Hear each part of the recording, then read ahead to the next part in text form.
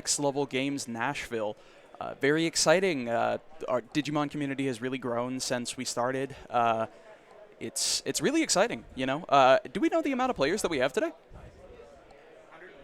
119. Excellent. They just got round 1 started just a bit ago. We're going to try to get you guys transitioned over there. Okay. So player number 1, we've got Paul S. and Kenny Ann as player number 2. Just kind of threw everybody right into it. We didn't really introduce ourselves. My name's Henry. This is my co-commentator, Blake. Hey, guys. We're both a little bit more into Digimon than a couple of the people on staff. Okay. And they have decided who is going first through a die roll. Shaking the hands. Love that. Okay. And they have decided. Prizing setup. I keep saying prizing. Security, rather. Security. Looks like we're going to have Imperial starting off. Yep, Imperial Dramon. Excellent. Okay, hatch for turn. Deciding where he wants to go from here. Might drop a Tamer. No, just hard play the Vmon. Reveal the top 3, I believe, off of that Vmon. And add a free. Not a great hit here. Yeah, just a second Vmon. Put to the bottom in any order. Really doesn't want to draw into the Megadeth. Put to the bottom. Surprised they didn't go for the Digi-Evolution. Get the draw. Probably didn't have another rookie. Yeah. Okay, hatch for turn, draw, and looks like it was the Red Tamer off the top. Ooh. Can't quite make out who that is. Well, I saw one of the Goggle Boys, so yes. I'm thinking this is probably Hybrid. There he is. Hybrid. Love it. So you're a little bit more informed on Hybrid. What exactly is Hybrid's game plan? So they're a bunch of kids and they turn into Digimon. So it's every like 10-year-old's dream come true. So double Tamer, come down, bring his opponent up to 4 at the start. Let's see, draw for turn. He didn't ever Digivolve over his baby, so he can't quite go in. A little bit of a slow start from the Imperial Dramon player. Yeah, it looks like we're probably just going to see a little bit of setup, but that's all right. This deck can be very explosive. If it needs to be, yeah. There's the Mimi, and a little bit of a memory choke out of him. He put his opponent down to 1. Not a whole lot you can do about that. Does that Goggle Boy do anything for memory fixing? So he's mainly there for the inherited if you go into a hybrid. Gotcha. Drew, I think they're deciding whether or not they want to hatch or bring out of the breeding area. Not a lot of plays you can make with how low you are on memory here. Especially not unless you want your opponent to just go absolutely nuts next turn. And if there's a deck that can go absolutely nuts with just a little bit of extra memory, it's going to be Imperial Dramon. Let's see, there we are. Moving out of the breeding area. Really debating here. Is there anything crazy security-wise that the Imperial Dramon player could have that would really punish just a swing here? Well, the deck doesn't like play like a lot of like it plays quite a few rookies. It's got a few tamers, not as much as some of the other decks. It's got like a couple of nice options it could hit. Yep. But overall, nothing like insane. So we just saw a double security swing out of Kenny Ann into Paul. So Paul is down by 2. They lost their rookie. So Paul is going to be down to 3 security right now. That is so many Goggle Boys. My goodness. Yeah, these hybrid decks, they can really take advantage of the advantage that you can get from just having tamers in play. Oh, yeah, I imagine. Let's see. None of the really good jammers here. How about hybrid? Is there anything that would really punish the security swing here, other than just a big number? Yeah, so I'm not super familiar with what's hiding in red hybrids cards. I'm kind of seeing it in action for like maybe the second time here. Yeah. Yeah, not a lot of diversity in that regard at our locals, because you've been frequenting our Friday night locals. I have, and I've seen just about every color of hybrid. Hybrid just seems really strong. Oh, yeah. It's mainly the yellows and the blues that are just showing up on a lot of tables. I see. That's another thing we should mention. We've been having a really great Digimon community around here. After we moved around our late night game nights just a little bit, we decided to bring in Digimon to try to see if we couldn't get anything moving there. So let's see. He Digivolved over the Tamer and looked like it had a Digi-Evolution play to pop the Vmon. Yeah, it looks like he was able to take a little piece off of his board, Gotcha. as the red decks will do. Oh yeah, just a lot of removal in them. Yeah, we do have a Ken and Davis over there that's part of their multi-attack combo. So anytime he gets established, he's representing some damage. Oh yeah. And remind me, the Ken Davis, it will, so you will swing with one of your Digimon into security, Digivolve over that, and then just tap. What? Gosh, I'm blanking. Yeah, so the Cannon Davis Yeah. is gonna give you another attack when you Digivolve into the next level. Yes, as long as you attack before that, Yeah. because it'll come in tapped and just swing again. Yep, gives the unsuspend. Let's see. All right, we got stuff going on. Ooh, the We have- Stingmon coming down. The level 4 green. Yep, just hard playing it. He does control a Vmon though, so it comes down for one less, I believe.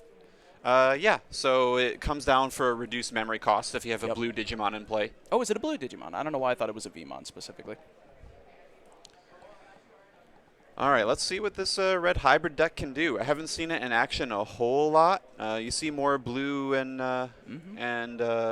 yellows. Not exactly. Okay. Not punished for it. Yeah, it looks to me like the red player's just content to get in there with some chip damage while Paul's looking for their pieces. Let's see. Do you recognize that card they're playing? Looks like an option card. Definitely. Can't read it from here, but yeah, a little bit you're of picking up glare. the I'm trying to- cards. Yep. Oh, yeah. Is this a... Oh, just clearing their board. Yeah. That's the liability of these DNA decks. If you keep the pieces off the board, it's a lot harder for them to try to assemble the combo. See. Oh, no. At the very least, secure...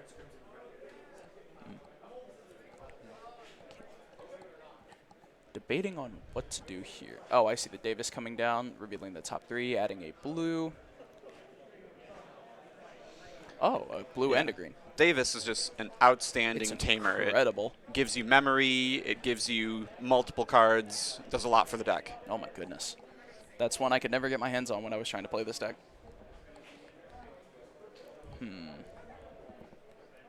Really low on security, Paul. Debating...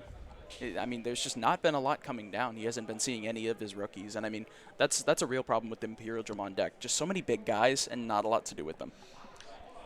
Yeah, they can be really powerful, but you need to have your pieces in order to really pop off. Definitely. Here goes another security swing. Not punished for it. One more. And this next hit will do it. Nothing right now, but, you know, if Paul can't say anything about it, this is going to be wraps. It's pretty much now or never because Yep. these hybrid decks, they have so many access to. It's not rush, but it's effectively rush. Oh, so you got to do something. Are you expecting to see a lot of a purple rush today? Purple rush, not expecting to see a whole lot of that, but we'll see. We'll see what we will see. see. Yeah. I'm excited. It's going to be 7 rounds today, I believe. 7 rounds, 119 players. That's not bad at all. Let's see. Are we looks just like we're going to go kinda straight to battle? Yeah, just go straight to swinging. Just kind of make them do it. Yeah. All right, get in there. Blocking. And get one more. Yep. And that's game 1. Game 1, round 1, Kenny Ann up. Didn't lose a single security that entire time. Paul just really unable to see any of his smaller Digimon, any of the rookies, anything like that. I think the Stingmon coming down was pretty much his only chance at doing that. Yeah, against these red decks, I found in this matchup, it really helps to try to keep something in raising where it's safe because anything you put out small against a red deck, it's gonna be. It's just gonna go away. It's like chucking it into a blender. It's Oh just my gone. goodness. So there is no side deck yet for Digimon, but they're testing it at their gosh, I can't remember what event they were trying to test it at. They were testing that in the Mulligan system, but that is not something we're doing here. I hope to see it in the future, but they really got to play test it first, and that's something I'm glad Bandai is doing. Yeah, they're just experimenting with the rule set, seeing what works well for the players, the events. Yep. Perfect. Gosh, I wish I had known how long that that first game took. It's 45-minute rounds today. It's going to be pretty good one. 7 rounds, 45 minutes each. That's going to be a heck of a day. I'm looking forward to it. Going to see a lot of really good players, a lot of really good decks, a lot of new decks, I imagine, especially out of EXO2, especially Mother Reaper. I'm excited for the Mother D Reaper stuff. Okay. All right, we're going to get into it, and we're going to find out who's going first. Perfect. A lot of players typically opt to go second, but I've seen players opt to go first just to be more aggressive. We'll see if that happens this game. We will find out. It's 5 security. 2, 3, 4, 5. Perfect. Okay. And we will see what happens. Let's assess the situation.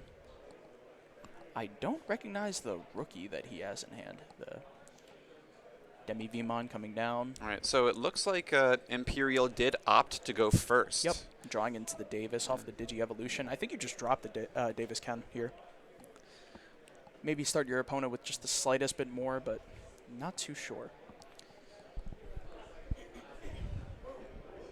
Let's see. All right, looks like we just got 2 rookies starting us off. Not too bad, not too bad. Yeah. Let's see. That is the All Force Vidramon one. The Vmon. I believe I recognize that art. Yeah, so we got one of the Vmons. We got like a Labradormon, I think. Is that what that is? I can't quite tell. How long have they been playing that in this deck? I'm not sure. It looks like we're gonna have Kenny Ann start us off with 2 Tamers. Oh gosh, heck of a start. Heck of a start.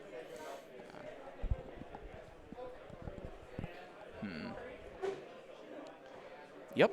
Here's the Ken and Davis. Not really leaving Kenny Ann on a lot.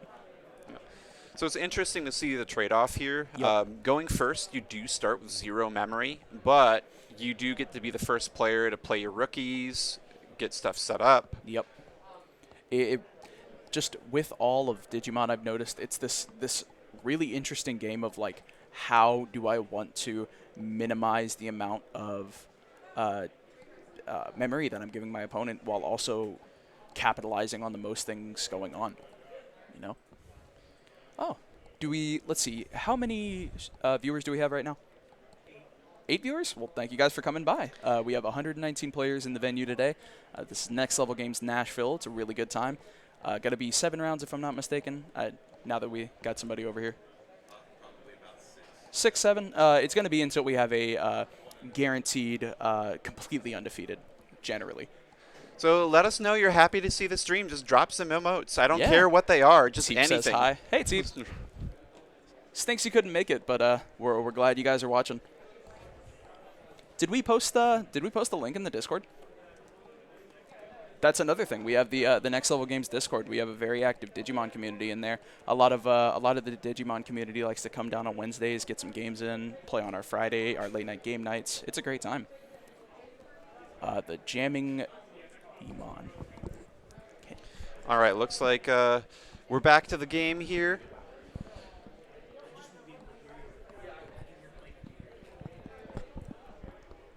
All right, we're going to Hammer Spark, get some memory. Just a little bit. Ooh, and we're now actually this I gonna haven't seen.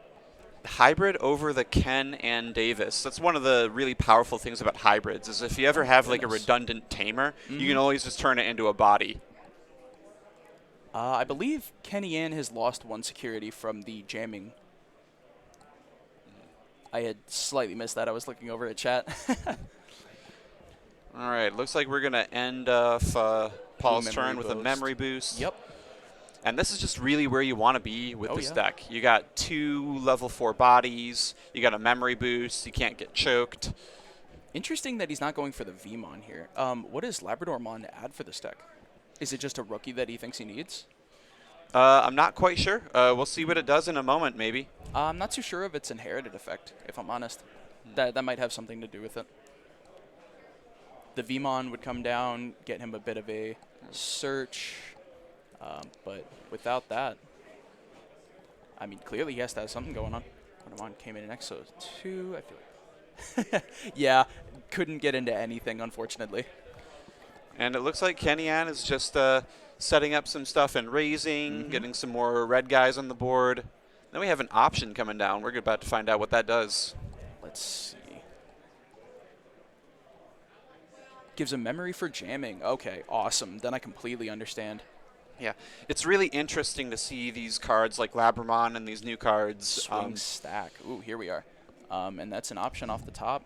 Wow, 3 security from 1 swing. What a hit. What an amazing hit. It's going to bring Paul down to 2. Does he? Yeah, he gets to add back the option. Going to get an extra 2 memory off the memory boost. He gets to trash that. Deciding if he does it now, I think. Just get the free draw. Was that the Upamon underneath? Or was I think that so. Okay. You know how many Upamon they play these days? Maybe, because I remember when I was trying this, it was on 1 Upa, 3 of the Demi-Vmon. Well, it's really Or, hard 4 to rather. say.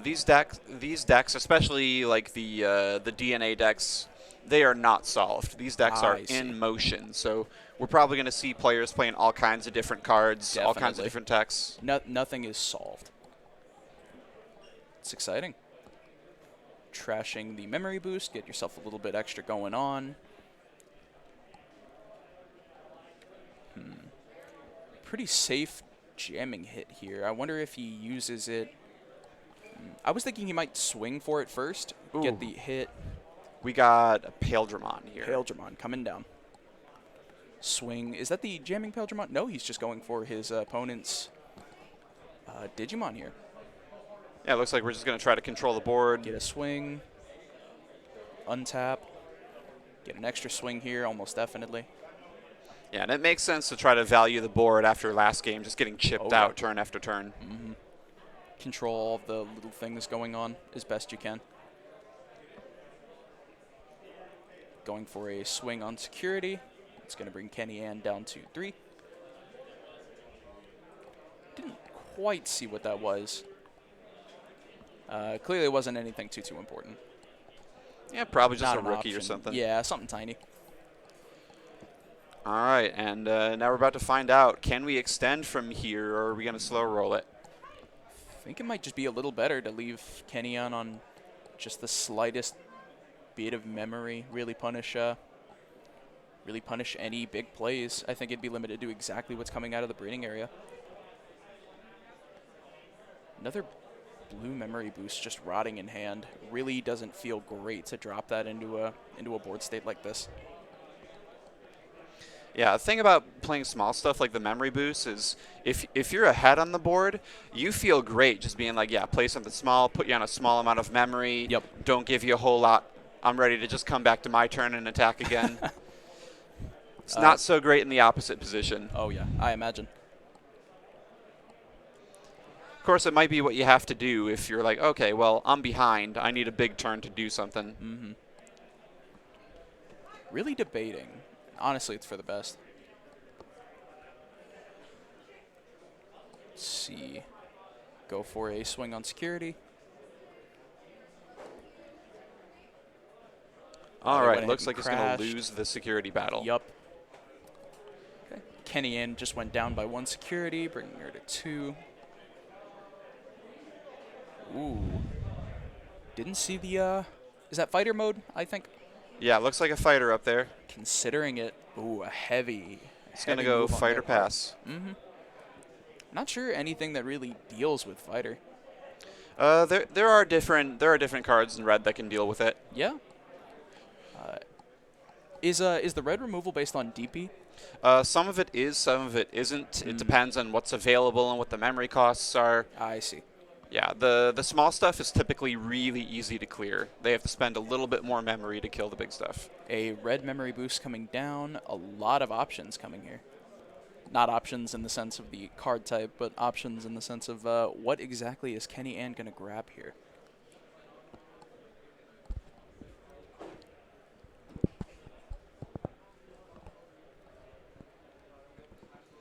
All right, this is going to be a hard decision because Kenny Ann is being put to the test here. Absolutely.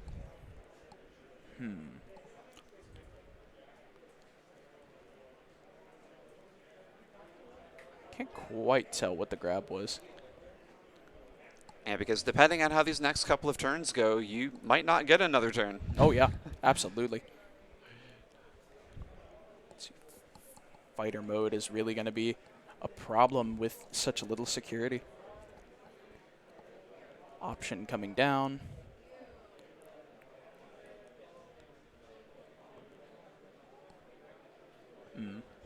That would make sense. A Gunimon, maybe.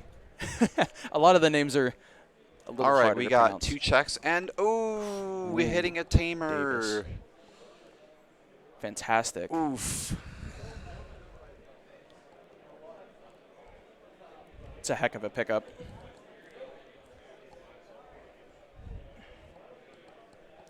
Liking to let the hammer spark just fall. It's going to bring Paul S down to 0. Yep.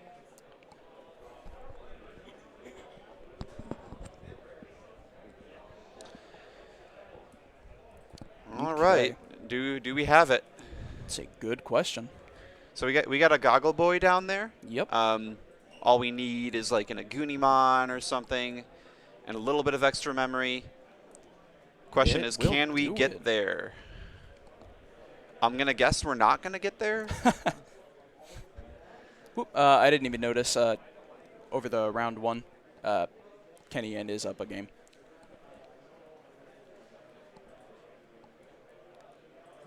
Perfect. All right, and it looks like we're just gonna play another tamer here, Yep. and then say, hey, you got to do something about this. Untap. Ice Wall. Ice Wall may very well just save him. Well, not exactly. Well, he might not even need it. Yeah, honestly. Depends on what's in the security here. So here we have a Really choice debating right on here. the swing. Yeah, we can go for game, or we can try to take stuff off the board. Yep. Ah, clearing a little bit of the board. Yeah. And that's scary against these hybrid decks because these hybrids can come out of nowhere and get extra attacks. Go for security. Bring Kenny Ann down to 1. Another swing on security. Ooh, really considering it. Yeah, I can't Is see there exactly gonna where the be a- memory is. Yeah. Looks like it's on 5. Yeah, we may very well see another swing. Yep. Ooh, we got an option. An option. If I remember right, that was removal last time. Yep. All right. So we're gonna deal with the pupper. Yep. Thing is, with 5 memory, can we get another swing? It's There's coming an down to the wire. excellent chance. Ooh, down to 1. Ooh, and what card do we got there? I don't recognize that. Is that an Omnimon? Is it? Omnimon Blitz for game? Yeah. How that'll about do it. that? Just barely Okay. getting there. My goodness. By the skin of his teeth. This is a nail biter. Yeah, we're going to see a 3rd game out of these two. Already a good first round. Very exciting. It's been going very fast. I wasn't expecting this to be such a nail biter. Yeah, it's really cool to see Red Hybrid in action. It didn't seem like it was the kind of deck to OTK you. Maybe it has that capability. We just didn't really see that. But we did see a security swing for 3. Yeah. Oh my just goodness. Big swings, consistent removal. Oh my gosh. And if we see any more of that out of game 3, it might be a little faster than these past couple. Let's see. That first one was a lot of removal and a lot of Paul just not seeing the the small Digimon to get his ball rolling. That game 2 was a lot more grindy. Very exciting. Yeah, I found just in playing this matchup, it gets really grindy because if you're Imperial, you really don't want all of your stuff to just get burnt. Oh, yeah. So you have to play really carefully to try to protect your pieces. You got to have the little setup, but I mean that little setup goes a long way. But if you can't get into that little setup, then you're just not going to be able to do anything. Okay. Can't quite tell what time it is right now, but hopefully we won't go into time with this. All right, we're back to it. We might just see another fast game. Okay. All right. Here we are. So Paul won that last game going first. It is not his call, so we'll see whether he's going first or second. Yep. Let's see. Assessing the hand. Yep, Kenny Ann on the play. Immediate Digivolve, get a free draw, no memory spent. A lot of tamers in that hand. Was that 3 tie? I mean, hey, looks like tie's it. A pretty good one. Hatch, the Demi Vmon. That's the, yep, 1 out of Classic Collection. Looks like he also has the jamming, is it the X Vmon? That's exactly what it is. Yeah, there we got it. Yeah, there's just so much jamming in this. In this blue-green deck, and that's the free swings, free draws. My goodness. Yeah, these aggressive decks typically, if you just try to play a bunch of rookies and go low, you'll run into security, you'll lose some guys. But this Imperial deck, it puts you to the test. You have to deal with these problems. They won't solve themselves. Definitely. Opting for the... Ooh, I thought he was going to go for the Paldramon there. The Vmon coming down, revealing the top 3, grab a free memory fix all the way up to 3, and another tamer. Unfortunate. Looks like it is... not necessarily unfortunate. Just not a whole lot they can do with it. Yeah, we're still in the setup turns. Yeah. Let's see. Debating on the play. I mean, 3 memory is a lot to work with. A tamer coming down would push Paul into just having 1. And with the grab that they just got, it might not be enough.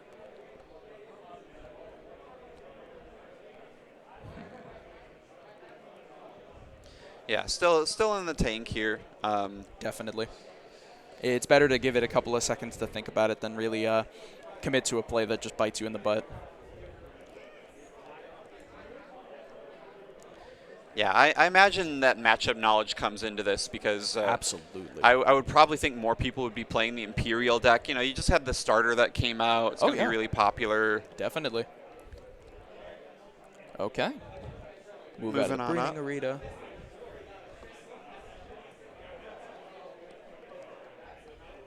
That jamming X Vmon is just sitting there ready for next turn. No real punish for that outside of just a really good option to hit. Yep, swing into security. There's 1. Paul down by 1.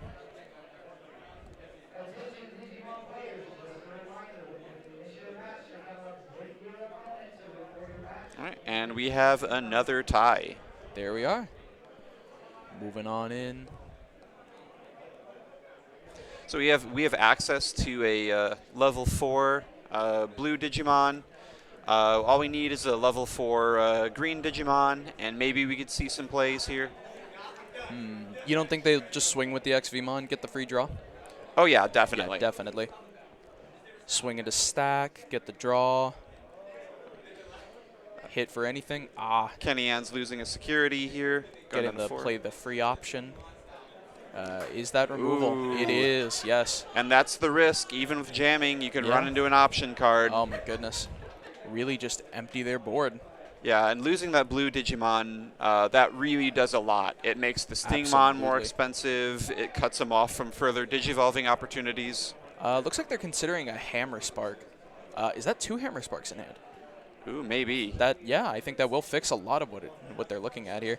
They picked them both up. Yep, just Hammer Spark, Chain Hammer Spark.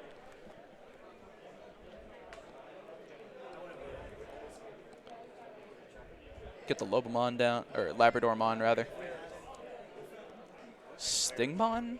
Let's see. That is, yeah, Stingmon. Get the draw, put him at 2. All right, put him to 2. I believe Ty's going to put him to Just 3. put him back to 3, yep.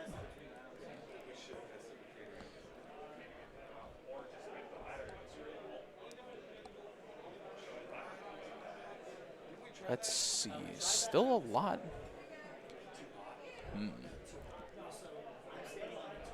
I don't recognize that tamer towards the back of their hand. I think it's about to come down. Oh, no, that's not a tamer. I see. Yeah, it looks like we have an ultimate level Digimon coming down, clearing the board. Yep. And that's the struggle you have against red. Anything you put out at a low level, low DP. Just got that risk of immediately disappearing. Yeah, it's just a non-stop barbecue. Swing for security. 1, an ice wall. Looks like we got a Burning Greymon coming down. I believe that's one of the hybrids. Add the ice wall back to hand. Hatch. Is that the... Oh, no, ice wall put him up in memory. Yeah. And so far, I'm pretty impressed with this red hybrid deck because it's able to just consistently apply this pressure, just chip at you, clear your board, whatever you bring out, you just can't get started. Oh, yeah. If so much of it is DP based, though, I wonder how much default pop. 6K or less, my goodness. Yeah, so you'd have to get over like a certain DP threshold or just yeah. sit in raising to even have a chance for something to live. It's very risky. Pale Dramon, push her up to 4. Yeah, it's counterintuitive the matchup against these red decks because with Imperial Mon, you just wanna pop Put off. it all out there. Yep. Because there's not a lot of other things that just punish having so many guys on board. A lot of room to work with now for Kenny Ann.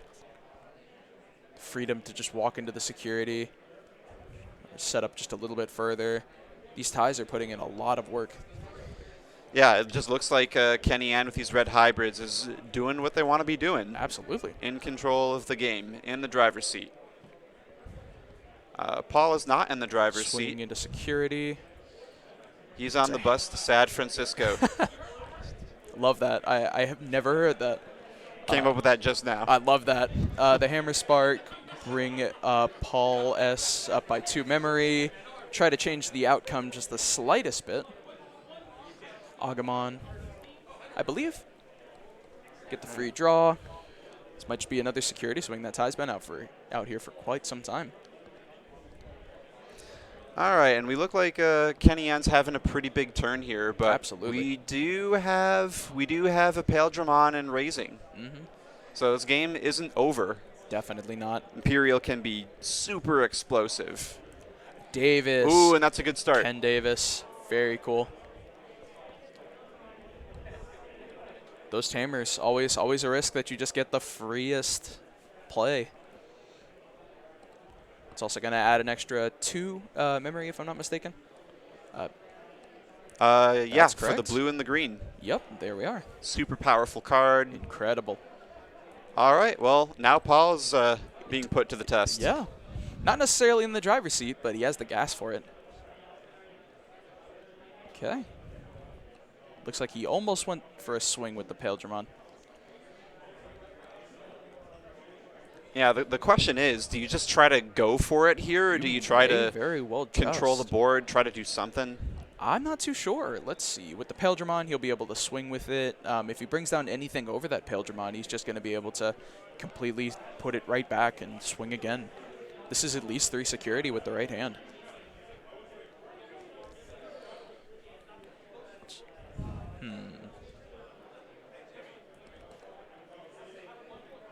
Giving it some thought.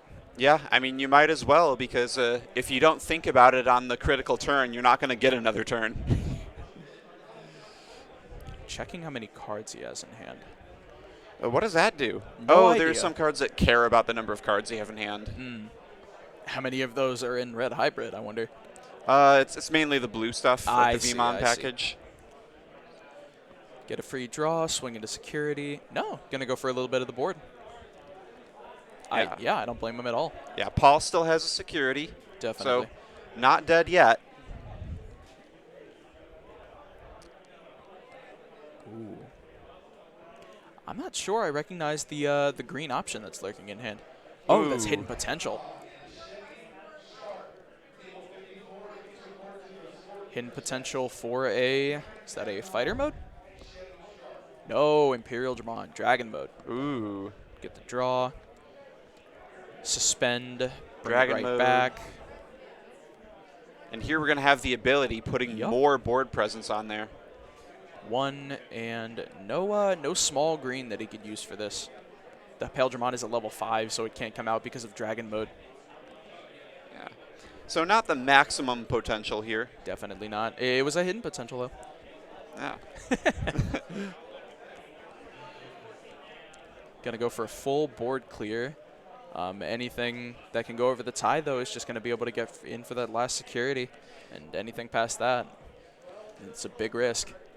Yeah, Kenny Ann right now is looking at, we have a tie in the back row that can attack. Yep. We have a Digimon in raising. And we're looking at one security here. Not So a whole lot to play through. Paul still has a bit of ground to cover here. Dropping the Vmon for 3. Ooh, I think he has 2 blues right there. That looks like one of the new Leomons. Yeah, we haven't had like a whole lot of events since EX2, so I feel like a lot of the players are still trying to feel it out. Definitely. Ooh, and we got a Lydramon. Lydramon. Yep. Free draw, basically no cost because of the Vmon. Not a whole lot matters from the memory choking because there's just a tie sitting in that back row. Yeah, basically, that's all we got. Yeah, that might be all we need. Oh, he's flipping over the Leo. Relevant text here, relevant ability? We will find out. Blocker, maybe?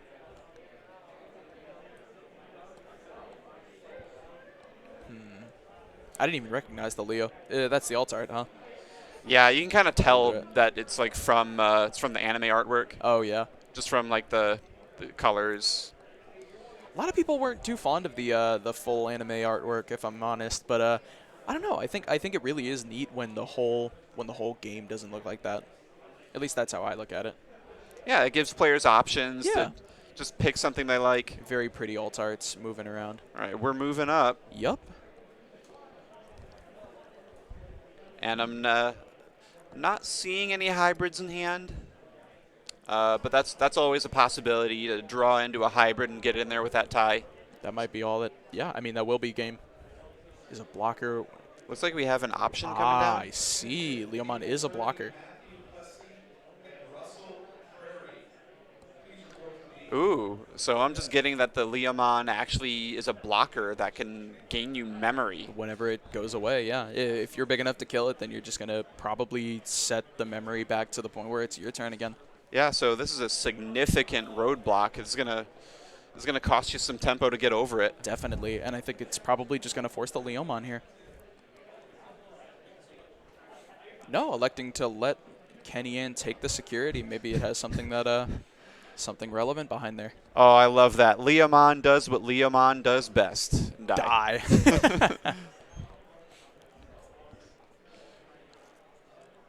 No real risk on Paul S.'s part with that Leomon now. Just about anything coming down over the tie will push Kenny Ann to the memory point where Leomon will just switch it back to Paul's turn. Yeah, this is a super cool game because here we have 4 security to 0, but this is still anybody's game. It really is. There doesn't feel like a clean out to this Leomon, especially with the removal already probably doing what it needs to do, you know? If it deals with the Leomon, it's going to be Paul's turn again. If they try to deal with the Leomon anyway, it's going to be Paul's turn again. Yeah, that and all the stuff on Paul's board, it's representing a ton of damage here. Definitely. That Kenan Davis might just do it.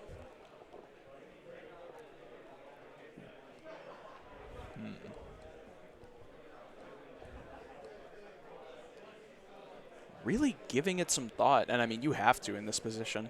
Any wrong move and it's somebody else's game. Yeah, even at 4 security, even at 5 security, you're Absolutely. staring down these blue-green guys. They got the firepower. They could do it. Absolutely. Kenan Davis is going to represent another two memory at the beginning of the next turn. Going to go for a. Ooh, I'm not sure I recognize that.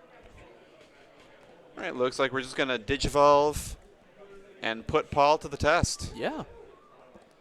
All right, Paul, Let's you see got what you there? can do. Unsuspend. Yeah, with so much Hatch. security on board, I imagine Paul's going to still prioritize clearing the board, trying to stay in there as long as possible. Start of the turn, electing not to gain the memory. Oh, off of the Kenan Davis. Yeah. So I believe that is at the beginning of the main phase. That's correct. So you get, well, he just digivolved. So I imagine he elected not to do it, or just simply forgot. Swing security. No, swinging for the board. Get a free draw. Get a free memory. Not a huge deal. Mega Death. Another Kenan Davis. Kenan Davis does stack, right? If I'm not mistaken. I don't recall. I'm almost positive. Okay, get a clean swing on security. Anything of note? Oh, Tamer. We got another Tamer. Okay. And we're still in Kenny Ann's shoes. Oh, yeah. Even if you live here. I see. Ooh, we get the hybrid coming down. Here we are. Kenan Davis stacks. All right. Excellent. Wow, Leomon really just made the difference here. Definitely. Not a great position. Another free swing. Kenny Ann down to 2. Ooh, we got a big guy. Ooh. At least we can clear that. Yeah.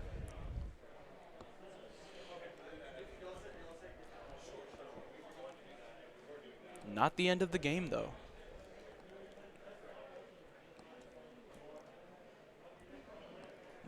I see.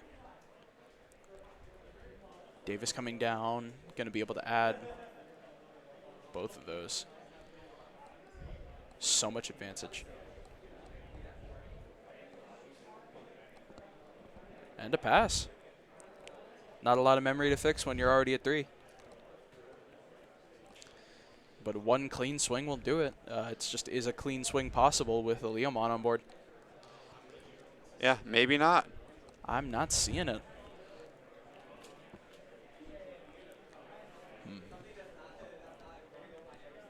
Yeah, just an awkward speed bump, and you just can't go fast enough to get over it. Nope, definitely not.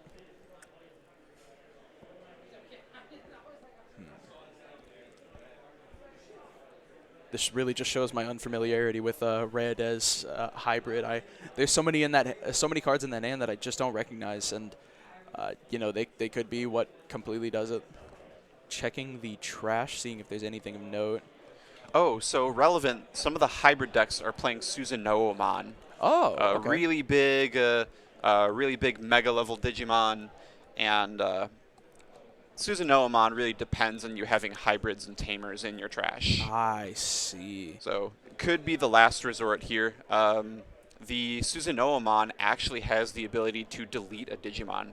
So if you could somehow put together a Susanoo-amon and have 2 memory left, you could delete the Leomon. Wow. Yeah, it's anytime it would be trashed or deleted. Let's see when deleted. Yep, incredible. I think I remember seeing a Susanoo-amon in the singles that we put in the case. That's something that we're doing a lot more lately. We are selling Digimon singles. We're also buying Digimon singles. If you're ever in store and there's a couple you want to get rid of, we have the online store. A lot of what's in store that doesn't move is probably going to get moved on there. See, checking trash because... Oh, so there's another reason. Emperor Greymon can end up taking advantage of the hybrids you have in your trash. So that could be another last resort here. Okay. That's time.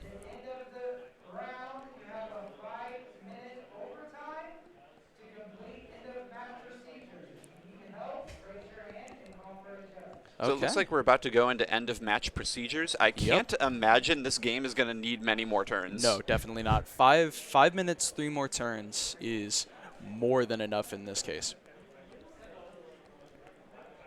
Okay, moving on up. 1, 2, 3, 4, 5. Oh, is that all a stack? Oh, that's busted. And here we go with the, let's see, is this the Emperor?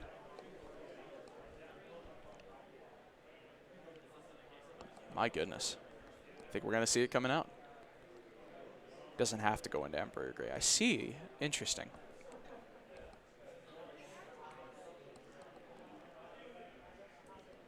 Now, if I'm Paul and I don't know what is happening here, just seeing all these cards stacking up at the same time, I have to be just very scared. A lot of things moving. Here we are. 2 more, get the draw. All right. Just picking up the Leomon. Deleting the Leomon. It's going to move it to 2. Ooh. And we do draw not. For turn. Kenny Ann does not keep the turn. Nope. Ooh, 2 security left. Is moving up out of the hatching. Yeah, moving out of the breeding arena. And, I mean, hey, this might just be lethal. Anything short of a option card, this is enough damage on board. Get the swing. It's an option. Oh, we got a memory boost that doesn't do anything immediately. Nothing. So we need to try again. Get the safe hit. That's Ooh, game. Yeah. That will be lethal. And Paul S. takes our first round. Love the handshake. A lot of good sports going on here. Yeah, it's really cool to see that EX2 is a set that introduced a bunch of new decks, but it looks like some of the new cards are being teched into existing archetypes, which is really cool to see when we're looking at like a smaller side set. Yeah. Labradormon, I had never read that, and I mean, wow, I'm surprised nobody had told me about that, because that's really impressive. Okay, well, we're going to get round 2 started up over here. I think we're going to take a quick be right back while they get the table set up. We already know there's going to be a 5-minute time extension, the after round procedures. We will be right back with you guys.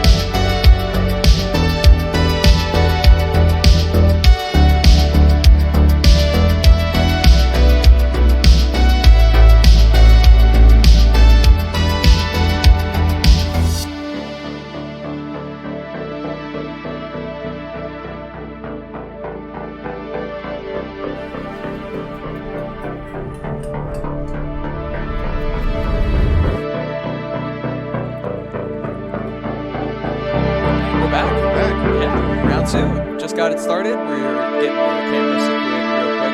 I believe our players today are Jeremy and Josh. We'll get that figured out pretty soon. Okay. Wow, that was fast. Can we get that maximized on our end? Sweet. Okay. Just rolling to figure out who goes first. We've got Josh. We've got Jeremy. Josh on the left. Jeremy on the right. Absolutely no idea what either of these players are. Very excited. Also, really appreciate how they have this key. Love that. Okay. Yeah, it makes it really easy to see. Lighting isn't too glary on the memory. We got some red boys coming in. Ooh, I see Gallantmon stuff. This is the Gallimon that came out of EXO. I imagine we're going to see Gallantmon Crimson Code. Yep, that's the big one. Here we go. Tamer coming down for the start. I do not recognize that Tamer. So that guy is Hero. Ooh, here we are, and Mother D-Reaper. So Mother D-Reaper is a deck that I really, really want to play. Just get the free draw off of a single memory. The Searcher. Searcher can just tuck itself underneath Mother. We're going to see the Mother come down next turn. Oh, that's a bit of a heavy one. Yeah, D-Reaper is really cool. It's a deck that looks like it's not playing Digimon. It doesn't want to mess around with colors. It doesn't want to mess around with levels. Nope. It puts its stuff under the eggs. And nothing in this deck has the word Mon in it. It's not Searcher Mon. It's not Blocker Mon. It's not Mother Mon. It's just Mother. The word yeah, I think in the lore they're technically not Digimons. I think that's how that works. Interesting. Well, it's one heck of a setup. We see the blocker coming down, but it's not going to matter too much until we see the Mother hatch. All right, we got just a hard play Growlmon coming down, so not getting the rookie Searcher here. Under it. No Mons or levels, that's right. Free draw, only costs 1. Mother D-Reaper, interestingly enough, can just decide to cast for less. If it has any amount of Searchers under it, it can just make the play cost of one of your guys just even less. And Pendulum Feet is a great one to see off of that. Yeah, and this D-Reaper deck can do a lot of different things. It's got Absolutely. removal. It can remove your ability to attack for security. It has unsuspending multiple attacks. It's hard to remove them because they don't have the criteria that filters out a lot of these removal options. And so much, not necessarily recursion, but the fact that it can just continue to get all this advantage between Pendulum Feet, between Ooh, so we Jerry. have one of the Goggle Boys here. I think this is the Gwilmon guy. A little bit of hybrid. Yeah. So this guy gives your Gilmon and Gallantmon line blitz. So lets you attack in there with these really dangerous high-level red Digimon. Very interesting. I believe I see another Pendulum in hand. Looks like he's on the black build, which is also what I'm trying to build. Very cool. Yeah, you can kind of just put whatever you want on D-Reaper. It's the white bread of the game. Yeah. Perfect. Still has the blocker. Now that he has Mother D-Reaper up, gets to get the top 3 because of Pendulum Feet. Only casting for 1 if he's using the effect of Mother. Yeah. So just hard cast. The tamers in this Gallantmon deck are pretty strong. Wow. Hero is a memory fixer that also gives increased DP when attacking. And again, the other guy, the Takato, he's going to be giving blitz to any Gallantmons that come down. I see. Ooh, and we have another EX2 card, the Kalumon. Kalumon. And what does Kalumon add for this deck?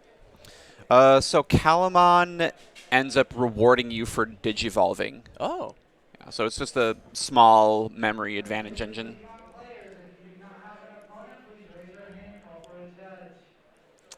Gonna block and then immediately get deleted. Perform a little bit of removal. Gain a memory or 2. Go back to 0. Yep.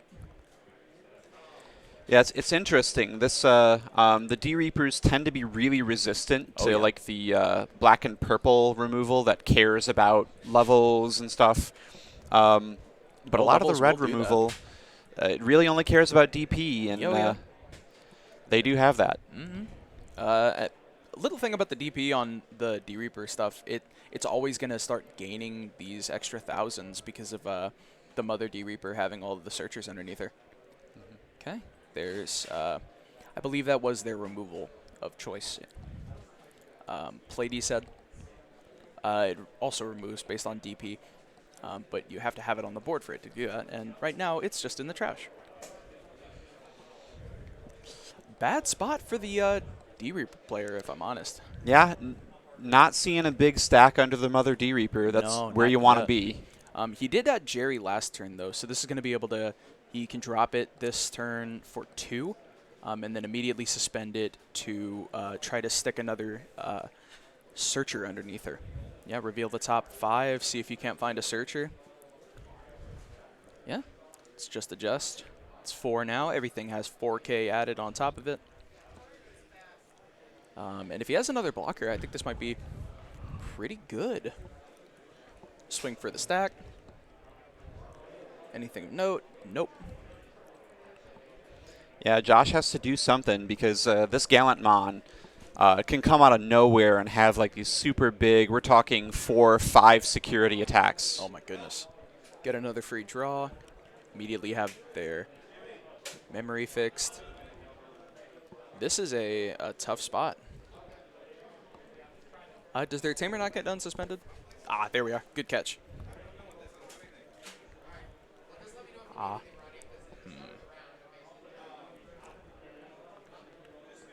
lot of thought needs to be put into the red decks, I've noticed, whereas Mother D-Reaper is just like, how many times can I stick something under my Mother until I see the actual 7 that it needs for the Reaper.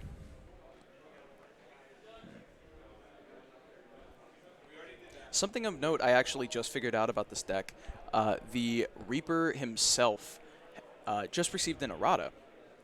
There was also another card in the deck that had an errata, but that one was already a little bit more known. I didn't know about the Reaper errata. Yeah, the Reaper errata is it's pretty funny because it's an errata to specifically make it not get messed up by effects that prevent you from reducing memory costs. Exactly. It just sets it. Gonna swing and swing, destroy, gain a little bit more memory. A lot of memory to be working with here if you're Jeremy. Ooh, and here comes their security fixer. And now everything, if I'm not mistaken, either this turn or next turn, everything on Jeremy's side of the field is losing the ability to swing into security, basically. Losing entirely or just going down in security Going down attack? by 1, yes. That's relevant if Jeremy's going wide, but these Gallant Mons, they can hit really high security. I see. It's at the very least a little bit of a stall. I believe it has to be 5 or 6 underneath Mother D-Reaper before it starts mattering. Oh, it doesn't matter if they're just going to walk into into something. Get an Izzy. Very nice. A little bit of memory fixing. Also adjust the top. Ooh. Believe he left the Searcher on the top. Wow. Yeah, I mean, hey, sometimes you just need to do it. Well, let's see what you got, Josh. Yeah. Here's 1. Get a draw. Tuck it under. I believe he drew into the Zabagon Punch. All right, so you've played this deck more than I have. Yes. What is Josh hoping to get to here? Well, he really would like to see more on his Mother D-Reaper. Yeah, that's the... I can't tell if that's Zabagon Punch. That is... trying to remember which one that is. Get the free draw. He really needs removal here. He already tucked this turn. Okay, good catch. Okay, so you're limited in how many times you can do that. Yep, it's Mother D-Reaper's effect. Once per turn, she can tuck 1 from hand or field underneath her. Or Jerry can do it. Here comes a Pendulum Feet. Get the free cast. Add 1 Searcher and 1 other D-Reaper trait monster that you reveal. So it's just a free 2 cards almost always. Interestingly, Searcher is also something that has D-Reaper in its traits, so you can just have it. You All can just right. add 2. So we're dealing with the Calamon and then passing. Ooh. Not great. There has to be a really big hit black option in that security stack, or else it might just be the end of the game. No blockers. We've already seen a couple of the options that are just really rotting. Not doing nearly enough. But hey, the right option will just nuke the board. It'll hit for whatever has the highest DP on the board. I'm trying to remember exactly which one that is. Yeah, Final Z Punch. That's one he showed off just a second ago.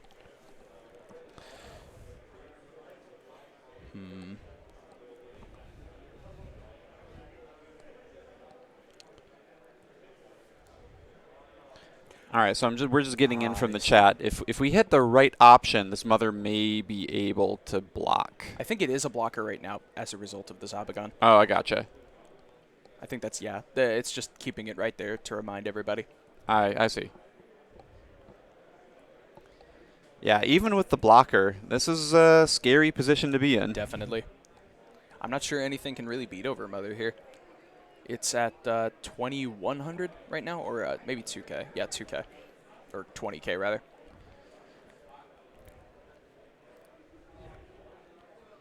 Destroy. Get another Izzy. Reveal the top 3. Hello. That's sweet. Gives blocker. Reboot and security +1. Wow, that's insane. It's a very safe card. The ability to block, the ability to come back during your opponent's unspend. Ooh. You got Gallantmon Crimson. Mode. And what does Crimson Mode do? Ooh. So Crimson Mode's going to have Blitz because of the Tamer guy over there. Yeah.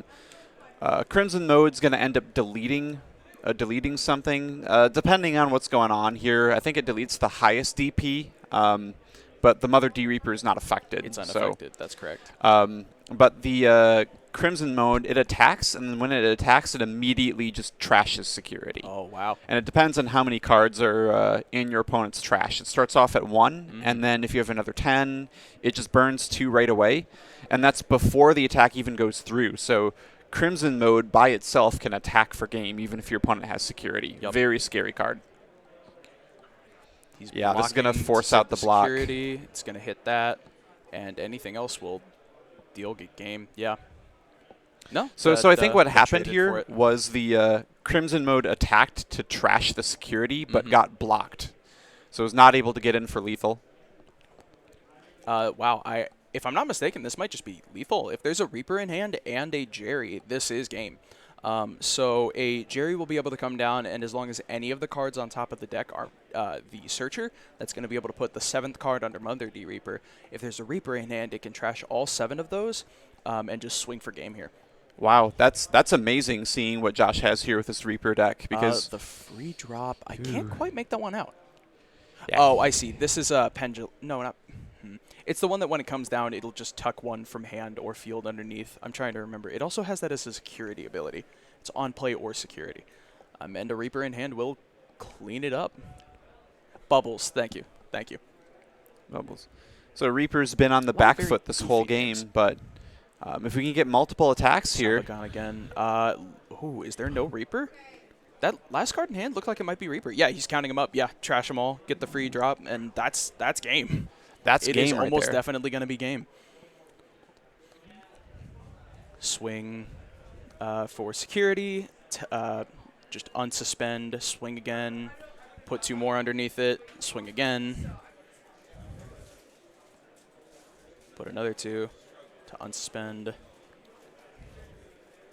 It's at 1. Put another 2 unsuspend. That's lethal.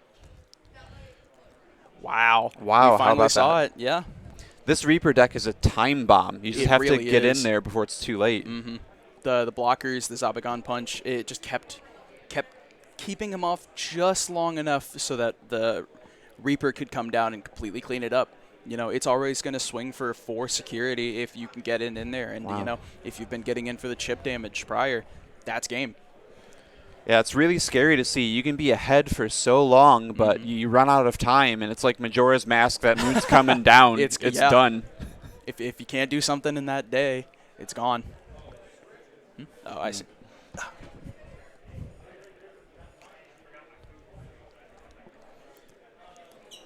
So a lot of people are kind of scared of the Mother D Reaper deck. But the thing about it is if everybody is doing something about it, it's not good because it's got some very, very easy outs. There's a lot of cards that can swing into unsuspended Digimon, and if you can just get that down early enough, it's never going to win. There's a lot of... It can't be destroyed or deleted or anything. It's just unaffected by a lot of things. But that doesn't matter if you can just walk right over it. It can't attack, too, so it just sits there and looks pretty until you got 7 underneath. Yeah, it's less a Digimon and more like a doomsday clock. Yeah, honestly, it's really scary. I think we're gonna get into the next game. All right, And what a D-Reaper game one! Deciding to start us off. Not much happening here. Just D-Reaper starting with the hatch of Mother, the drop of a Searcher. Something really cool about this, Searcher is always going to be, assuming you're going first, Searcher is always going to be setting your opponent to only 1 memory, which just immediately memory chokes them.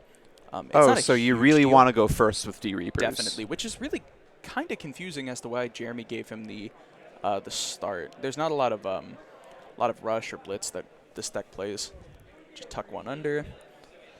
All right, well, we got the Tocado. That's one of the best tamers you can see in this deck. It just gives you so much aggression. Drop 1 for a draw. So the Searcher normally costs 3 to play, but it can be set to 1 if you don't have any other Searchers on board. Seeing the Pendulum Feet come down, on play it's going to be able to add a D-Reaper trait monster as well as a Searcher. Just so much advantage right off the bat. Yeah, and the consistency you get from being able to spend 1 memory to draw 1 card every turn. Yeah, absolutely. I mean, the deck doesn't Digivolve, so it has to have a means of drawing somehow. So I think it's balanced in that regard. Swing for security if we see anything neat. Nope, just a Searcher. Something super interesting about this, you don't see this in a whole lot of different games, but a deck that can play more than whatever a playset is in that respective game of a certain card is really interesting to me. The fact that you can play a deck of 50 Searchers, I wouldn't recommend it, but you can. Well, what's really fun about it is building a new deck can be so intimidating. Oh, yeah. But it's just always so fun to have like a chunk of 20 cards and be like, well, I got these figured out. Yeah, it's going to clear everything except that Mother D Reaper. But what does it matter if you're just going to get the free tuck next turn? Get the draw, maybe hatch.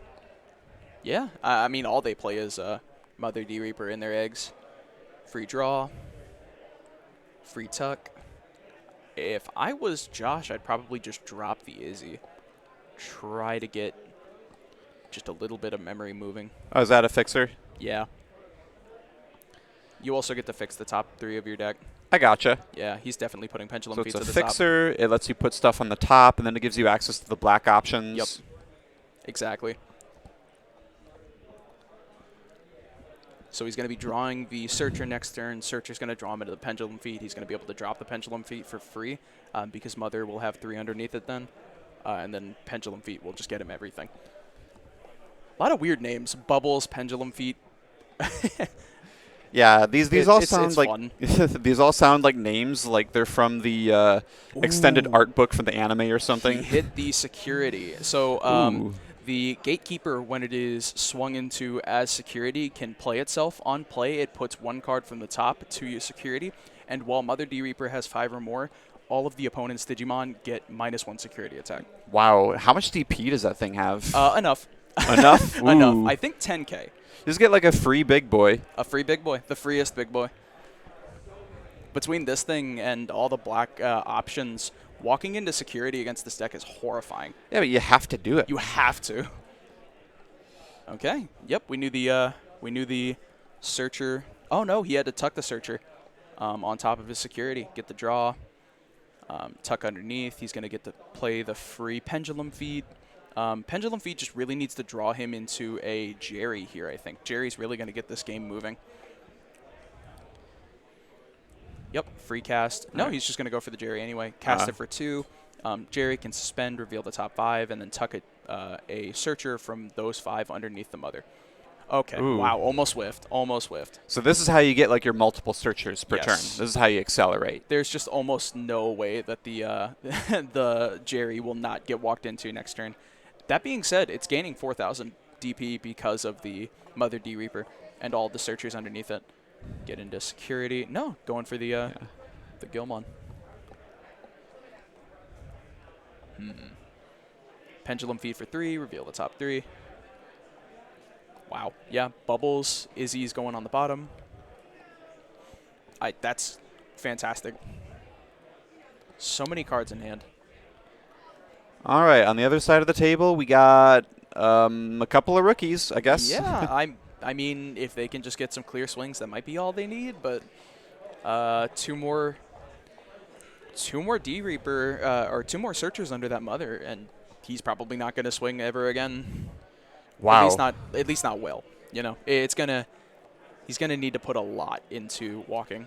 If we look at what's going on Jeremy's side of the board, his stuff is getting cleared, right? It's almost like he's playing against red. Yeah, that's another one we haven't been seeing a lot of. But they play a card that is just removal. One of the D Reaper cards, it can suspend itself to delete a Digimon on the other side of the board with DP equal to or lower than itself. I mean, it comes down with 3K, but for every Searcher underneath Mother, it's gaining 1,000. So it's actually at 7K. At this point. Well, Jeremy has a Growlmon. I think he's going to need a little bit more than that. Just a bit. To be fair, Jeremy hasn't taken anything in his security yet. Going for the Gatekeeper. He did declare the Gatekeeper. Oh, I see. This is the effect. When it attacks, it just destroys.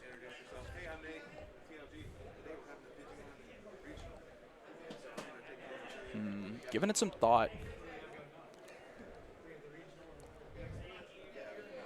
Whole bunch of Calumons here. A whole lot. And you just told me what that does.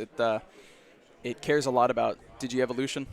Yeah. So basically, whenever he Digivolves his Gwilmons or all the little guys, he's going to gain some memory, get some cards. Ooh, a big, huge tempo swing. Not a lot left on Josh's side of the board, but I mean, hey, any amount of memory here will definitely change that. He's going to start next turn with 3 because of Izzy. Well, I see. And we're able to go into a 5 and pass. Another Izzy. That's a little rough. He's going to be able to drop the Searcher from hand for only 1, get a free draw, be able to tuck 1 underneath the Mother, maybe free cast the Jerry in hand that we saw off of Pendulum. Either that or maybe hard play a Gatekeeper. Hard to tell. He does have the Zabagon to try to block. Yep, gonna cast for 2. Now his Mother has blocker, reboot, and Bubble's coming down. Tuck 1 from hand. Now he's at 6. If he just plays a Gatekeeper from hand, this is gonna be rough. Let's see.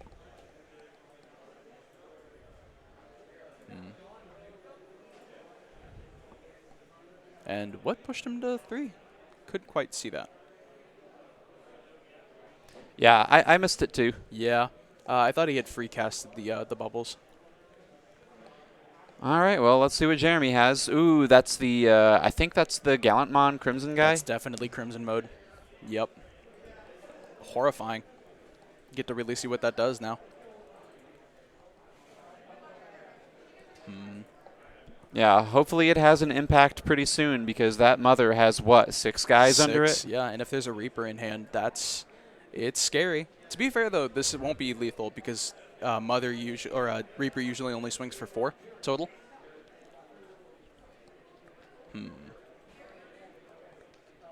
Detaching 2 from underneath. I see. So we've opted to play another Tocado.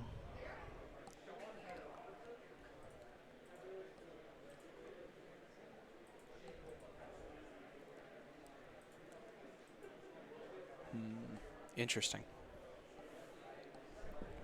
This is a tense situation because in Jeremy's shoes, it's like, yeah, we got all these guys on board. The thing about D-Reaper is you're winning until you're dead. Yeah.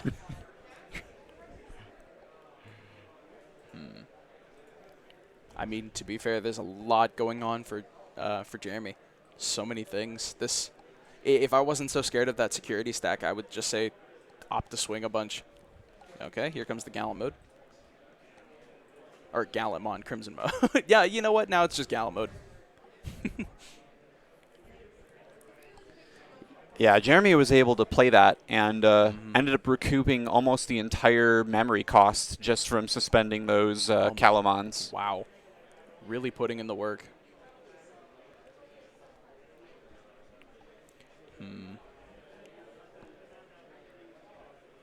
Really debating. We've been seeing a lot of this one. Does anybody recognize the name of the option on top? We've been seeing it a lot come down, and I think it's the one that clears whatever has the highest DP. Or maybe just a bunch of those. It's just a huge clear, but it costs a bit. Ooh, this is so tense. It could go either way. Doing some math here. Yeah, we know the top card of Josh's security stack, Crimson Blaze. That could be it. We know the top card of Josh's security stack, yes, the red option, is a Searcher, which is not going to be enough. Be able to move in, yup.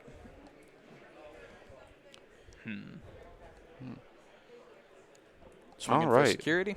So we were able to clear the guy and still keep the turn and get in with Gallantmon. Yeah, we knew it was a Searcher off of the Izzy rearranging. Wonder if he goes for another security swing here.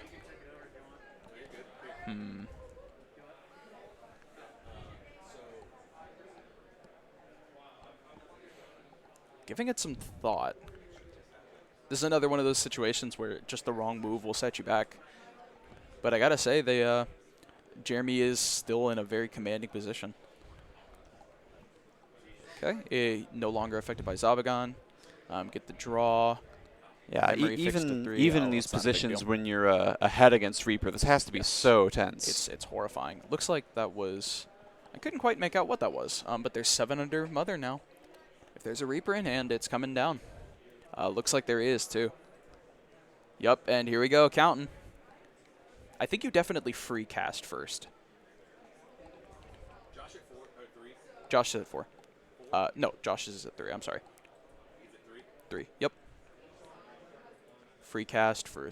oh, interesting. Put one to the top, and now all Josh of the... just went up to 4. Yep. Josh back up to 4. And now all of Jeremy's Digimon are getting -1 security attack. Yeah, this will prevent him from attacking with any of the small guys. Some of the Gallantmon can hit pretty high security numbers. And Gallantmon Crimson mode just trashes them entirely. Something I just thought about. The Reaper can take advantage of the Searchers that have been trashed already. Just from the Gallantmons and things walking into them or destroying them. Because it doesn't just get the 7 from the Mother. That's just what you have to get to be able to free cast it. But, you know, it can just swing and then put 2 more from trash underneath it. Yeah, any of them that happen to be in the trash from being discarded or trash from security. Exactly. Which is horrifying. His board is a little funky, but it's fine. It is definitely doing what it needs to be. Yeah, I mean, you gotta keep track of all your Calamons and Tamers somehow. Yeah, definitely. You got a lot of stuff. A lot of different moving pieces, but all of them ultimately just keep looking at this Gatekeeper and thinking, man, how on earth do I get past that thing? It's got He's looking at the Crimson. 1,700 or 17,000 getting the free. Oh, considering it.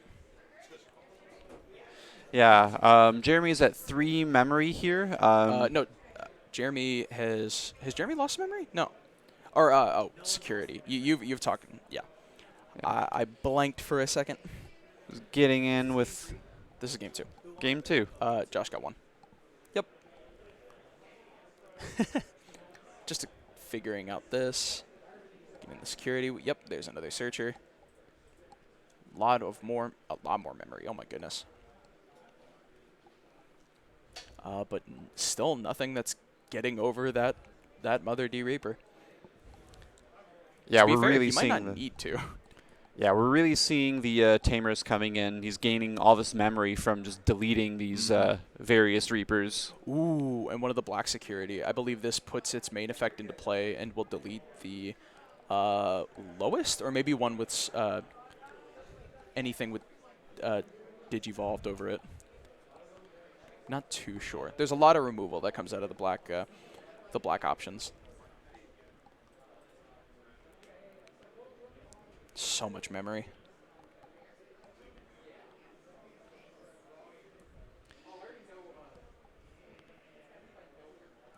Yep. Right. 2, 3. Going up to level 5. Probably running out of cards to play. Oh my goodness.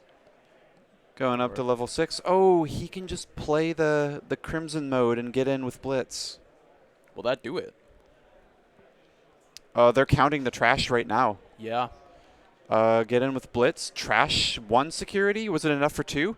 It was. So, but we have an option. Iron Fisted Onslaught. Iron Fisted Onslaught is going to be removed. Oh, I think that was still probably enough. Yep. Huh. Oh, you know what? Not enough. You know why it's not enough? It's not a security check. Crimson just trashes them. Oh, it just trashes them. Oh, yeah. My goodness. It just trashed it and then it was hit enough for to game. Go for 3? Yeah. Yeah, it was just going to walk with it. Yeah, there aren't a ton of Digimon. Even if you have like +5 security, you still have to attack for game. But Crimson Gallantmon is just privileged that way. Wow. It can just get in there. Oh my goodness. And lucky that it did. Yeah, Jeremy ended up getting in there with his Gallantmon Crimson mode. And lucky that he did, because one more turn and Josh would have just had it with that Reaper. Blitzing in and OTKing through what, 2-3 security, eating through options in there too. Yeah, it's pretty good. Yeah, that Gallantmon list looks awesome. Game 3. I'm looking forward to it. This has been a crazy one so far. A lot of different things. Slightly more familiar with the D Reaper deck. I'm glad we got to see that on stream, because I think it's going to be very, very represented. It's a cheap deck, it's a good deck, and it's really hard to deal with. Yeah, I feel like D Reaper is going to be one of those decks that changes the meta. It changes the cards people play. Yep. If it's the best deck in the room, people are going to start playing outs to it, and if people start playing outs to it, it's the worst deck in the room. I think that's just how it goes. Okay, deciding on who's going to go first. Josh getting to pick. Giving it some thought. Looks like there is a searcher in that hand. It's always a good start. Keeps that start for Jeremy just the slightest bit more slow. Maybe they're having a conversation, discussing something with the judge. Nope. Hatch for turn. Imagine my surprise when the Mother D Reaper comes down as what they hatch. And we got a searcher coming down. Yep. Yeah, one thing that we're not going to see a ton this matchup, but the Gallantmon deck is filled with effects that just delete a 2K or less, or delete a 3K or less, or they just delete. So anything small on board just pretty much gets cleared instantly. Ooh. Couldn't quite make out what the top deck was. That is a Pendulum Feet. Get the free draw. Going to be able to free cast, only for 2, reveal the top 3. There's a Bubbles, a Gatekeeper. Surprised he didn't go for the blocker or the Gatekeeper, just going for going for Bubbles. Maybe play Bubbles. No, second Pendulum Feet for 3 this time. 1, 2, 3. Yep, able to add both of the Searchers, because Searcher does have D Reaper in its trait and is also named Searcher. Yeah, it's so funny to watch D Reaper because you can kind of figure out what a deck is doing just watching it. D Reaper is a little bit harder to figure out. Right now I'm just seeing a bunch of MS Page shower curtains. They go up in their stack, the DP number goes on with it. I see. Yep. All right, so we got the Kalumon coming down again. That Kalumon really put in some work in game 2. Absolutely. I think it helped that there were 3 of them on the board, but yeah. Let's see. Digivolve, gain a memory. Yeah, it just says that. A Ooh. huge wipe. Yeah, speak of the devil. Just the capacity for this deck to clear your board comes up. Here's a tuck. Cast probably. There's bubbles in hand. I'm not sure bubbles is the play, though.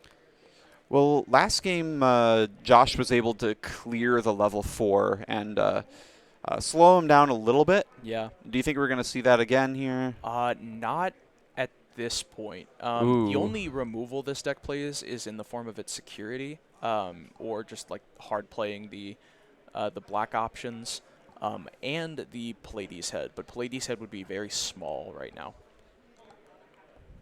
Not enough to deal with this. All right, so we're at level 4. Yep. And Jeremy's thinking about getting in. Yep. It's a dangerous game. Not seeing a lot of options in Josh's hand, so, you know, there's a chance that there's just 5 sitting in that stack. Oh, yeah. Tamer. The Takato is huge. That's the card that gives your Gilmons and Gallantmons blitz. Oh, my goodness. Also gives you memory for deleting things. Ooh. I see. Going to be able to delete, gain a memory, and also go for the stack. Let's see, is he gaining memory here? Yep.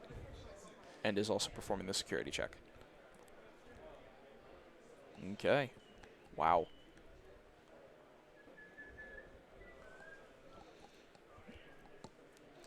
And then Jeremy goes up to level 5, gains back some memory, puts Josh to 1. That's brutal. It is. It is until you realize that it's going to be just the one that you drop for that, tuck it under there, and then whatever he wants to play this turn is -4. -4 memory. All right, so you can at least get something going. There's the free drop. Gatekeeper, definitely adding the Gatekeeper. You might just hard play Gatekeeper as much as it stinks. You're kind of in that spot where hard dropping it might be the play. Either that or the Izzy to try to see if you can fix whatever's at the top and get your memory moving again. Yeah, here comes Izzy.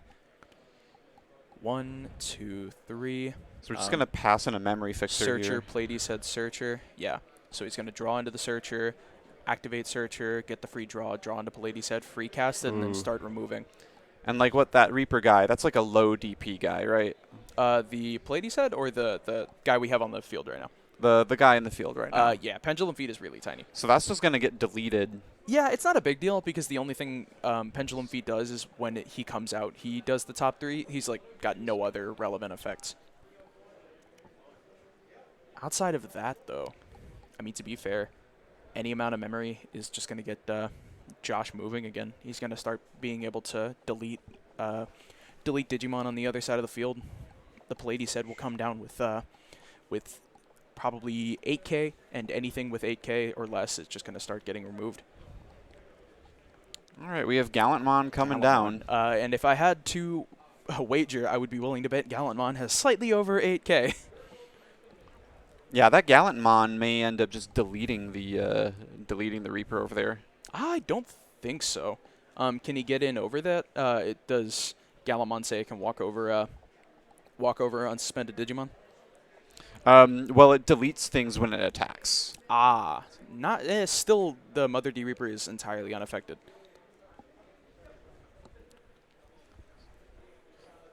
Gain a little bit more memory. He went for the stack. Here we go, security check. Another Searcher. A shame. Okay, another. Oh my goodness. The ball really is rolling for both of these players. It looks a lot different on field versus in hand. May run Judgment of the Blade. I remember that was what I heard people were saying that was gonna really deal with the D Reaper deck.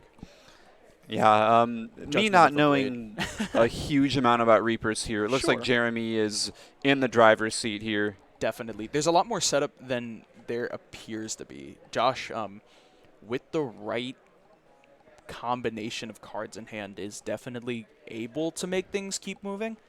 He's going to start with 3, kind of nullifies the Izzy. Cast for 1, draw into the Pallades head, tuck underneath, get the free cast, and then just start removing. This is a lot more setup than it looks like. Just the fact that it's just going to get to destroy all the setup that he had. He has not had enough from anything except the pendulum feat. He's just going to be able to remove anything with 8k or less. Might just go for the Gilmon. No, one of the... Okay. You know what? I respect it. That thing is really getting out of hand. The Calamon, I believe, is the name of it. Yeah, that's the white Digimon there. Yep. It just keeps being really, really rough. Another draw for 1. Another Searcher. Zabagon. 2. Yeah, I've seen a lot of people take like the current, like, you know, the starter deck Gallantmon type builds and just add Crimson Mode and stuff. And then just perform. Yeah, this is the first time I've really seen the Calomon put in work. It looks like it's doing its job. What did is Calamon a recent one? I don't. It's EX2. EX2. Are we sure? Interesting. A lot of really neat things coming out of EXO2. Yeah, Gilmon is one of the decks that directly got supported by EX2 because it's Digital Hazard. That's like the part of the anime that it's based on. Gotcha. Yeah, Gilmon is the goggle boy reptile of that gen. Oh my goodness. Yeah, even with all the setup that Josh has, it does not look like it's going to be enough. Yeah, this is actually a lore fight, I think. Oh, that's great.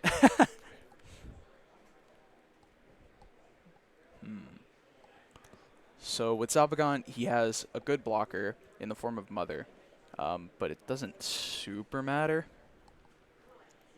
especially in the face of all of the attacks. Okay, there's 2 more minutes. Interesting. This has really been a grindy game. I had not anticipated that with how fast that first round went, or first game went. You know, that ticking time bomb ticked all the way down, and we are playing under that timer right now. Yeah, this is scary for both players because they could both end up getting knocked out of nowhere. Like, for example, with Jeremy here, we could very easily be in a world where Crimson Mode comes down, wipes down 2 security, and even through a blocker, you just swing out and you can get in there. That's it. But we aren't too sure where it's going yet.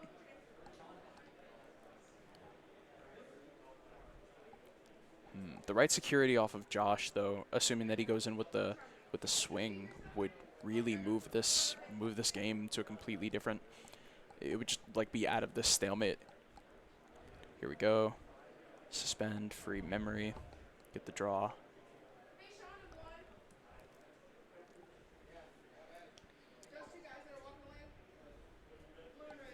Giving it some thought. Yeah, going through so many different available cards in hand, so many different lines and sequences. Okay. Gonna go for a swing. All right, and the hero's gonna increase the DP here, deleting a guy, deleting a guy. Guys. Check the stack. Let's see, is it anything of note? Reaper. Ooh, Reaper. Not enough. Yeah, the Gallantmon line is super efficient at like wiping out numerous Digimon. They're just completely helpless. Anything small, it's just like chucking it into a blender. It's just gone. Oh yeah.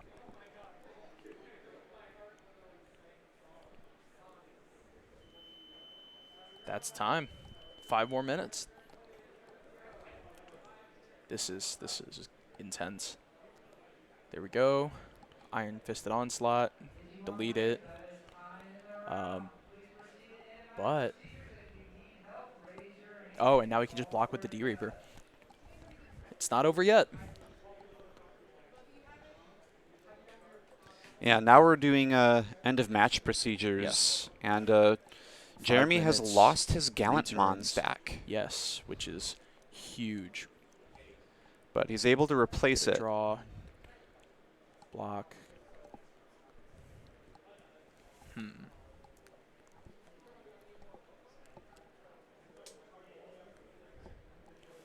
Let's see. Okay, and back to Josh, I believe. Yep, back to Josh. All right, Josh, your move. Draw, be able to tuck. Free cast a Jerry, hopefully. Not seeing a Jerry. 1, 2, 3, 4, 5, 6. Free cast a Gatekeeper. Kind of free cast. I guess that gains him a security. At some point, Josh has to be able to get in there. He will be able to next turn, but that's a big if. There has to be we're in end of match procedures. We're running out of time. Very much so. So this would be a tie, unless they can really figure out who needs to do what.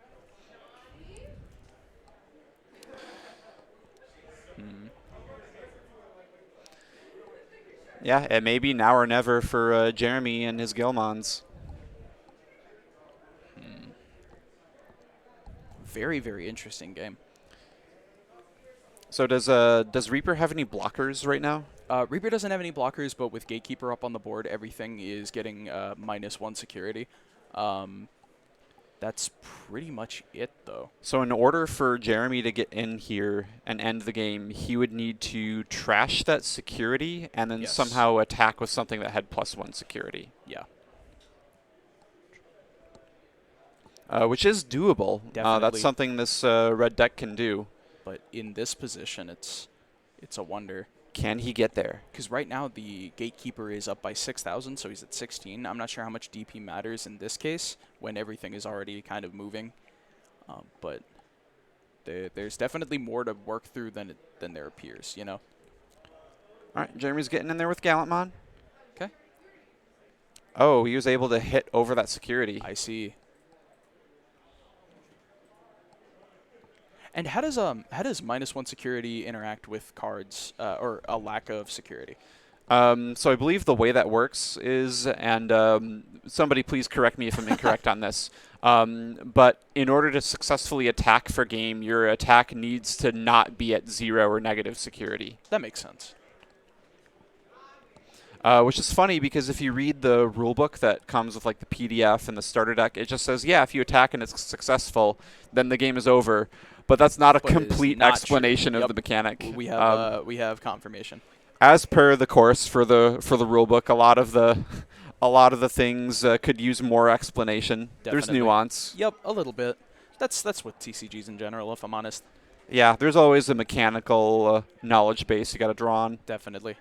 We have some very, very skilled judges here today.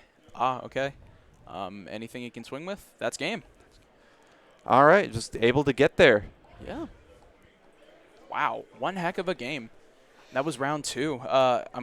Interesting that they didn't tie, and honestly, I'm glad they didn't tie. Ties really can screw up. We really got to see the strengths of both of these decks. Absolutely. D-Reaper's ability to recover, clear the board, attack for game. And also we saw Gallantmon's ability to just come in and repeatedly clear the board, attack for huge security. Oh, yeah. So much removal, so much just constant security, right? And that's one of those things that I think hard counters D-Reaper. We got to see it game 1 where D-Reaper is just like on this, it's this clock where eventually it's just going to hit really, really, really hard. But if you can keep them from getting to that point, or just constantly have removal for the things that help them get to that point, it's your game to play. And these are gameplay patterns that are like really common in these red style decks. Oh yeah. But if we look at the Gallantmon, what really sets it apart is you have the Calamons and you have the ability to consistently gain Blitz. Yeah, so you're able to put down these level 5, 6, 7 threats and just get in there with Blitz. Horrifying. Let's see, what do we got? This game gets shown table 1 round. It's been mostly random. We're trying to keep it at the top tables while also trying to keep it where we're not getting the same people, at least not until the end. If we end up getting the same people and the final round decides who actually wins the tournament, then, you know. But that is time. We're going to get round 3 set up for you guys. We're going to take a quick be right back, but we'll see you next round.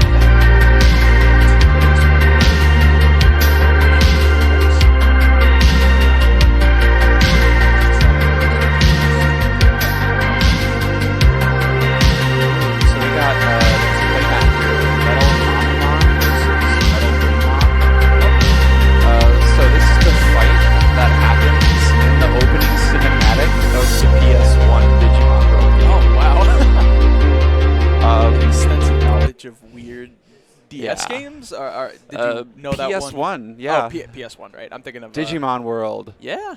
I played the Digimon game on DS, Digimon World Dusk. That was fun.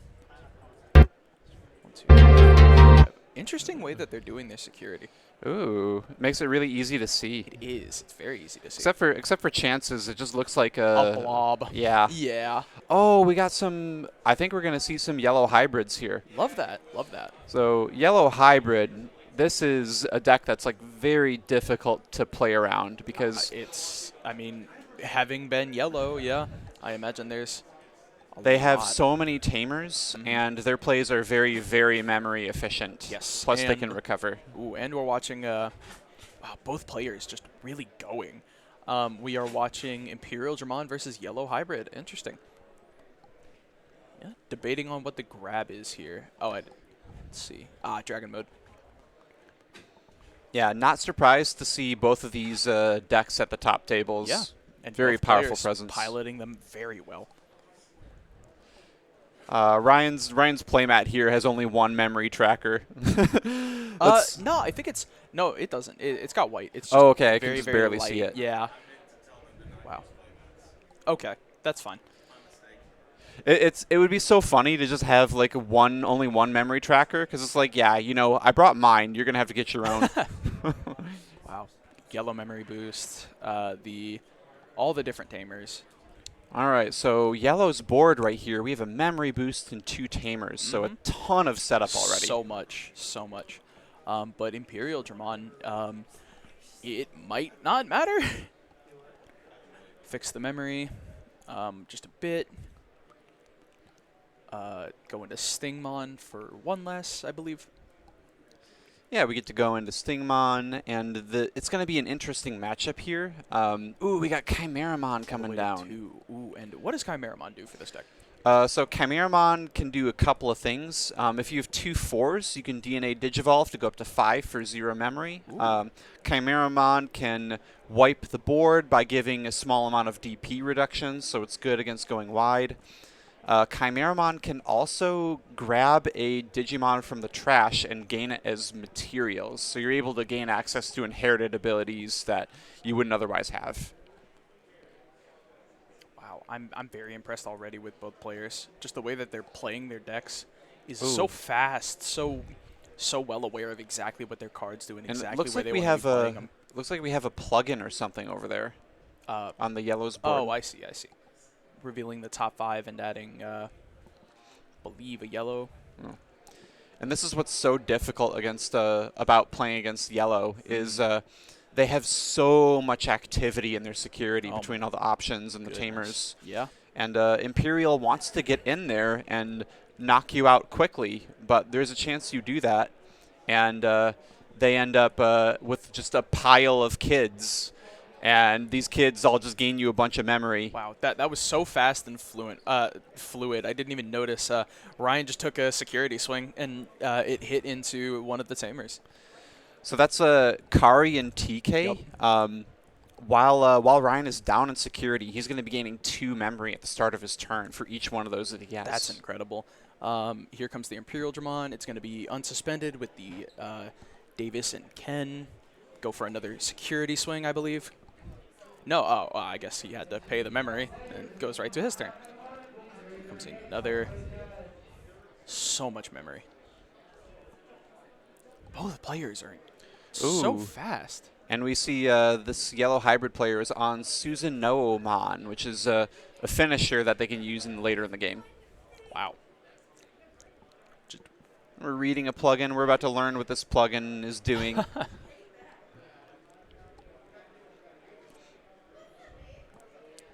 And Chance is like, all right, I see. You got a card. I'm not crazy about it, but it sounds pretty good. Wow. You know, for all the tamers, got to wonder exactly where he can go with it. Trash to get an extra 2 memory. Well, another thing that makes this yellow hybrid deck so powerful is even if you have like a excess of tamers, you can just turn them into Kazumons and Zephyrmons and turn them into threats for very low memory costs. Fix their memory. Ryan's back up to 5. Just recovered there security, too. Rather. Wow, both play. I am And fall down mode. I am shocked every time. Wow, Ryan's up to 6. Do we even have a graphic for that? We should. Ryan is at 6 security. We'll try to I'm get not that sure updated. we have a. Yeah, I'm not sure we have a graphic for that. I think we do. Hey, 6 security on Ryan. 6 security. Oh, we do. Okay, excellent. Wow, huge tempo swing. Yeah, fall down mode is a level 6 Digimon, and it's yellow and purple. But a lot of the decks are really just playing it for the yellow effect to I imagine. easily recover. I mean, yellow's whole deal is affecting the security stack. I believe Ryan is back down to 5. Go for another, down to 4. Anything of note? Nope. Chance has not been hit.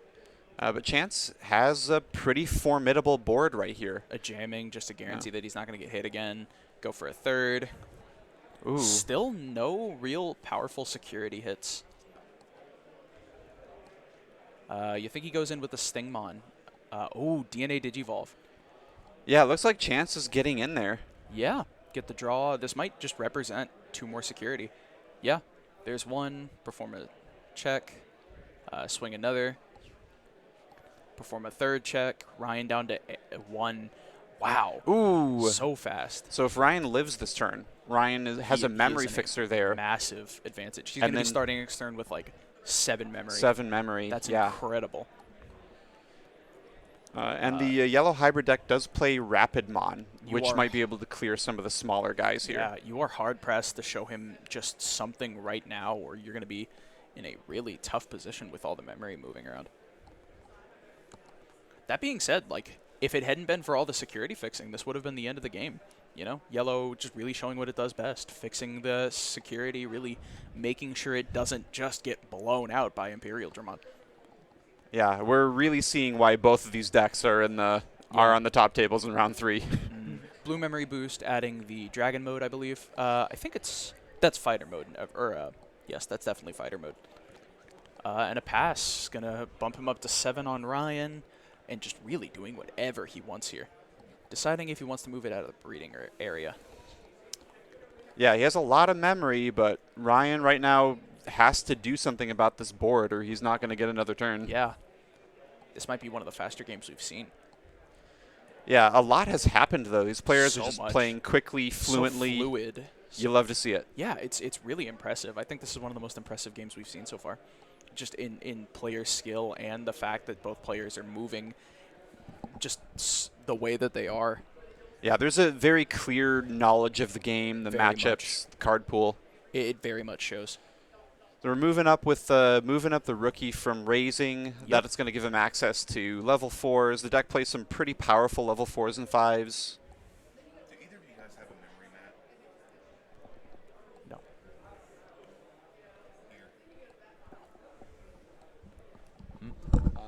I have something. It's a little crappy. I'll give it to you. It was going to be for stream. So Oh, okay. otherwise, I can go get one. I just don't know exactly where to get them. So if you go into my cubby. Sorry, we're getting something figured out for stream. There's a bag. Paying 1 to Digivolve over, paying 1 more, going to suspend, add another to his security stack, bring him up to 2 for Ryan. Yeah, and that's one of the really powerful things about this yellow hybrid deck is he's able to gain all the memory from these tamers and then able to turn them into level 4, level 5 Digimon, recover. Gosh, and now he's at 3. Wow, there's just nothing. There's no clean fix to how fast he's just recurring this security. The comeback potential here is incredible. Absolutely. Bring him to 2. I'm sorry, it's in the drawstring. Okay, hatch the Demi. Get a free draw. See if there's anything whatsoever that fixes this. He's still got the blue memory boost sitting in the, waiting to be trashed. Delay. Whoa! I went to go do some stream stuff and I come back and this board has been removed. That board's gone. Yeah. There's a Rapidmon. Here comes an Analog Youth, adding the Chimeramon, I believe that was. trash the rest. Looks like it. He still got 2 memory off of the blue. Oh, didn't even elect to trash the blue. Yeah, the comeback potential of this yellow deck is just incredible. It's Interesting. so dangerous how quickly they can come back from a deficit. But I mean, that's still fine. No real swing on security. Wow.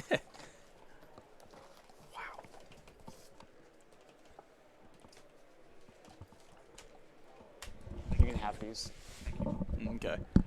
Perfect. Wow. This is, 2 or 3 turns ago, I would have said this was just about over, but this is back to being anybody's game. Just like that board gone. Yup. Yeah, and that's the problem with playing against yellow. You think you're about to win. You think you are so close, and you are just falling into the trap. It's just all according to Keikaku. It's just all according to plan. All according to plan. Really debating. Oh, shuffling up the memory. Or a secure. I keep doing that. Shuffling up the security. 2, 3. Yeah, you still got that. Yeah, and it makes the decision to attack into yellow so scary because you think you want to be aggressive. But they know what's on there and you don't. Yeah. Yeah, it's horrifying. Just a complete wrong hit, and that's that. Okay, that's going to be the first security out of Chance. Is that his first or second? I guess I just hadn't noticed. Looks like Chance is at 3 security. I see.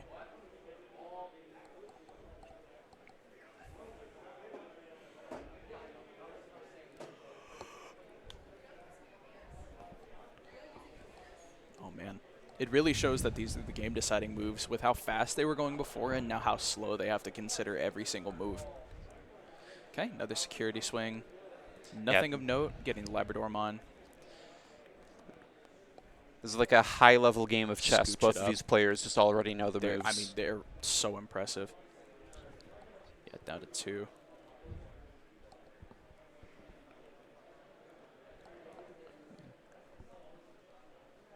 See, moving the Davis up to hybrid. And even this turn with Interesting. Chance, this just goes to show this game is not over. It is very much not over. DNA did evolve into a Paldramon. This is going to represent 2 security off of the top. But knowing that we have this... no, just going for the... was that the Rapidmon that he destroyed? So I believe what's actually happening is he's able to take the Rapidmon off the board with the effect. I see. Is it the other Paldramon that can attack twice? Or Or maybe this one can too. yeah, that's this pretty one this one can. And the thing is, the Rapidmon has armor purge, but cool. Yeah, he's able to get around that. very much so. Okay, 'Cause it's not a delete effect. Chance and Ryan are both down 2-2. We got a Hammer Spark to extend. Try to get just a little bit more out of this turn. Still really not doing anything with that memory boost. I wonder if you're just so tunnel visioned on trying to get through that security that you don't even notice Well, that you have the you memory may be boost. saving it to get that last could swing. be. And we see a yellow-blue guy coming down.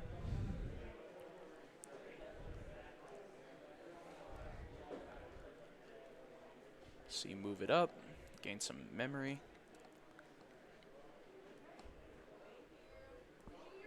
Wow, this game is intense. And just like that, Ryan already has Swing and 4 more security. tamers. Swing and security, and this game is still not over. No, but that was enough Yeah. to convince Chance to scoop him up. Well, Ryan just flashed a hybrid, Oh, I see. which is able to attack, provided he has a tamer that has been on the board. Gotcha. See, they just know what's going on so much more than I do. It's just they're showing those little things, and it just goes right over my head. Oh, I see. I think we're gonna elect not to use mats this time. Try to keep it consistent. Yeah. Sweet. Wow, and an intense game, that one. Really showing off that yellow just does what yellow does best.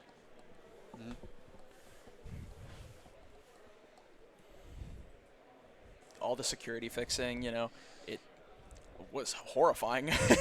Yeah, we really had to see what both the decks can accomplish in that yeah, game. Definitely. It was really impressive the way, and I said it like 3 or 4 times, but I kept just being blown away by how fast both players were moving and how like fluidly, how just so effortlessly. It was really impressive.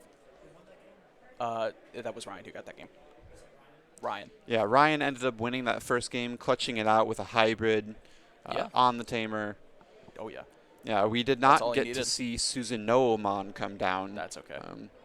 Suzumon is a dangerous finisher for these hybrid decks. It's like able he didn't even need it. Yeah, it can come down eventually. It's a mega level Digimon. It can come down on a tamer provided you have enough hybrids in your trash. And he got to that point pretty fast. And the Suzunomon on Digivolve, it deletes something, and then it has security attack +2, so very dangerous end game card. I imagine. My goodness. Okay. Well, looks like they're shuffling it up real quick, getting this next round started. This next game, rather. There we are. Yep, looks like we cleared out the mats, and now we've got a pretty clear memory. Okay. Now both players just deciding what exactly they are going to do. Yeah, sometimes in this matchup when I'm playing against Yellow Hybrid, sometimes you kind of just want to opt not to attack. I mean, sometimes literally that's just what you have to do. Just because the game can go so badly once they start gaining all these tamers.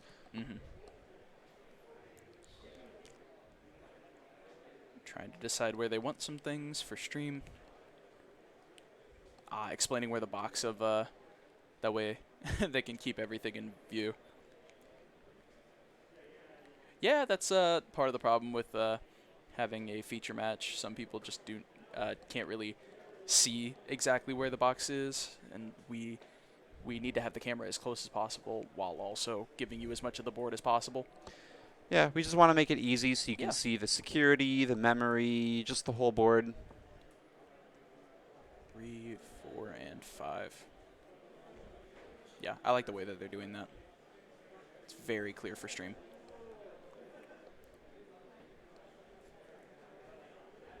Okay. Yeah, and this is an iterative process. I don't expect us to get it perfectly on the first try. It may even be the case that maybe we want to change something in the future. Could very well be. Patamon coming down, getting the free draw. Patamon. What does the Patamon offer for this deck, I wonder? So one of the Patamons that they play, and I not 100% on the artwork, but it has an inherited ability that lets them gain a memory if they delete a Digimon by reducing its DP to 0. So that has a lot of synergy with something like Rapidmon that can go over it and then end up clearing the board and gaining memory. Wow. Then we have Kazemon come down. Kazemon's super versatile in this deck. It's just a level 4. It can go on top of a tamer. It lets it get an extra attack in those situations that matters, and it's a hybrid. So this is one of those cards that is very simple looking, but it does a lot for the deck. Oh, yeah. Oh, man. Davis coming down. It's going to provide 2. Next turn, especially if they can keep that green-blue up, it's unlikely with how we were seeing things be removed last turn. Yep, here we are. Reveal the top 5. Interesting. I see. The plugin adds yellow and then performs a Digi-Evolution? Yeah, I'm not sure. It's not the first time we've seen that card, though. Yeah, and every time we see it, it seems like it's showing us something new. Yeah, and this isn't the only plugin that I've seen people tech into the decks. If you have a tamer, you're able to play these plugins regardless of their color requirements. Wow. And so I've seen people play these plugins in a bunch of different decks. We saw them in Gilmon earlier. At our local, we had a player using them in X Antibody. So very clearly adds a lot of potential to older decks. I believe Ryan was at 7, now he's at 5. Yeah, he gained an extra security at the end there. Megadeth, wow, and what a clean one at that. Yeah, and it's a good clean answer. The yellow deck can assemble a threat Yeah, for absolutely. relatively low memory costs. Yeah. You think they could even do it with 3? With 3, it depends on what they have. Yeah, and I'm interested to see. I guess 5. They do have the yellow memory boost. They have a reinforced memory boost as well. Oh, wow. And what does reinforced memory boost say? So while it's on the board, it actually allows you to gain 3 memory. So it's 3 actually a memory. little bit more potential memory than Wow. a memory boost. So you can just drop both of those and gain an extra 5? That's an option Oh, wow. available to him. The question is, does he take advantage of it? He might not even need Ooh. to. And this play, look at that. There's, yep, back to 6. That only costs a total of 3 memory, and Ryan is able to go up to level 5 and recover. Wow. So the hybrid engine's very strong. Very. Plus, I think we're on top of a Zoe, and Zoe grants an inherited ability that makes her security more dangerous. So if you attack into it, your security gains plus 3k. Man. So you're just more likely to end up losing the security battle and recovering again. 7 already. Yeah, and because Ryan had those memory boosts, he was able to go into a Phanimon and keep the turn. And Zoe does even more than just have the inherited ability. Zoe on play lets you pick from your security, almost Shuffle like it a back second up. hand. Wow. 2, 3, 4, 5. And Zoe ended up adding another hybrid to Ryan's hand, so he's going to have a follow-up.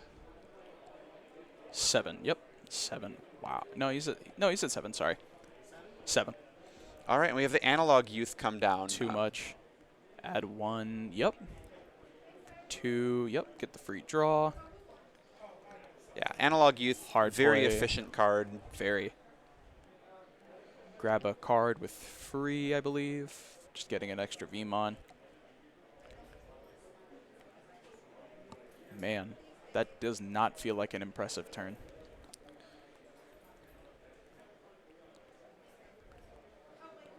Youth gain 1. No. We're figuring out where we want to go. Yeah.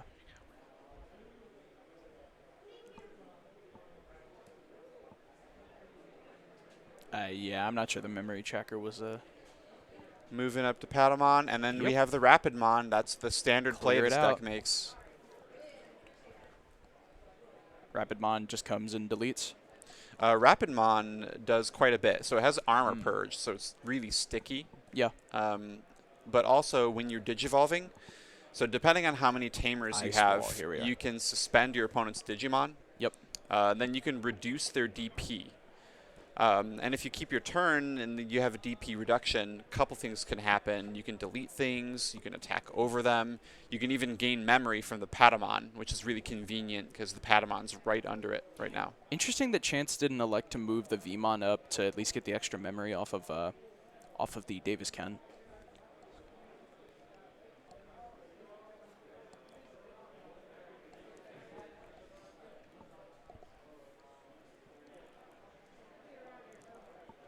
Just the hard play.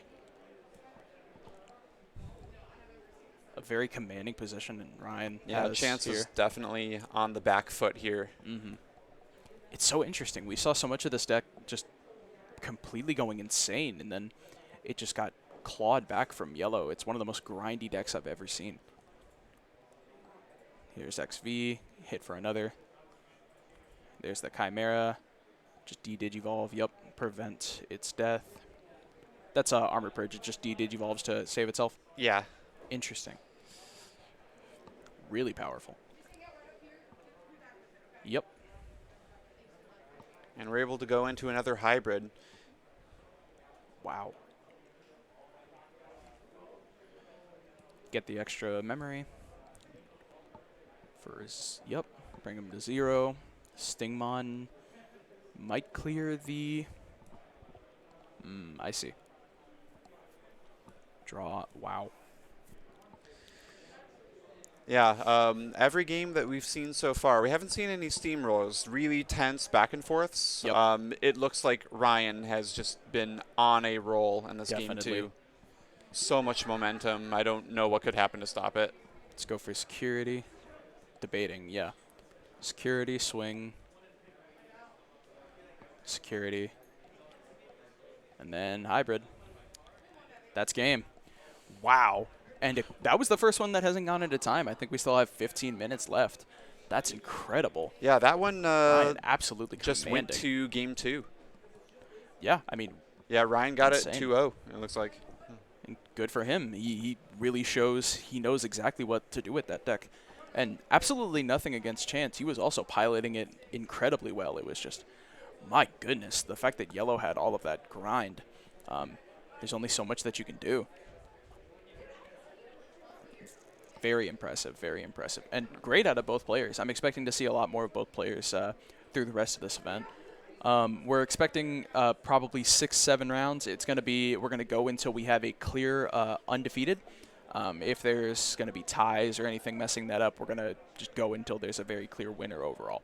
I'm looking forward to it. That was our 3rd round. Expect a couple more. We're going to take a quick be right back. We got a little bit longer in the round, so we might do a little something, but for right now, we're going to be right back. We'll see you in round 4.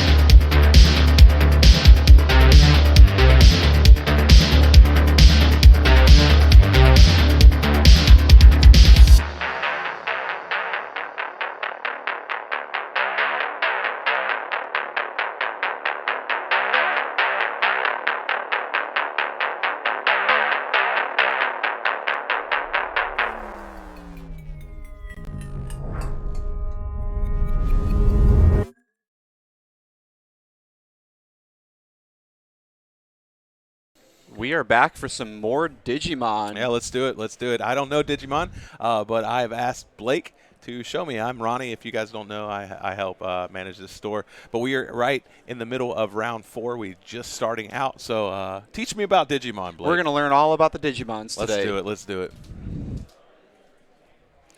All right. So what we're looking at is we got the players on both sides of the board, and the most important thing is there's the memory in the middle. So there's basically 10 numbers on one player's side, and there's 10 numbers on the other side.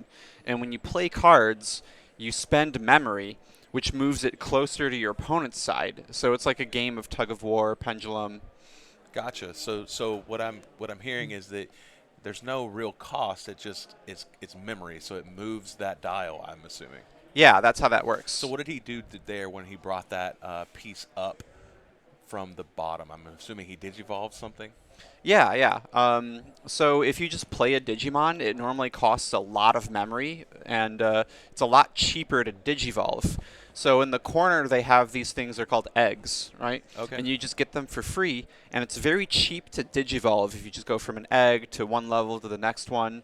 And then at some point at the beginning of one of your turns, you can decide to put it into the play area. But until you do that, it's pretty much safe for you to digivolve on top of it, get more Digimon on top of it.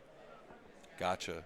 So Gabe is down to 4 and DeMonte is at 5. So what exactly happened that caused Gabe to go down to 4? To be honest, I kind of missed that. I'm not really seeing any. Showing me. I'm not seeing any obvious answer to that. Let's see. So what's going on here?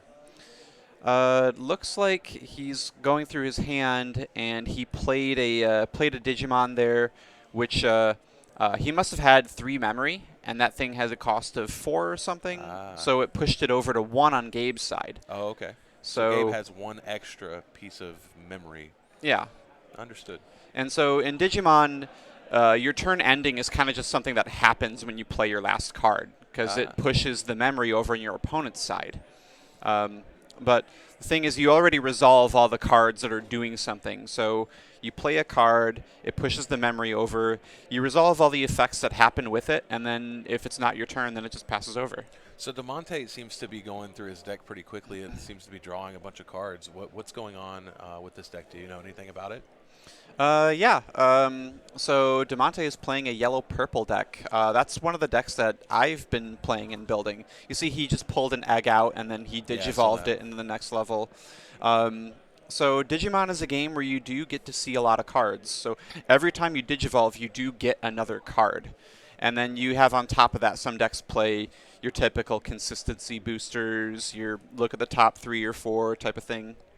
Understood. And so it looks like Gabe's strategy is just powering up what he has currently on the board, I'm assuming. Yeah, so Gabe has a stack of Digimon over there, and he's playing a deck called X Antibody.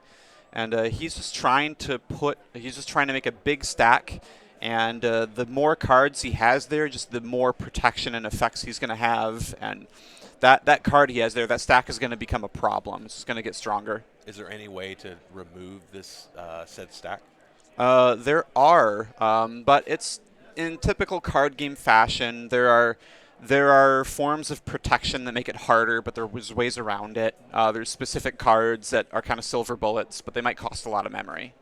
So is Gabe's deck strategy to just like kind of one-shot his opponent and be done with that, or is that even a possibility in Digimon?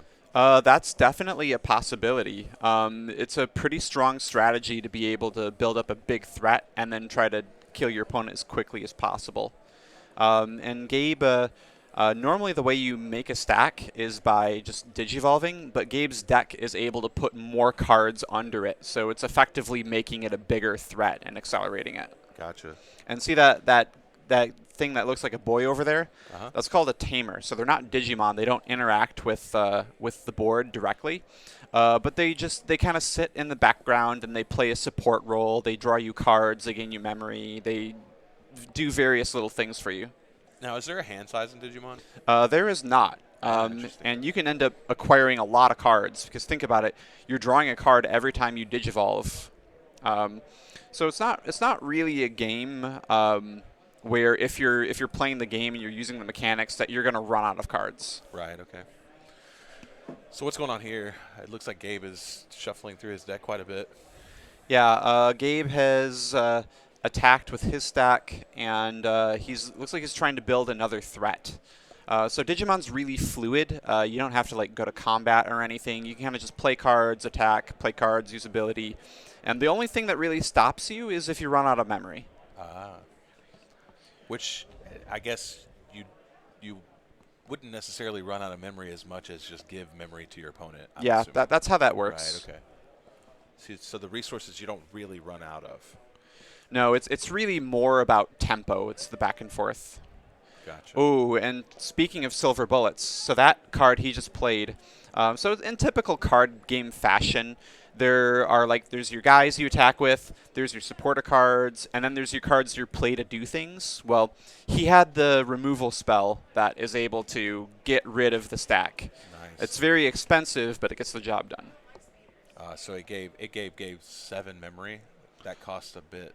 Yeah, so that card is an 8 memory card. Jeez. But he just had to play it because that stack was getting out of control. Right. And Gabe the previous turn was working on his follow-up. So it looks like he's trying to build another stack. Yeah. And he's able to use these effects to just add more cards to it to make it more of a threat. I play Magic the Gathering for those that don't know, and so this is something that they call, what is this called? It's not stacks. It's like what they do with boggles and stuff like that. Yeah, like boggles. You have a frog and you put some pants on the frog Yep. and it becomes a problem. Yep. Yeah, it's kind of like that. Similar. So what is this fancy card that he just laid down? So there's called options. Options are kind of like your trainers, your sorceries, your cards that just do something. And he was able to play an option card that basically let him digivolve more easily. Yeah, just almost like a dark ritual kind of effect. Oh, and he just apparently attacked with his guy, and that had an effect that blew up both of his cards. So Jeez. Gabe is in a commanding position here. And DeMonte has comeback tools, but he just has to put it together. All right, so this is called a security check. So when you attack your opponent in Digimon, they got a stack of cards, and you attack your opponent's security. So those are the cards. And when you attack security, you do a check. So you flip it face up, and a couple of things can happen. If it's a Digimon, then the attacker and the flipped up Digimon actually battle. So if you attack with a small Digimon, there's a chance it actually just ends up getting deleted or destroyed. But Even also, if that Digimon is like a Digivolve? well, it depends on the power. So they Okay. battle. Gotcha. So weaker Digimon are kind of riskier to attack with. Also, tamers and options, they really often have a security effect. So you might attack security and you flip up and there's a tamer, and then your opponent just has a tamer for free. Or you attack and they reveal an option, they basically get to play that card for free. So it's basically a surprise speed bump. You don't know quite what you're going to get. So what ended up happening on Gabe's turn is he attacked, and that revealed an option card, and the security ended up putting that yellow guy into play because that was part of the effect of the card he checked. Yeah, so now it's DeMonte's turn, and he's going to play a card. That card is going to, it's basically a removal spell. It's kind of like a minus power card. But it also plays a card from your trash. And that card that he played from the trash just healed one of his security back. So this was a pretty decent turn for him overall. So there's quite a bit of strategy here when it comes to putting cards into security and taking cards out of security, I'm assuming. Like sometimes I would assume that there would be almost a strategy of like, hey, let's see what's in our security. Let's take the hit. Much like your life points would be a resource in Magic the Gathering. I know that this is not Magic, so don't stone me for saying this. But I mean, obviously, it's also a resource. It's not something that is a concern always, right? Yeah, this is true. So Gabe's Digimon has an ability where he checks multiple cards when he attacks security. So he was able to just get in there and annihilate all that Wow. security. Just all at once. Just Yeah. one big swing. I love that. To answer your question, yes and no. So what's cool about it is um, if you attack security, your opponent, you get closer to winning, right? But you could reveal a tamer or an option card that gets them ahead. So there's actually a strategy where you might choose to not attack, Right. and instead wait, because if you kill your opponent that turn, then they don't get to benefit from their various cards as much. Right. So it's kind of a strategy where you might want to wait until you can end the game to mitigate risks. Interesting, kind of an alpha strike kind of thing. Yeah. Yeah, understood. For those of you guys that don't know, Gabe is actually one of our locals here. We do locals on Friday nights for Digimon at the Next Level Games. So if you are locally in our area, we'd love to see you at our late night game night. That starts at 6:30 on Fridays. So I know Blake has been playing a lot in those locals lately. I've had a ton of fun. I just started playing a few weeks ago. Yeah. Got to know the decks and the players. Great experience. Yeah, good enough to even commentate on the game, which is awesome. So we're grateful for that. Let's get back to the game. So we are in game 2.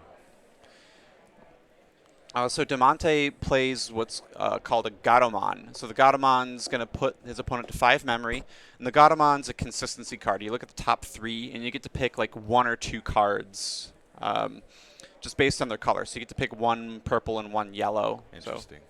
So, the Gatomon also has an ability where you can Digivolve on top of it for a very low cost. So it's an accelerator for the deck. And it looks like Gabe has played a Digivolve onto his back row, and then also played a Digimon out in the front. And again, Digivolving is very, very cheap compared to just playing it with nothing under it. Right. The base level Digimon that you Digivolve on top of are typically 0 memory. So you just put them down for free, draw a card. Can you Digivolve on top of it that same turn? Yes, you can stack as much as you want. The only thing stopping you is how much memory you have. Right, sure. And Gabe's able to quickly assemble a stack. And it goes back to Demonte, who moved his card up, and then he was able to Digivolve his Gatomon. So we saw Gabe's strategy last game, which was put a lot of things on to one creature and swing in for Alpha Strike. What exactly is Demonte's strategy here? You said that you're playing this deck. Yeah. Demonte is playing. It's an angel-themed deck. So you have that purple lady right there. That's Lady Devimon, and you have a Lady Devimon, and you have an angel. And they're both like level 5 Digimon, so they're like medium investment. You might have to Digivolve a couple times. And the idea is that you play something called Mastamon. And what Mastamon can do is it can Digivolve onto 2 different materials at the same time. So you get an angel and a devil, basically. Oh. And you put them together.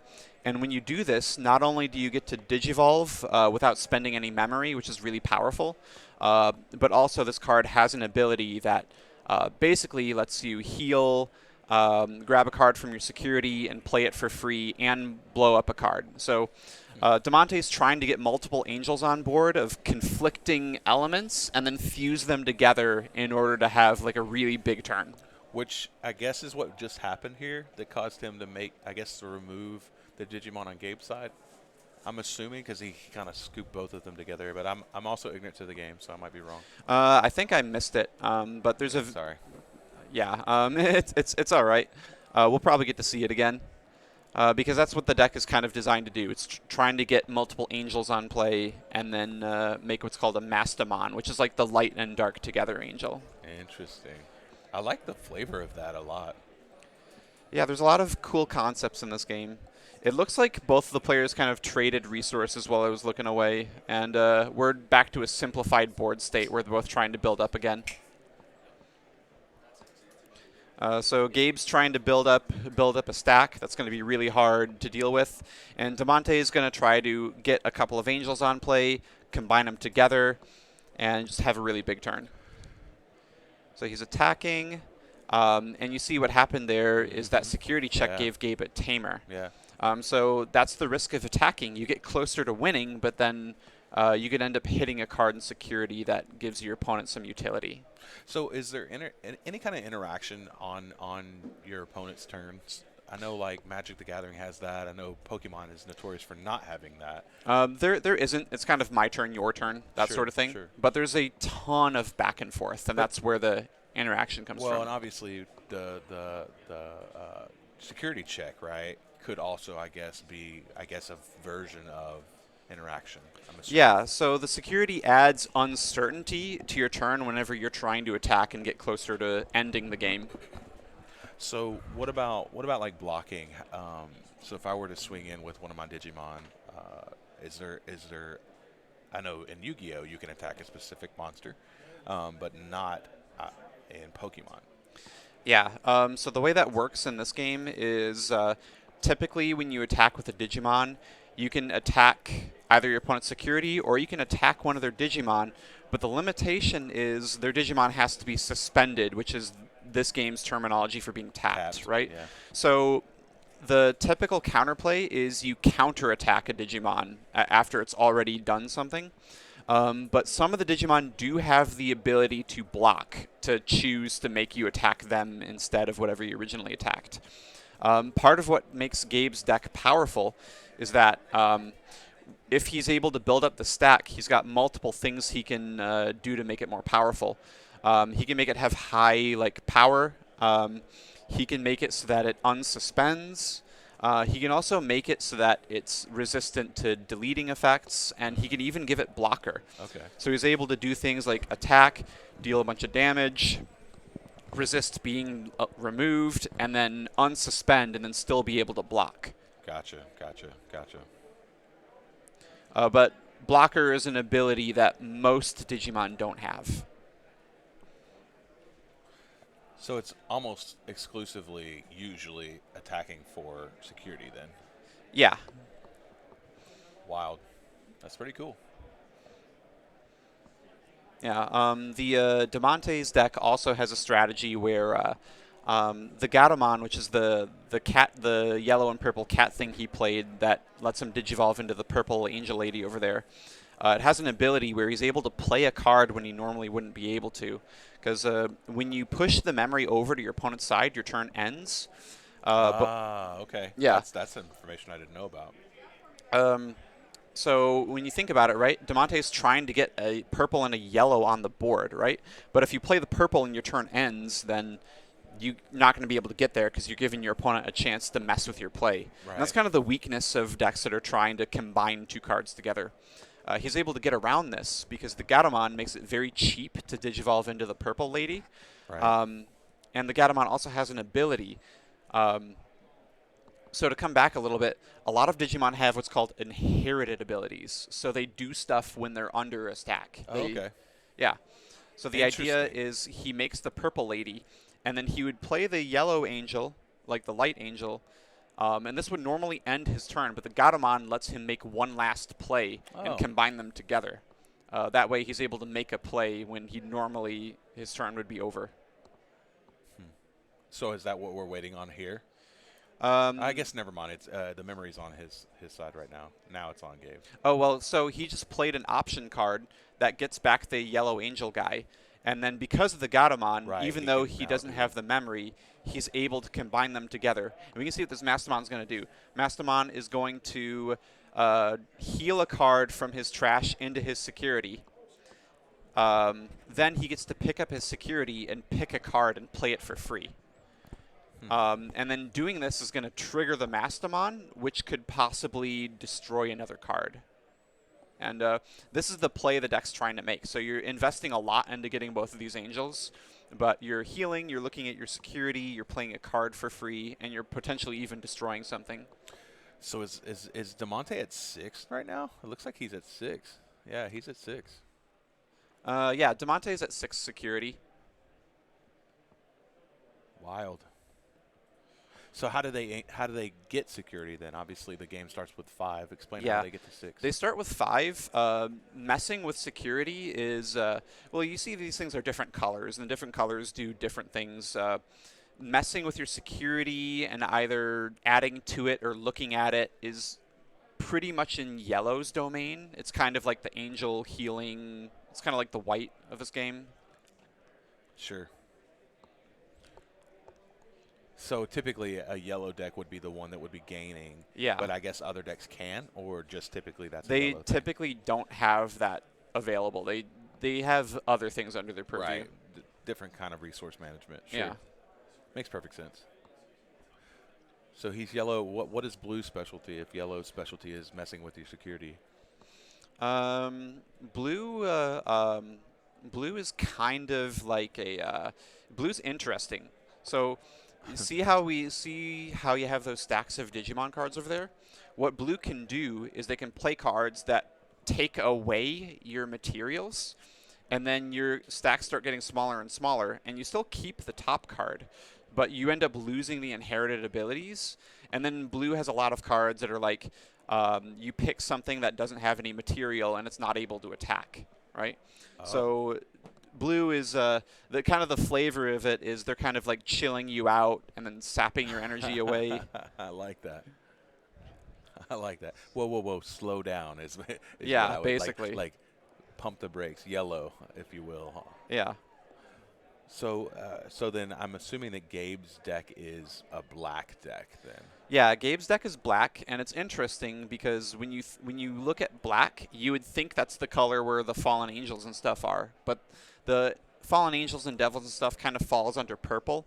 Black is more like it's more like machines and like junkyards and metal stuff. That makes sense though. Flavor. I like it. So you could kind of consider black to be like the metal type of this game. So then now it is DeMonte's turn. Interesting. Yeah. And DeMonte still has that Mastamon, and it's a powerful Digimon. But Mastamon might end up struggling against Gabe's cards because Mastamon wants to be able to delete them with its effects, but it might not be able to. Right now. Yeah, it probably has protection. Plus, there's like level restrictions. So explain to me what exactly is this tamer doing? Do you know what it's doing currently? Yeah, that yellow one in the back. One of the strategies in this game is called memory choking. So if you're at like 3, you want to play something that costs 4 to put your opponent at 1. That way, if they play something, they don't have a lot of memory, and whatever they play is going to end up giving you more memory because they started with less. Right, sure. Well, what these tamers do, a lot of them are called memory fixers. So if you start your turn, they just put you at 3. So having one of those in play kind of lets you set a base tempo for your turn where you're like, yeah, at least we can go back and forth with 3 memory turns. Is there a benefit to having 2 of those? Not for that effect, but typically the memory fixers have like some other effect, like they might tap to do something, and so you can benefit from that effect multiple times. Usually it's something small. What about on the Gabe side? What's his tamer doing? So that tamer does something whenever, it just got deleted by that guy digivolving. But while it was on board, it has a support effect where if you have a Digimon in your raising area on top of an egg and you build it up, it triggers when you move it forward, and it gives him some advantage. Oh, okay. Yeah. Which is irrelevant now. Wow, he just took 2? So DeMonte just digivolved into a level 7, which is like one of the highest levels. I think it's the highest level you can get to currently. And when he did that, that Digimon had an ability that deleted Gabe's tamer, and then he was able to attack over Gabe's Digimon. And that leaves Gabe left with 1 Digimon? Yeah, just 1 little Digimon, not a whole lot. Yeah. So DeMonte was able to really come back into this game. Yeah, when we went into his turn, I was thinking, wow, this is like Gabe is looking really... It looks like his Digimon got deleted. Maybe I missed something. So it could be the case that his Digimon traded and that they had the same power, but I wouldn't be able to tell you for sure. Oh, no. Okay. I see what's going on. So he's playing an option card that has the cost of deleting one of his Digimon. Um, so that option card says delete one of your Digimon and then get 2 more from the trash. So he's kind of Right. he's turning 2 cards for another 2 cards so he can make more plays in the future. Right, because the Digimon already did its work, right? I Yeah. mean, it deleted the trainer, and then it also got rid of 2 Digimon on Gabe's side of the field. Yeah. So it seems like a good resource thing. I guess those don't go to the field, though, in this case. No, they go to the hand. So both of these decks are very like mid-rangey. Gabe is looking to build up a really big threat that can block and is hard to kill and can attack for a lot. And you kind of see what Demonte is trying to do. He's trying to get some angels and put them together, and then clear his opponent's board and recover. So a very mid-rangey matchup. Yeah, so we would expect this one to go to time. Possibly. Both of these decks have aggressive potential. What's interesting about this matchup is that Gabe and I played it yesterday, and we were able to learn a bit about the matchup. I'm going to try to not be too biased, but I hope that Gabe was able to take some matchup knowledge from that, so that we could have some good gameplay here. Sure. I mean, it looks pretty close so far. I mean, 4-2. Yeah. Now, so does Demonte's deck have the ability to take 4 memory all at once? Not quite. He has some cards that can attack for a little bit more security. He has some ways to get extra attacks, but that's not really the primary purpose Goal. of the deck. Yeah. So tell me what he's doing by tapping his trainers here. So that trainer, it suspends to gain a memory, and it can do that whenever he healed. So he played an angel that let him heal, and he was so that angel cost 7 memory, but he was able to mitigate some of the cost by suspending the trainer, the tamer. I said trainer, didn't I? Whoops. I said trainer a couple times too. It's so hard to not say Pokemon. Yeah. I think it's wild to see a full grip of cards. This is so unique to this game, right? I mean, I don't know of another game. I don't know. We did do a Dragon Ball Super, which is a Bandai IP as well, and I think they had the ability to do or have as many cards as they wanted to in their hand. But it's just interesting to see that he's got like 12 cards in his hand right here. Demonte does. Yeah, that's very typical. Digimon as a game. It revolves around tempo, like very uniquely compared to other card games. You're not so much limited by the number of cards you have in hand. It's more how much you can do and what that's going to do to the memory gauge. So it's really fundamentally about tempo. I feel like if I were playing this game, there would be a situation where I would just make a deck that was like, yeah, here's 10 memory to my opponent, but here's a giant dude that you got to deal with. So that is probably ignorance. Typically awful. Yeah, I would assume. Most players, when they look at a hand like that, where it's like, I have nothing better to do, it's a really bad situation. Because think about it, right? So you play a guy that you would normally be digivolving into to make this really affordable and easy to do. You just put your opponent to like 9, and typically it's like, yeah, I can digivolve for free, then I can put it to the next level for another like 2 or 3 memory, and then another 2 or 3 memory, and then before you know it, you spent 10 memory to get like a medium threat. Your opponent used half of that to make a threat that's a stack of cards, and they drew cards, and they probably have memory left over. I don't know, man. Deal with this threat feels like a smart strategy to me. I'm kidding. Don't roast me. I don't know this game. Well, the thing is, the way you deal with threats is cards that cost memory. So that's kind of the risk you're taking. Yeah. Here's all this memory. And you're like, okay, you can deal with it. Yeah. Here, okay, I'll deal with it for free and still have a memory left over. Yeah. Yeah, it's kind of like a situation where it's like 5 memory going to Gabe here. You get to punch somebody, but every time you punch them, they get $10,000. That's kind of like how it plays out. It's like, yeah, you better deal with this, and it's like, well, I could spend me as many times as you want. Yeah, I could spend $20 to pay this guy to punch you in the face, and then I have a cool whatever's left. Yeah. So Gabe's sitting at 7 memory here. I'm assuming that DeMonte did something very powerful on that side of the field. Oh, yeah. So DeMonte was able to combine his angels together, which cleared up some cards. He was able to get another couple other small attackers on the board. So overall, DeMonte's pretty ahead on the board. Currently, but Gabe has a lot of resources. Okay, so he's digivolving on a tamer.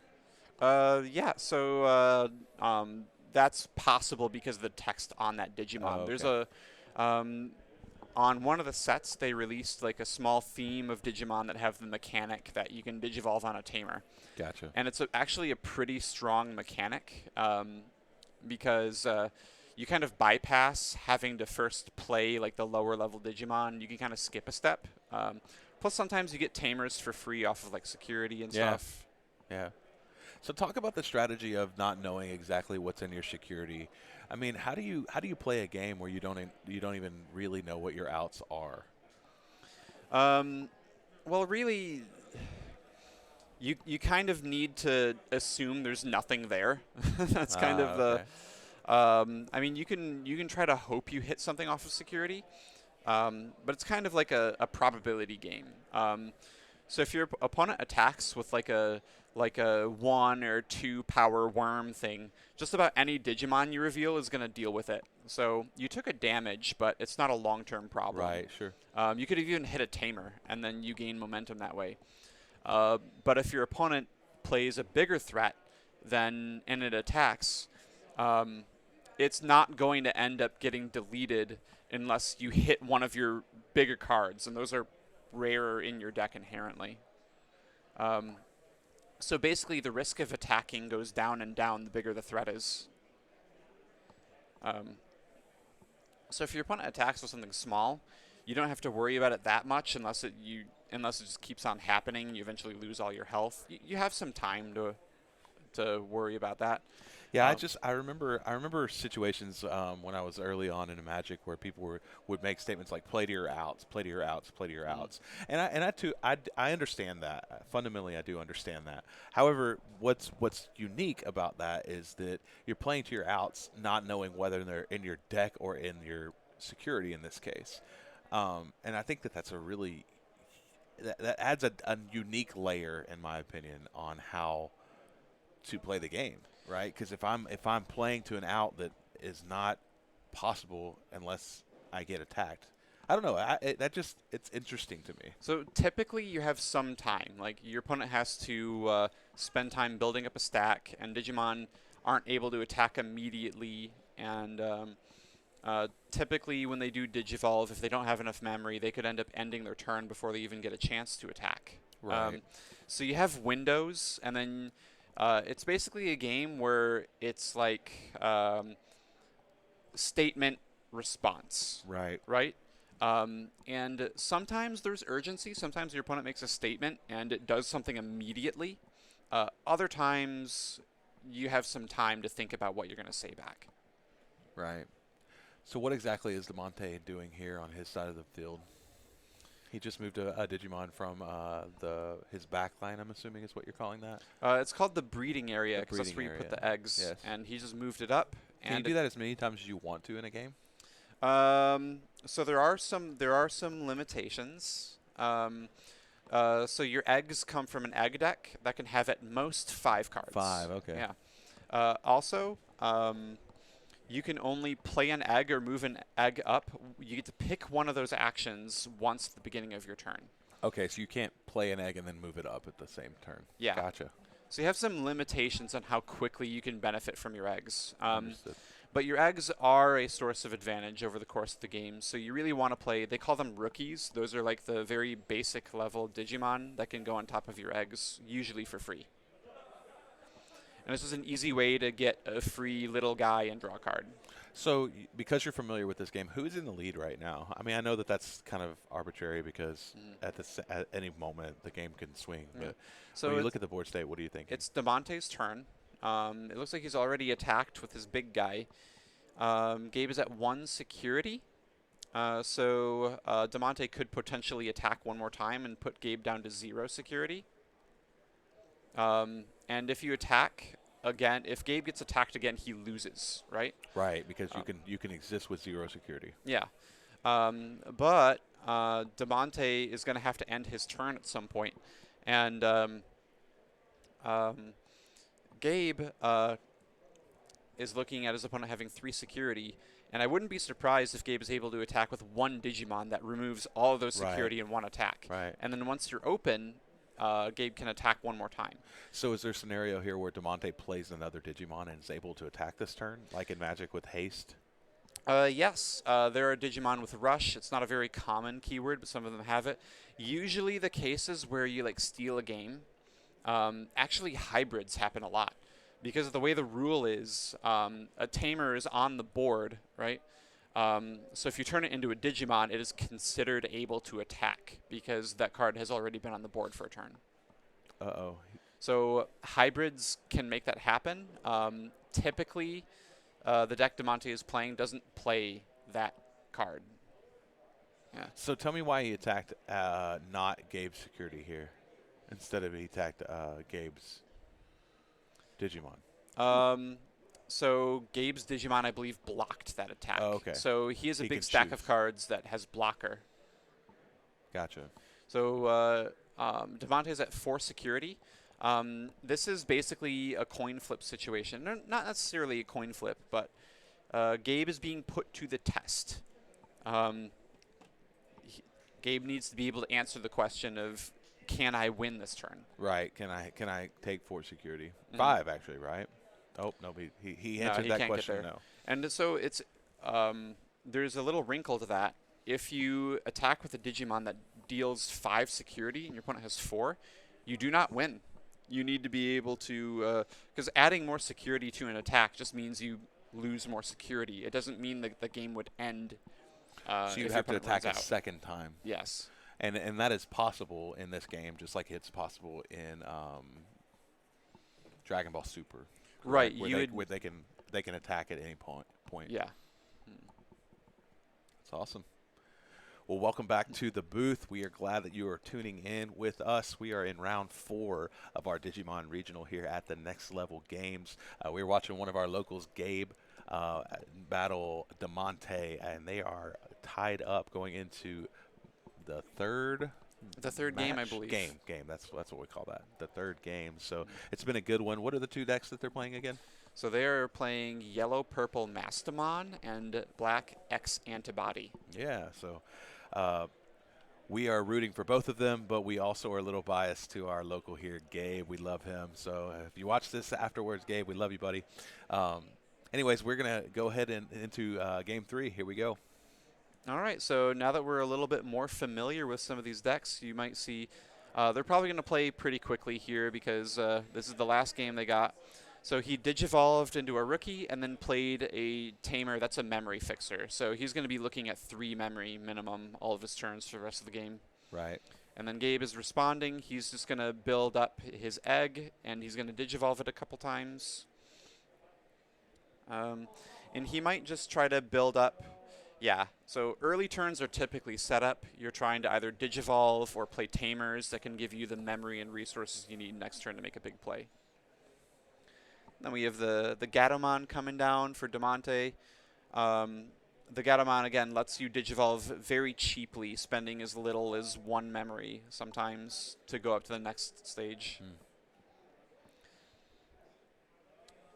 I'm assuming they're playing quickly because there's only a limited amount of time left on the timer.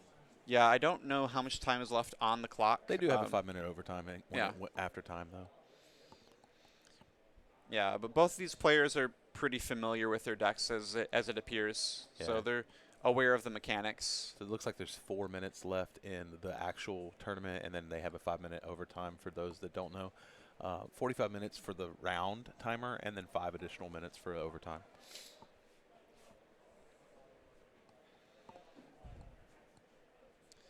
And Gabe's figuring out what he wants to be doing. This is a pretty tense situation. He's using that effect that lets him put more cards under it. That's kind of a unique ability to the deck Gabe is playing. And now it's DeMonte's turn, but he went Yeah. down to 4. Yep. And he. So that goes to hand. So different cards have different security I gotcha. effects. That was an option card that adds itself to hand when it's checked. So Interesting. he's going to make an egg. He's going to Digivolve. Just a small source of advantage that most decks have access to. And he's going to Digivolve a little bit more in the back. Gabe right now has a pretty big threat. He's got his big dragon guy. He's got a bunch of cards under it. Can't see everything that's under it, but it's probably like, yeah, I can't be destroyed. Probably have some other abilities that make it hard to attack him. So on DeMonte's egg, he's able to Digivolve as many times as he would like to on the egg. He just cannot move it from his back to the front. Yeah, he'll have to wait next turn. And DeMonte played that. Yeah, he played that silver bullet card that lets him get rid of the stack. So that option card he played, you see how it has like a split color on it? Yes.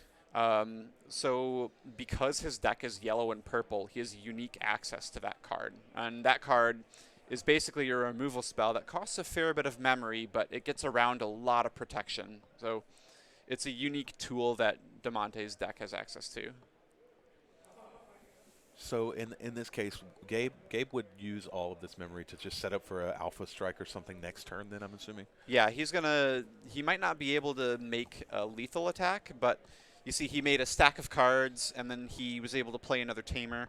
So he's got a big stack that he can move up next turn, and he's got 2 tamers. So Gabe has resources. He can present a threat. And DeMonte is just attacking with a medium level Digimon. That Digimon, he just drew a bunch of cards. So what happened here was that Digimon is pretty weak. It ended up attacking into security and losing the security battle, which caused it to be destroyed. Gotcha. And I think he's just tanking a little bit on what he wants to discard before he follows through with the procedure of, yeah. So you play that card specifically because it's weak and you attack and you deal damage and then it dies and then you draw cards. Right, sure. Yeah, it also I think when it gets deleted, it floats into that other purple guy he just got. So overall, some pretty good advantage. He's getting access to more cards, but he doesn't necessarily have a threat. Right now, he's just digging for pieces. And that's what DeMonte's deck is trying to do, correct? So digging for pieces is a means to an end. Digimon is a game where you can have 20 cards in hand but still lose. So the burden is on him to still turn those cards he has available, turn them into tempo and board presence, because you can be very far behind even with a full hand. Wild. Looks like the time's up in the round. So they're going to enter into a 5-minute overtime, hoping that they don't go into a draw. I guess that would not be awful for both players, but would probably limit their chances on winning the tournament. I don't know, maybe not. We are not cutting to a top 8 today, so we would anticipate that there would be one undefeated at the end of this tournament.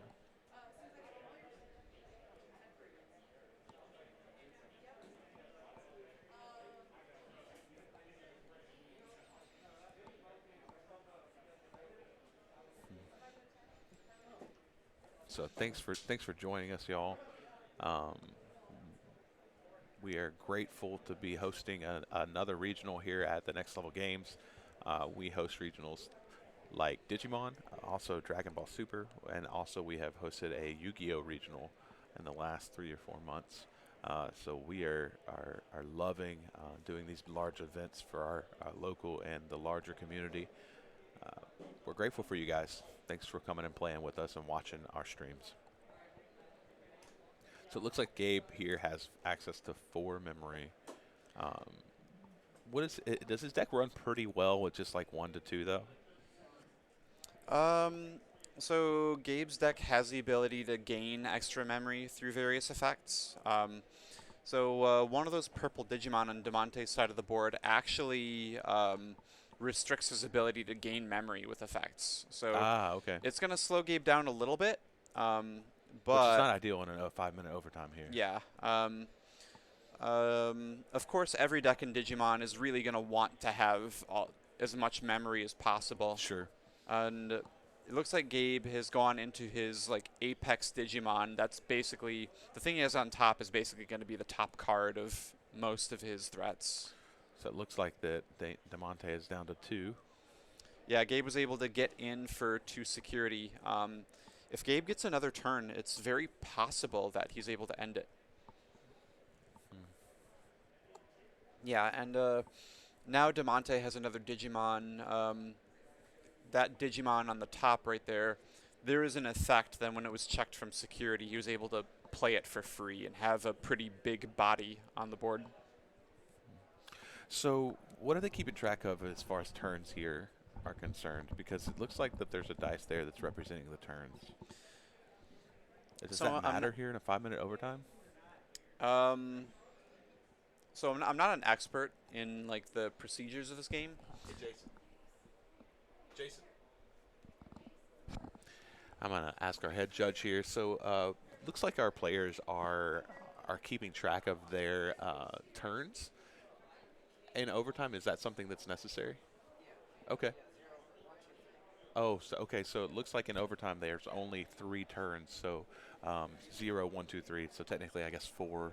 They start at 0. Yeah. So it looks like Gabe will get one more turn here because we'll go to that 3rd turn on Gabe's turn. So that's pretty interesting. Yeah. So it's not just continued pace of play for 5 minutes. It's take 3 turns and then be done. Yeah. Interesting.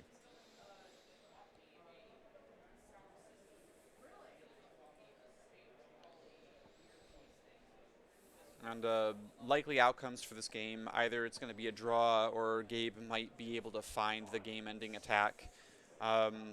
This yellow-purple deck from Demonte is it's a very powerful deck, but being able to eliminate a lot of security from starting from low resources is not something it's particularly good at. Gotcha. This looks like we go on to turn 3 on Gabe's side with 3 memory and also Demonte being at 3. So what's the likeliness of him being able to alpha strike here for 3? Or I guess 3 and then additional attack. I'm not an expert, but there's a pretty decent chance. Oh, so his Digimon was able to... Oh, yeah, and he had the hybrid. Yes. So there it came up that because that tamer was on the board, he was able to turn it into a Digimon. And because it was already on the board and it became a Digimon, it was able to attack. Right. So that's basically... it already didn't have summoning sickness. Sorry, I only equate this stuff to Magic the Gathering, unfortunately. Yeah, well, it's a good parallel, right? Because if you have a card that's already in play, just because it changed what it was doesn't change the fact that it was already in play. It's in the drawer. Yeah, we're back. We're back. So that was a round 4 win to our local here, Gabe Brownfield. We are excited for him. Good opponent. I think if they had more time, they probably would have been a lot more back and forth, I would assume, with that game. I don't know. Maybe not, though. He won within the 3 turns, so maybe. Yeah, who knows? It's been an exciting journey watching these matches, commentating on them, learning how to play the game while we're watching. Heck yeah. Yeah, so I'm grateful to have learned how to play the game. Thanks to Blake. He's a great teacher. So that is time in the round. And so we are going to end this and take a quick break, and we'll be back for round 5 momentarily. Thanks for joining us. We'll see you.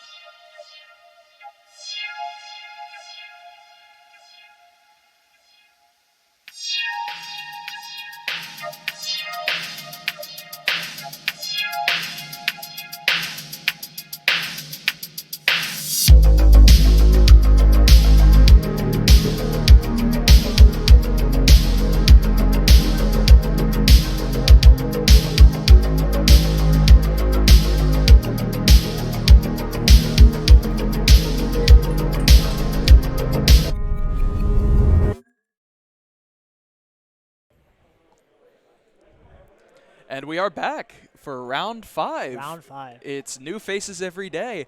This is round 5. We have my co-commentator Nate. I'm Henry, as you know. We are looking at Juan S. and Dwight L.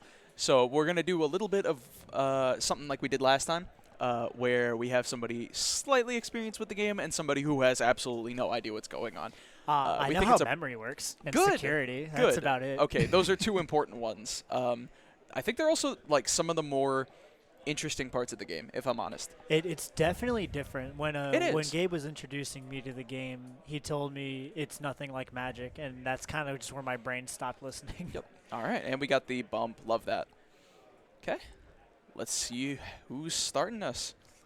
So every turn starts with your unsuspend phase, which suspending is like tapping in Magic, your draw, and then your hatch. You're either hatching an egg for turn or moving an egg or anything in the breeding area out of the breeding area. Yeah, I know you're crazy about that name. I love that name. Yep. 90% of the time, a egg cannot come out of the breeding area by itself. It has to have been digivolved over.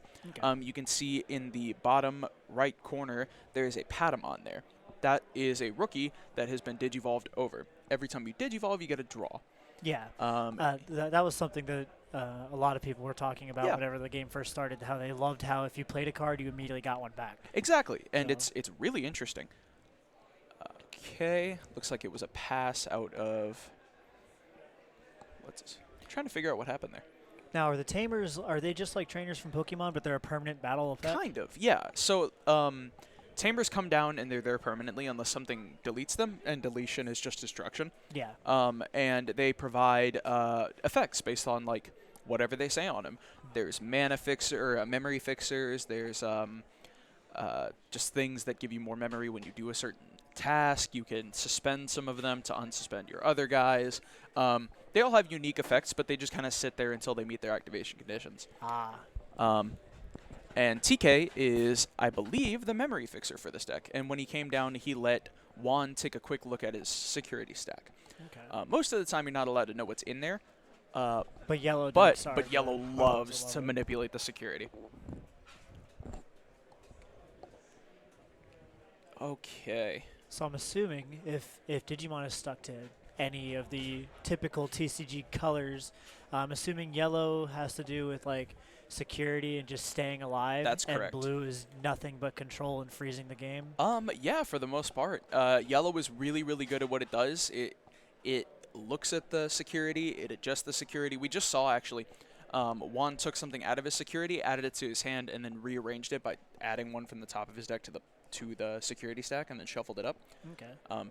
So they are able to know what's in there, steal things from it, add things to it. It's really interesting.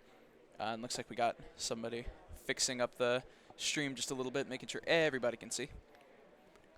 Yeah. Gotta be able to check the security. Yep. Looks like we actually missed the security out of Juan. I believe he's down by 1. So what that was an attack into the security stack. Yes. When security is like your shield. Yeah. When a Digimon attacks into a security, if it's another Digimon, they check DP, which is just like their attack.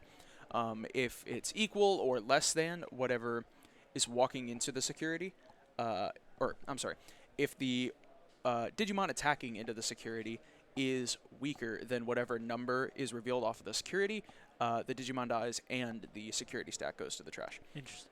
But if the Digimon is bigger into whatever security number was, it just gets to stay. But it is suspended and has to wait until next turn to get unsuspended. So it's tapped. Unless it's not, unless it says otherwise. Sometimes there's cards that like, yeah, when this card attacks, unsuspend it. Oh, yeah. In every TCG, you say what the mechanic is, and you have to say unless the card says otherwise. Exactly. That was one of the things my wife hated when I tried to teach her Magic. I'm like, so this exists unless. So Dwight and Juan are both at 4 security. Yep. We see a Digi-Evolution into a Patamon, into a draw. A lot of memory fixing, and doesn't look like either of them are taking into consideration where their memory should be. Yeah, it doesn't really look like either one of them has any battle plans as of right now. It looks like they're kind of just setting up. I see. Which is shocking because, by now, just from the other games we've seen today, they've got some kind of creature on the field to attack. Yeah, it's kind of stally right now, and it doesn't help that they're kind of not keeping memory accurate. They've got it swapped. Because I guess they're used to having their stack or their memory like count be done on the left. So for Dwight, that's his left, and for Juan, that's his right. You know what I mean? Yeah. Yeah, and that's a little confusing to the players. So we see a Davis. Okay, this is I don't think it's Imperial Dramon. It's just another blue hybrid. Imperial Dramon is the blue deck we've been seeing a lot of. It's like one of the better decks in the format right now. Okay. You can get the pre-constructed deck and like a couple of singles, and then you're done. And then it just takes a good player. Another Davis coming down, adding another blue. Davis, wow. I'm surprised somebody owns more than one Davis. It's like kind of on the pricier end, and usually you only play like a few. Okay. So what you just saw there was somebody digivolving over a tamer. That's what hybrid is all about. So we're watching yellow hybrid versus blue hybrid. Okay. From what I can tell. I'm assuming hybrid is just the humans evolving into the monster. For the most part, yeah. Oh, they went down security player 2. Here we are. That was a security check. When a Digimon walks into the security and a security is an option, it sometimes has an ability that is activated when it is killed by Digimon. Dwight is at 2 and Juan is at 5. Juan is at 5. His My Hero sleeves are like confusing. So you can either walk into the security or you can walk into suspended opponent's Digimon. I was going to ask how that worked, how attacking and blocking works. So there are cards with blocker. If they are unsuspended and a Digimon would declare an attack into anything, you can suspend the blocker to redirect into itself. And it's the same thing where if the bigger number on the blocker, or if the number on the blocker is bigger than the number on the attacker just dies and you keep your blocker. If it's the same, does it bounce off like Yu-Gi-Oh? No, they crash. Okay. Let's see. Man, this is for For what? I don't know. This is these are two decks that I'm not the most familiar with. I'm just trying to keep track of it. Gonna swing for a security that's gonna kill his monster. I really like that. The security thing, it's like Pokemon's, but just so much better. Like, because in Pokemon, if you get your Pokemon out, you take the prize, and it's just added to your hand. Digimon, it's like, okay, you've attacked me, however, Wands at 3. get punished. Yeah, that really is what it is. It is a security. It's securing your life. Once you are out of security, you have one more attack, and if the attack goes through, then you lose the game. So 0 security, my opponent walks into just walks directly into me, I lose. Okay. Yeah. Awana now at 2 security. Yep. So they're both tied for game right now. It looks like Dwight has a little bit more of an advantage, though, because he's got an entire board state. That's correct. However, from what I've seen today, these yellow decks have a tendency of just magically gaining a lot of security. So many securities, yeah. So this game could be in anyone's favor right now. It's hard to tell. There's enough moving parts. Let's see. It really could be anything. Let's see. Did he get his draw? I can't quite tell. Just checking chat. It just baffles me how many cards you can have. I'm so TK used to for a TCGs hybrid. letting you discard. Moving over, draw a card. And these are 2 cards that can just walk directly in. If he has another hybrid in hand, he can just kill. Like, this is the end of the game. Well, wouldn't he need 3 monsters? Because you have to swing the one. That's what I'm saying. Yeah. He can hybrid over either of his tamers, and then this is game. Because one's going to get in for one, the other's going to get in for the other. And any hybrid will do it.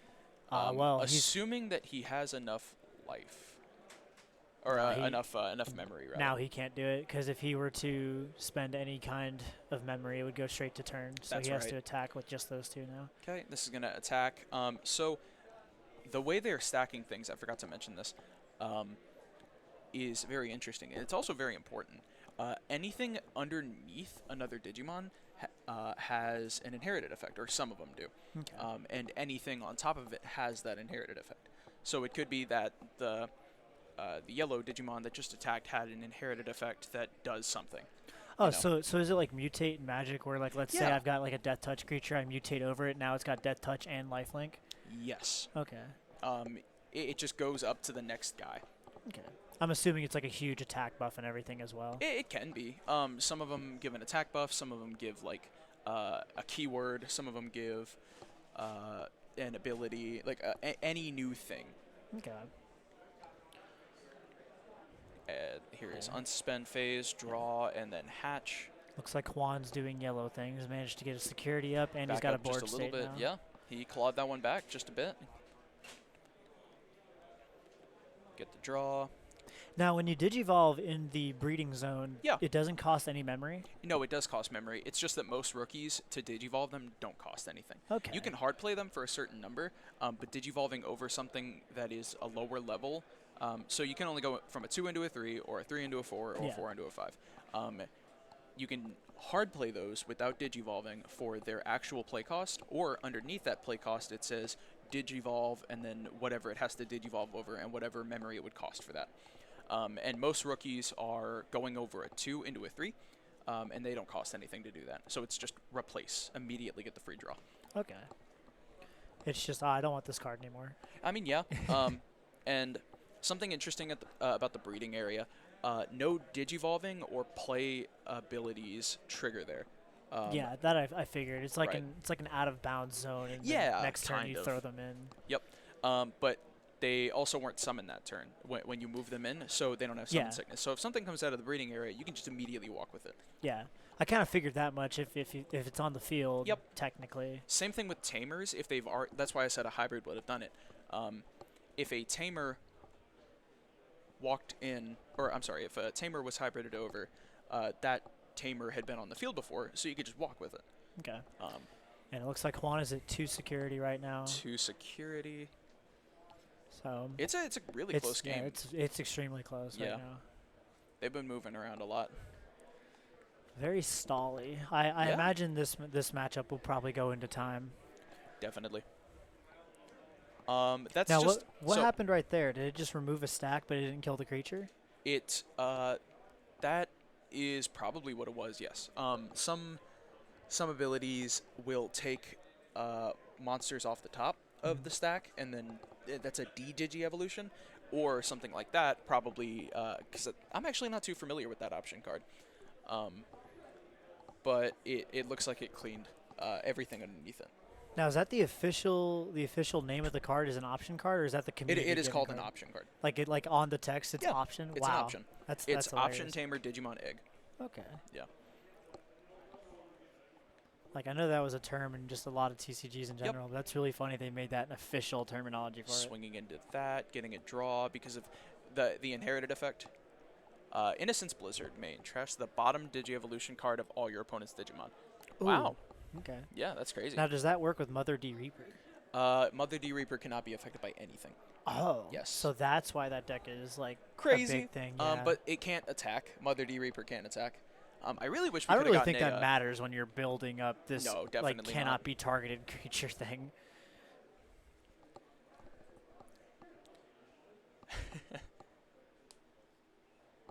Let's see. Dealt with that. Untap. Yep. Moved it out of the breeding area. Now it's able to attack. But I mean, hey, with 4 security, I don't think that's going to be enough. Oh, no. Definitely Yep, not. yellow doing yellow things. Yep. Getting up to 4 security. Gosh. And That's nothing it beats is like that. the single grindiest deck. Just like yellow anything is always going to have a control over the security. Nothing beats that one deck we saw a couple rounds ago where the dude went from like 2 to 7 in one turn. Oh, yeah. That It'll was just nuts. drop that sometimes. Looks like a walk into security. All right, so Juan's down to 3 now. Gonna off the... it was some white. I can't quite make it out. That might be a Omnimon. Go Juan for is another now down to 2. security. Oh, 2 of the same thing. Unfortunate. Or maybe he set it up like that. Because they Possibly, can just do I mean, that. yeah, They can just like, move their... he's playing yellow hybrid. There's yeah. a very easy chance that he's just looked and he I feel knows. bad. I'm not paying as much attention as I probably should to the actual gameplay, more to like the mechanics going on. Looks like another walk into security. So Juan's down to 1. Juan is down to 1, yes. Final walk into security. If he can, What? if So there's Juan another is hybrid one in hit. hand. Yep, and they're And just gonna that's go to game 2. Looks like looks like Dwight won that one. Looks like he just flashed a hybrid. Said, "Hey, this isn't gonna push me over." Man, that was such a stall. I That was know. insane. Yeah, that's what yellow does best. But sometimes blue can just like remove all the little things that you need to continue doing what you're doing. Blue is a lot of removal, honestly. Is it Not as really? not as much as red. Red is like all targeted removal. Whereas blue is like, I'm going to start messing with how you're playing the game. It's like not exactly control, but it's getting there. So it's not like stacks where you're just stopping them from playing entirely, but it's like, I don't like you having this. I'm going to like push that aside and make you do this instead. Kinda, yeah. Okay. That's a better way to look at it. Yeah. Like you're kind of just like, let's just move this over here and focus on this for now. Yep. I'm going to deal with the bottom couple of things. There's a card that's currently limited called Ice Wall. And its whole deal is just like, it is a bit of a stacks, where it's like, every time you attack, I'm going to move the memory gauge 2 more closer to myself. Interesting. So, yeah. You can only play one of it, That's though. just propaganda, but for Digimon. Propaganda? And so what does propaganda say? it's a magic card. Well, it's one of multiple magic cards that do the exact same thing. Sure. It says in order for your opponent to attack you, they have to pay 2 mana. Oh, wow. So essentially, it sounds like Ice Barrier is the same thing for this. I see. But here we are going into game 2. Okay, and Dwight got game 1, but he, Juan is allowing Dwight to go first. Oh, that's scary. Yeah, I know. Whenever someone wins the coin flip and decides to go second, I'm Horrifying. It's the You get worst. the draw feeling for ever. turn, and you get the battle. You get the combat. This just a He- memory fixer TK. It's going to take a look at the security stack, move it around as he sees fit, add 1 to hand, shuffle it up, put 1 in. Yep. There we go. Pat him on off the top. God, it really is just one of those situations. It's like, yeah, my life is my resource. Yeah, it's really impressive what it does like that. He's going to move the Digimon out of his breeding area, I think. Or maybe he's considering sitting on it, because you don't have to hatch or take out of the breeding area. You can just let your Digimon sit there until there's a turn where you feel like it would be better used. Now, can you keep evolving it in the breeding area and just You can. leave it there? Yeah. So like you can get up to like a boss monster and just Correct. say, okay, this turn Yeah. I'm bringing it You out. can just have a Mega in the breeding area. It's not recommended because you wouldn't get any of the Digi-Evolution, like perks. But you could just do it. Yeah, like as an option, it's like, okay, Yeah. I've got this really big guy. I know he's going to kill it next turn if There's I also, Mega Evolve. if I'm not mistaken, there's not a single card that interacts with the breeding area, like as removal. Really? Yeah. So it's safe back there. It's super duper safe. Okay. Gonna reveal the yellow memory boost. All the yellow or the color memory boosts reveal the top 4. Add a Digimon of that specific color, and then sit there in their sit there with the tamers until next turn, where they can destroy themselves to give you 2 extra memory. Okay. It's like you get the first effect, and then if you let it sit there for a turn, you get the second effect to get 2 memory. Now, a is really there good any card. way to deal with a back row in Digimon? Not really. There's ways to deal with tamers, and there's ways to deal with Digimon, but not really things that have delay effects like the memory boosts. Okay. There's no outside of the memory boost. There's not a whole lot of options that just kind of sit there. Delay is a keyword that I don't see a lot of. Kind of like Rush. Yeah, Rush is like Purple's thing, but only some purple decks. Some purple decks don't even bother. It's a thing, but only sometimes. Right.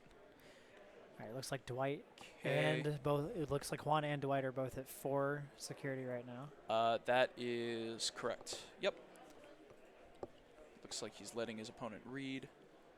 Gonna Digivolve over. Oh, that's something I should mention. If you Digivolve over a suspended Digimon, the Digimon that you're making comes in suspended. Okay. And that's kind of the whole thing that Imperialmon does. There's a card that's just like, yeah, if you Digivolve into a Digimon that comes in suspended, unsuspend it. Okay. So you attack with the first thing, Digivolve over it, unsuspend that Digimon you just Digivolved into, and then swing again. Sick. Yeah, it's really cool. That's like why it's the best deck. I really like how Digimon's got balancing mechanics like Yeah. that. So you can't just be like, okay, I'm going to attack with this, Digimon over, or Digivolve over. I'm going to attack again with the bigger creature now. I like that it comes in tapped, essentially. Oh, That's yeah. a really nice mechanic. Thinking about where to go from here. Juan on the play. A lot that he can do. There's a lot of thinking from both ends of the table Definitely. right now. These are two very, very powerful control decks, and getting a huge swing out of either of these is unlikely. Looks like he just decided to go for the hard evolve, and he gets a free security, so it brings Juan back up to 5. Yep, Juan into 5. When the I want to say that's Angelomon, but I'm not 100% sure. Yellow's this kind of spot that I haven't ran into a lot yet.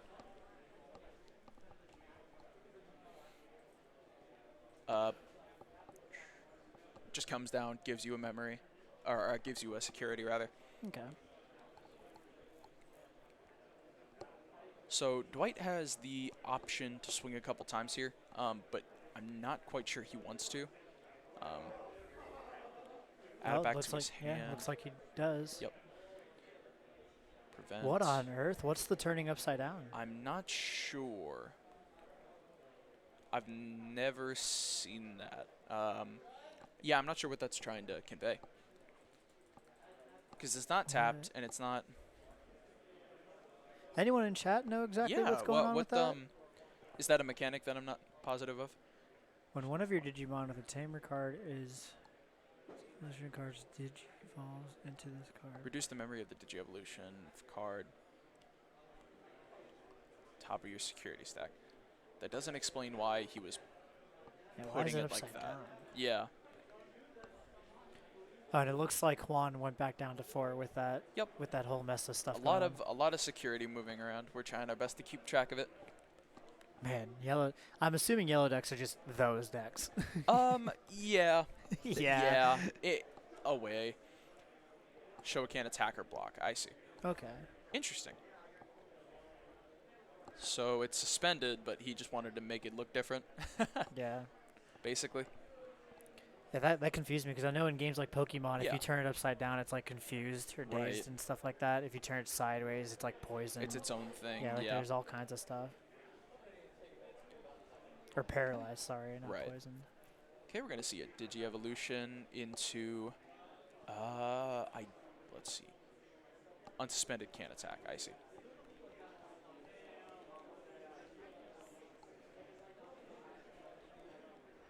Looks like he's Oh, bringing I his see. creature out. It doesn't unsuspend this turn. It just can't. It just straight can't attack.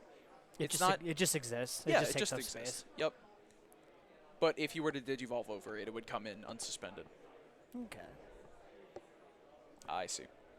Now, would the Digi-Evolution... Digievolution? Yeah, that. Sure. Would that be able to attack, or would that also be under the pressure of not being able to attack? No, it would be able to attack. I see what he's saying.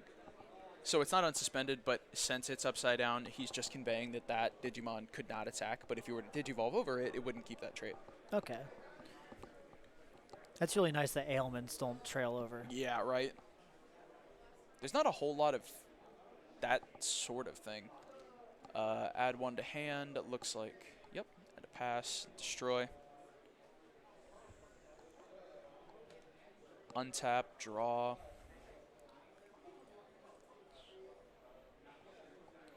Looks like it's an open board state on hatch. Dwight, so if Juan Yeah. just wants to get 2 free security off, it looks like a really good bet. It wouldn't be the end of the world, but the only problem with that is you're always running into the risk of hitting an option card that's just gonna blow up your stuff, or a Digimon with a bigger attack. Because you could always just go wide with a bunch of tiny guys and try to swing security, but there's enough cards in the game that are just like, yeah, blow up everything with the same play cost, or Just nuke torrential the board. tribute for hitting Yeah. me.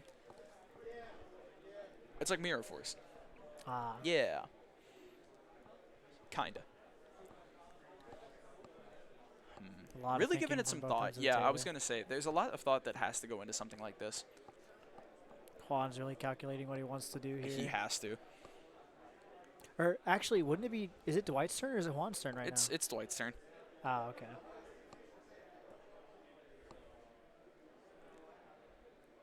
He's playing with a lot of memory. Yeah, I was gonna say that's 8 memory. Yeah. You just kind of do whatever he wants right now. So the option card he just played was able to destroy the guy, and usually if it's like a targeted destruction without a lot of downsides, it's going to cost you a lot. However, that being said, if you were to hit it off of the security, usually cards like that say use the card's effect as if you had played it for nothing. Oh, okay. Yeah. It looks like he just decided to Yeah. plop down some. Hard play a couple of cards. Not bad. I mean, hey, being at 1 memory, not a great spot for 1. No, he's That's, definitely choking him. Yep, memory choking is a really, really key part of this game.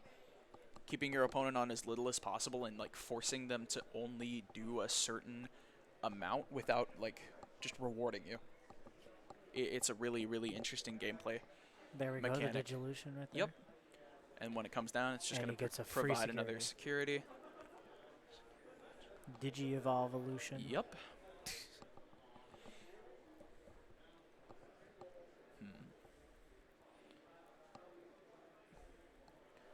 It's really hard to get over that security stack if you're Dwight.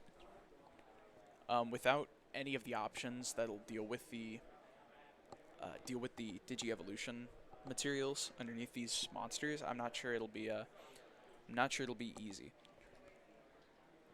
He drew, he unsuspended. I think he's deciding whether or not he moves his monster out of the breeding area. That's something that Blue has a lot of issues with. I know at least with Imperial Dramon. Yeah, so he decides to go ahead and move it out of the breeding area. Specifically Imperial Dramon, there is a lot of there's a lot of just breaking. You play a couple of small guys, a couple of middle guys, and a bunch of large guys, and you need a middle guy to get into a large guy. Yeah. So, you know. Yeah. With the amount of stalling that's happening, it looks like this game's probably going to go into time. Yeah, I would be shocked if that's not the case. That's it's unfortunately probably what Yellow's best at. Shockingly. Yeah, right. If you're always going to be fixing your security. Yeah, I heard someone mention earlier that Yellow was like the white decks in Magic. That's not inaccurate. Yeah, because I mean, there's definitely a lot of white decks that take forever to kill. Yeah. But it seems like Yellow is way more controlling than it is hard to kill. It is. It doesn't apply a whole lot of pressure, but it does keep itself from dying, like a lot. If half the cards just add a card to security when they come down, the game will just go forever. That being said, you're usually adding something to security from the top of your deck, so you are doubling the speed at which you deck out. And in a 50-card deck, that's like not out of the realm of possibility. No, it's unlikely. I don't think anybody's going to deck out today, but it's definitely an option. It's not like Commander where decking out's never going to happen. Okay, we see a security. So it looks like it was a bigger monster than the Digimon that was walked in. Juan is down to 2.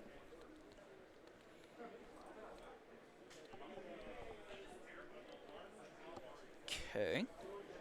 Even with the lower security, it still looks like Juan's got a more demanding position. Definitely. I know he's probably not going to swing in because he's afraid of the option cards, most likely. Definitely. And Dwight can't exactly... Okay, he's moving up to 5 because of the memory fixer. That's a lot of memory to work with. Just a push is not exactly what he can do. It's a pretty Mega Mind play on Dwight's part to just leave the field open, because that really starts to play with your brain a bit. You're like, okay, do I swing in to get this free 2 security, or does he got something I don't know about? Right.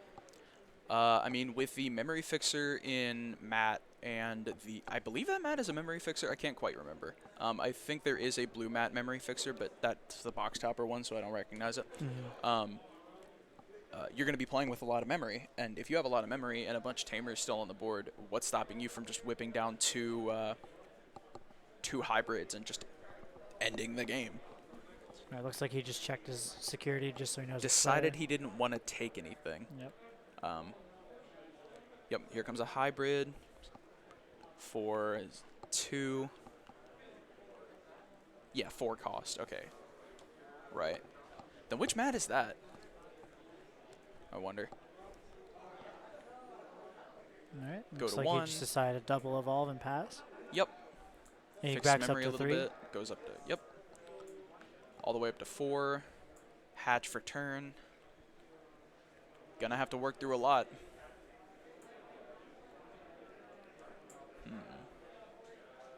This is a very important one. Yeah, it looks like it. I mean, both players are undefeated. There's a realistic chance that there's going to be 6 rounds today. 100%. Yeah.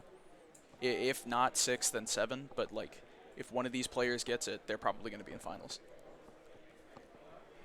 A lot of sweat running down both their heads, Definitely. I'm sure. It's a scary one, and both players fought, tooth and nail to get where they are right now. There's 119 players playing today, and to be undefeated after round 4, going into round 5 is probably very nerve-wracking. Oh, yeah. And you got the stream going, too.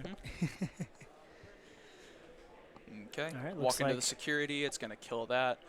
Juan down to 2, but, like, what does it matter? He's just going to get it back. Yeah, he's just going to pop up back up to, like, 5. Definitely. I say it just so he doesn't go to time. I say Juan probably just should swing. There's definitely a lot that punishes that, though,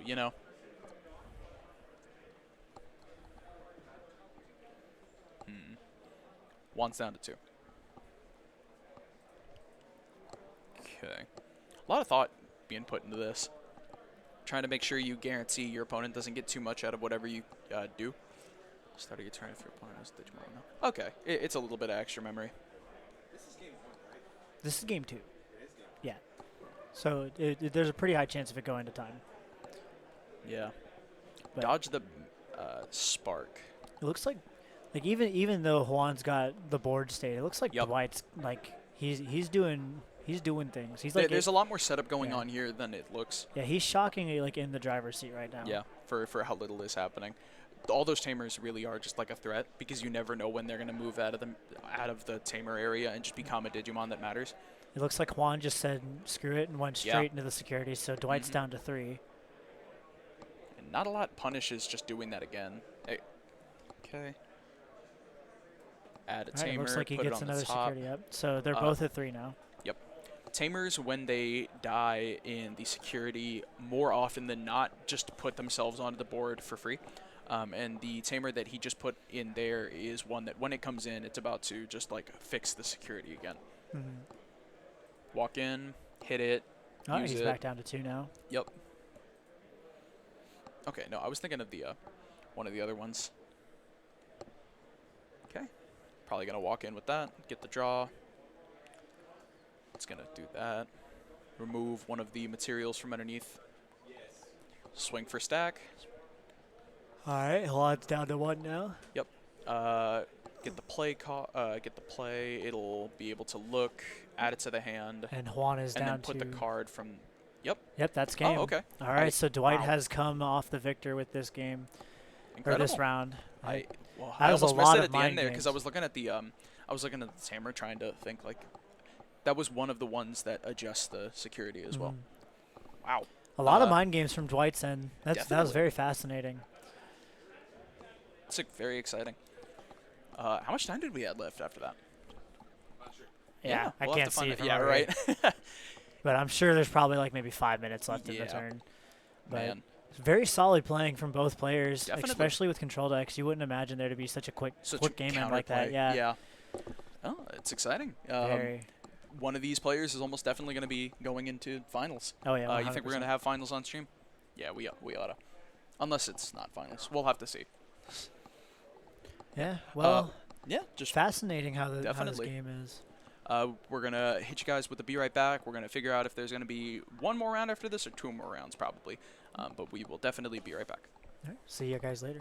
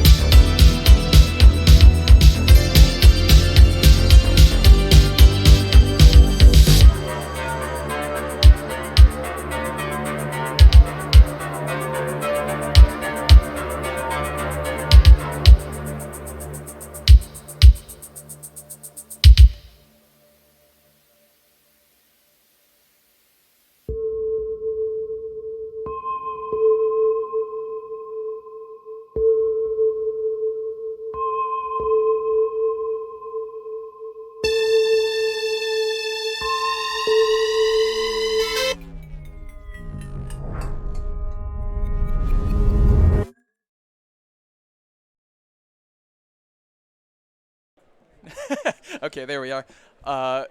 Getting into this as fast as humanly possible. This is round 6. Barring a draw, this will be the final round of the event today. We got a little bit of a late start. The players are both already in. Let's go ahead and get this up. Let's get in there. Yeah, okay. So both players that we've had on before, this is Dwight L and Orion A. Let's see. We got blue it looks like we got yellow hybrid, and we got a bunch of Tommies, so I'm guessing we're seeing blue hybrid here. Yeah. Wow. So best deck versus best deck. Hybrid is killing it today. Yeah, such a powerful mechanic. Absolutely. We saw Ryan's hybrid earlier today. We haven't seen a blue hybrid on camera, I don't think. You were taking a bit of a break. I was struggling to explain kind of what was going on with Nate. So Ryan is already up to a whopping 6 security. Let's get that. All right, and so now I guess we got to catch right back up. What do we got here? Got a Davis coming down. Oh, looks like they already resolved Davis. Davis and a couple of Tamers. Tommies. Yep. I think we're going to see a lot of Tamers this game. Definitely. Gonna peek at the security, grab something, shuffle it up, put one as well. Love that. Shuffle it up, make it all random. 2, 3, 4, 5. Ah, well. Gotcha.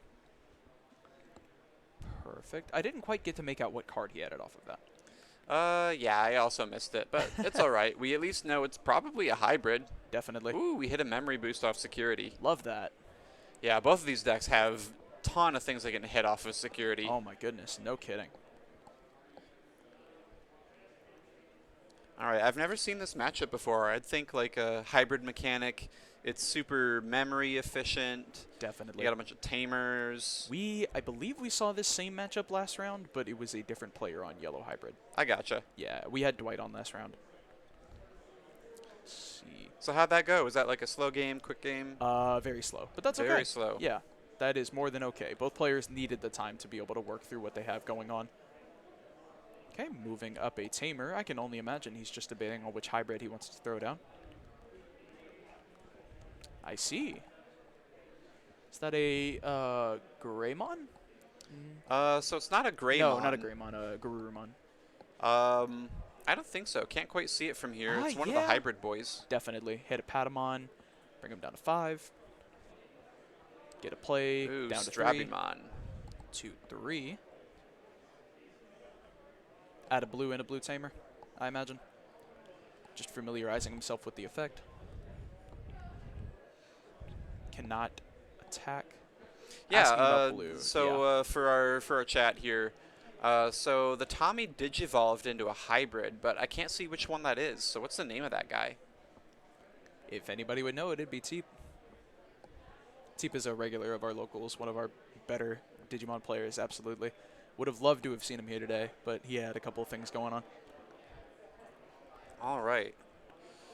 Korikakumon. Korikakumon. Korikakumon. Yeah, why not? Okay.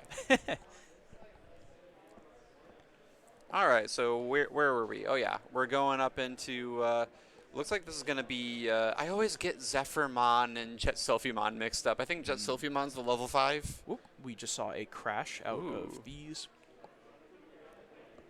Put the Tamer back into play. Really debating where he wants to take it here.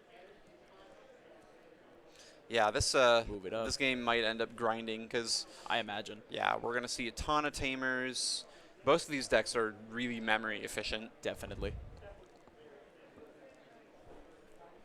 Ooh, that like that card's upside down, so it must be stunned by something. Yeah, that's we tried having a little tried very hard to figure out what they were doing with that last time.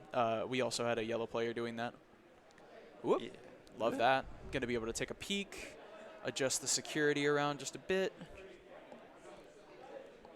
Shuffle them up. Yeah, and just looking at this just gives me an appreciation for how Absolutely. if you look at a Digimon tamer, really for the most part, they're just kind of kids that look like they put on whatever they could find from Goodwill at the time. And then they become awesome monsters. Yeah. Take a nice swing into security. Ooh, wow, big hit. Gonna trade very favorably, though. Bring him down to 1. Love that.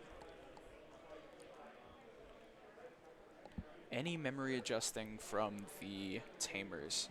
What is the yellow tamer? The TK and So and Kari? TK and Kari does 2 things. Ooh, we're going into Zephyr.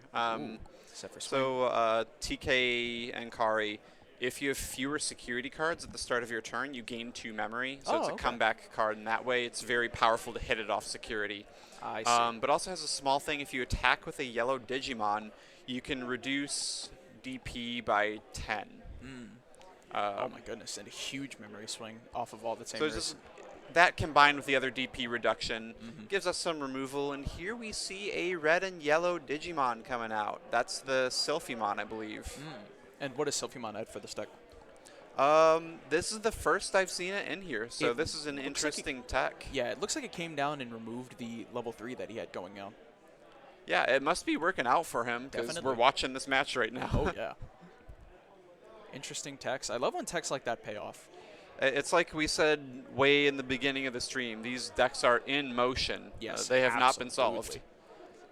That's the best type of gameplay, honestly. Maybe this is the solution. Maybe this is just it. We just don't know we're looking at it yet. It's we like, will in a minute. Yeah, look, until the next set comes out, you better be playing yellow hybrid with the red guy in it. Either that or, yeah, you better be playing blue hybrid with Pokemon. Add a tamer? I see. And that's Pokemon? Yeah, Pokemon, if you're not familiar with it, it's a very powerful support card for hybrids. Lets you basically gain memory after you digivolve your tamers. Wow. So you gain 2 memory, you spend 2 memory. It's just free advantage. Yep. We're going to see a move up. Lead one of your opponents with 5,000 DP or less. Yeah. Another Digi-Evolution. Draw a card. Wonder if he goes for the Sylphimon.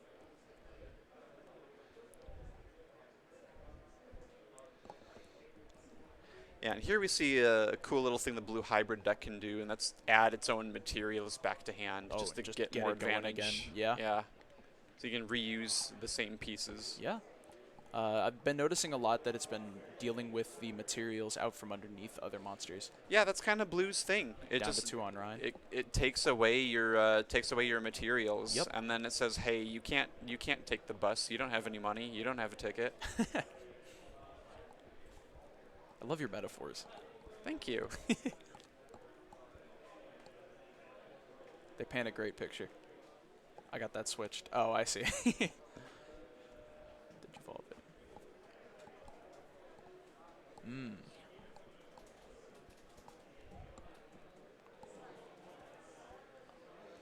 All right, Tamers. Yep. Put your opponent at 1, but because of the TK and Kari, we're going to go back up to 3.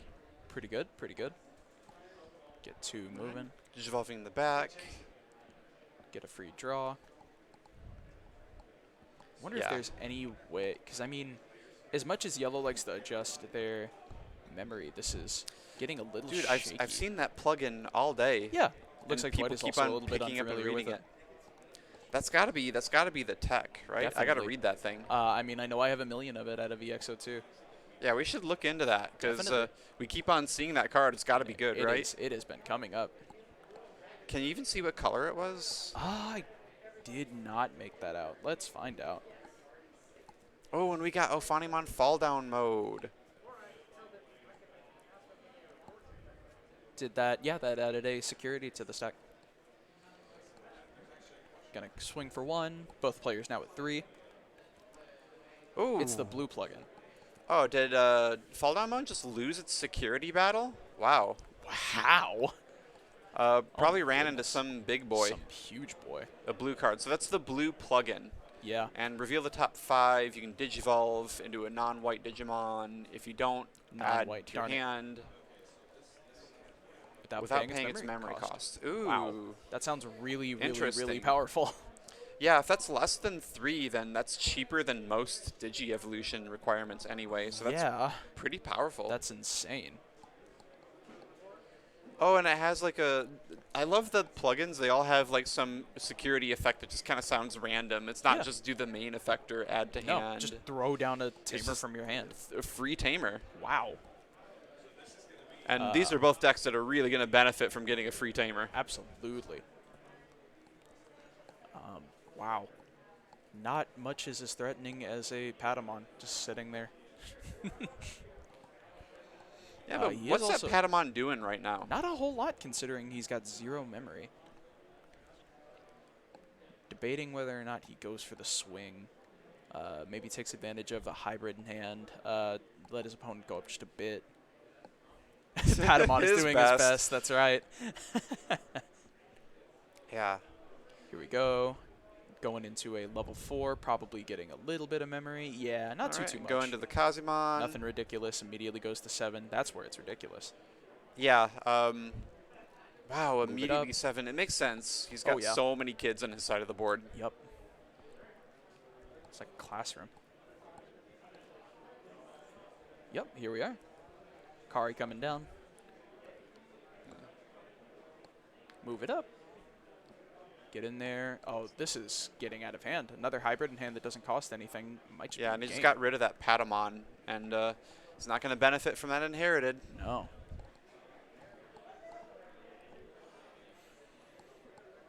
There we are. Man, so I want to say it looks like Dwight is ahead with his blue boys. But with yellow hybrid, you just really never know unless you play the matchup. I know. Because you could just be dying with yellow, you're dying. Suddenly, you just can't lose. Yeah. Man. It's going to be able to remove that off of the stack. That being said. Oh, he has another so hybrid many hybrids. Swing. Yeah. Ooh. Here we go. Game. Wow. Okay, that was round game 1. Dwight getting it. Gosh. Blue hybrid, huh? Just a pile of kids putting on their cosplays out of just nowhere. Tearing it up. And you think you've dealt with one, and then another one comes in. My goodness. And it's like, how did I find this convention? Get out of here. You walked into the wrong neighborhood. Oh, no. And then you got mugged by a bunch of kids. Yeah. That's what happens. You try to Band-Aid up your security stack, and you're just going to keep getting mugged by these kids. Yeah. That's crazy. Hybrid, huh? Wow. I really had not expected to see a lot of hybrid, but it's been overperforming today, considering how much we've been seeing. Yeah, I mean, it has been performing. How much of that is over? I don't know. I feel like a lot of people expected hybrid to be pretty good. Oh, okay. Maybe I just was slightly uninformed in that regard. So to answer your question in the chat, so we're going to be playing until we have an undefeated. Now, there can always be draws and stuff that make it more complicated, but this may end up being the last round. Right. This was the first game of what is likely the last round. Dwight just got it. We are about to go back. They're shuffling up their decks. There we are. Just deciding who's going to go first. Ryan on the play more than likely, but it is entirely up to them. Did he just like play a promo pack? I think it was off to the side. Oh, I gotcha. It. Oh, they're randomizing eggs. I gotcha. I see. Yeah, every time I try to present my eggs at locals, they're just like, I don't care. I don't care. Yeah, what is it going to matter? It's like, yeah. And they're like, yeah, okay. I got 4 eggs. They're all the same. And I'm like, I don't know that. Yeah, fair enough. I believe them, though. I don't care. Definitely. Okay. Fist bump. Oh, real sportsmanship. Judge just, I see. Random deck check? We're doing a pack. Oh, this might be deck check. Yeah, definitely. I saw the judge scoop the stuff up. It's probably a deck check. Now this is a promo pack opening stream. What you gonna get? This is looks good. I don't wait, recognize he either opened of a those. yellow card and he opened a blue card. That's so good. Wait, is that real? Is that just like a thing that happens? No. Did you get? It's a complete coincidence. That's they both hilarious. got a promo pack. Do you recognize either of them? I thought that was the Pulsemon for a second, but I'm pretty sure it's not. Yeah, I don't know. I see like a blob on the yellow artwork that looks like a like an Bushiagu. Agumon. Oh, The Bushiaga. It's like a big Agumon head. Bushido, Agumon. Yeah, Love Agumon that. has a huge head. It's He like, does. It's all head. Yup. He's got a 5 head. That is so incredible. It's such a small thing, but Very they just funny. open the promo pack and they Yeah. get the yellow Digimon and the blue Digimon. It's very funny. Now we just got to play the waiting game. Oh, hey. While we have a moment, Yeah. I'd like to tell you guys about our Digimon locals. They're great. They've been consistently firing. Our late night game nights have been just a great time. And Digimon is one of the communities that we've been able to grow here. It's been a fantastic time. Whoop, we got company. What's Hi. up there, Ronnie? Oh, yeah, absolutely. Go crazy. Hey, what's up, chat? Hope you're doing well. Hey, I want to let you know what's going on right now. So they are doing a deck check on the finalist, and they wanted to wait until after game 1 to do that. And so they are going to be doing a deck check for the next few moments. So that's probably why there's a little bit of extra time between this game, these 2 games. So anyways, wanted to just make sure you guys aware of that. That way you didn't know that we're just kind of vocal vamping and stalling. You at least understood that. So back to Henry. All right. Yeah, no, we had a pretty good call. It was a deck check, but Yeah, so no funny business after game 1. 6:30 on Fridays. Yeah. Digimon locals. I've been going a bunch of times, running into some great people, learning how to play the game. Mm-hmm. It's really exciting. We weren't entirely sure, but with the things going on, we just had room. We were like, you know what? We're gonna try Digimon. We let it grow. We've got a great community going here. Nowhere near the size of this regional, but it's going fantastic, and we're really glad to have a place to come. If you're in Middle Tennessee, you know, the Nashville area, and you got a Friday free, and you just really want to play some games, just come down. You know, even if you're not available on a Friday, our TNLG Discord, you can find a link to that on our Facebook page. It has a Discord channel for Digimon, and so many of the Digimon players are active. They talk a lot. They're up here on Wednesdays all the time, just getting in games. Would highly recommend it. It's a great time. Looks like they got their decks returned. Oh, we're back in Let's it. get back in. Oh, I'm too late. It's okay.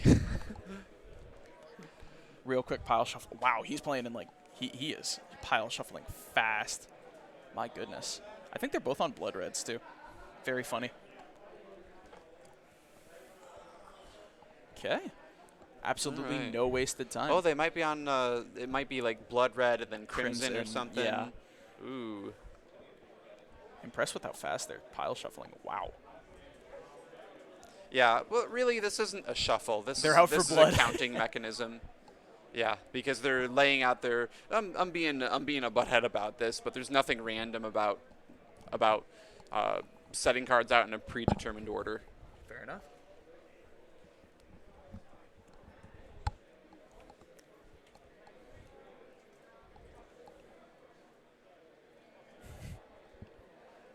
Give it one more quick shuffle, I imagine. Okay. Well, pile shuffling in 5s again. Sure. We call that a double nickel. Oh, yeah. That's what they call it in the business. Yeah, they're going to be. So the reason they're doing this is because the decks were sorted. Yeah, they got through that deck check really fast for So a they're- 50-card deck. They're shuffling thoroughly. Definitely. So fun fact: if you take I know this is true for Magic. If you take a 60-card deck and you pile 5 and then a couple minor cuts and then pile 5, it's almost a perfect distribution. If you do that at like competitive Magic, you actually get penalized super hard. It's considered Really? cheating. Yeah. Wow. Whoop. That was a really interesting thing that Ryan did. He felt for the top of the card to make 100% sure that he wasn't putting it in upside down, especially with a judge at that table. Very good call on his part. The last thing he needs is to be penalized for something like that. I have a lot of respect for somebody who is just maintaining as much. Maintaining gameplay integrity. Definitely. Because if you made it this far, you Dwight on might the as play. well put See your it best, through, yeah. best foot forward. And this is for all the pudding. Definitely. Pokemon coming down, revealing the top couple, adding a tamer. Yep.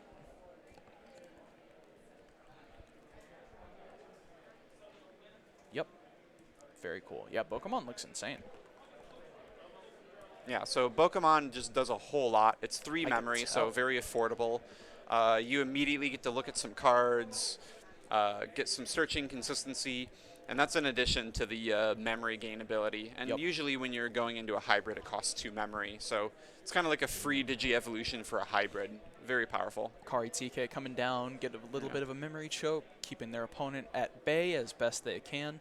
The thing, the thing about TK and Kari is that if Dwight chooses not to attack, then Ryan isn't going to get the memory from that, at least not right away. There we are. Move it back. Get the draw. Yep, that's Pokemon for you. Right, a Just little bit another of Kari. There we are. Tamer Pass. Yeah, Tamer Pass. It's, it doesn't look like much, but for as unassuming as it is, the fact that they could just come out and be these massive monsters that immediately end the game is, well, not immediately, but you know what I mean. It's scary. It's very intense. If Moving you're up Dwight. the Madoki Betamon. Yep. And we're just hearing from the chat that if you have multiple Pokemons, then you can actually gain more memory. That's crazy. All right, and we've gone into the Kumamon. So we got a bunch of dudes. Yeah. Thinking about where to take them. For one, get the draw. Yeah, I've never played this matchup in particular before, but it's always so scary to attack yellow. Yes. Horrifying. Add one back. Looks like they're going to crash. I think you just take that trade and probably just hold off on attacking again. Yeah, now Ryan only has 4 security, so Ryan's going to end up gaining 2 he's just memory. gonna do it. Oh, getting in there for more. 3. Yep. Yeah. He seems to be more than okay. Dwight seems more than okay to swing into all Dwight of this. is choosing to be the aggressor. Yeah, and I mean, you might just need that. Don't let them get to the point where they could just recur their security. Well, Ryan is going to end up having 5 memory on his turn. Yeah, so I'd be shocked if he didn't have a way to get back that security. If you're in a spot, Wow, he's wow, gonna keep on just going. straight with the Pokemon. If he's already going to be going to 5 security, what's the punish for just hard playing into it? Yeah. 2, 3. Okay. Yeah, I imagine in this matchup, even if you're playing as yellow and they could have really good security, if your hand is Just good, take that then chance. you can choose to Yeah. be the aggressor. Moving the Tamers around, considering. Okay. Just 2, give it a look, take anything out. What's the name of this Tamer? I've been seeing it all day, and I wish I had the name that's for it. Zoe. Gotcha. So she's one of the Tamers that has an inherited ability. In the show, she's the one that turns into the butterfly. I'll take your word for it. I think that was one of the ones I must have missed out on. I could have just been making that up. Yeah. But no, it actually happens. It's up. It's a 3 on Ryan. Really Oh, and the considering. butterfly's called Kazemon. That's the one they keep playing. That will do it.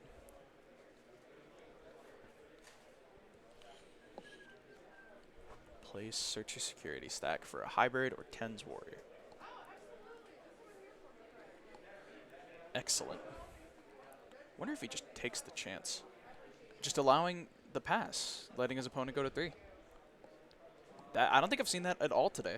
Yeah, that's a mechanic you're allowed to do. If you just decide you want to pass, your opponent just goes directly to 3. Just imagine if you couldn't do that, right? So you have a hand of all Omnimons that are like 15 memory. You have to push your opponent. And it's like, no, you wouldn't be able to legally play them. So it's like, I guess the game just crashes because I can't pass the turn. Oh my goodness.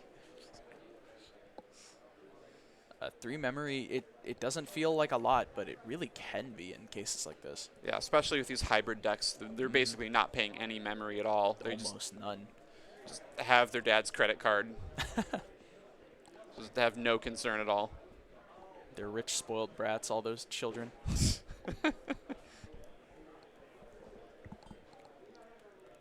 Really considering where he wants to take it here.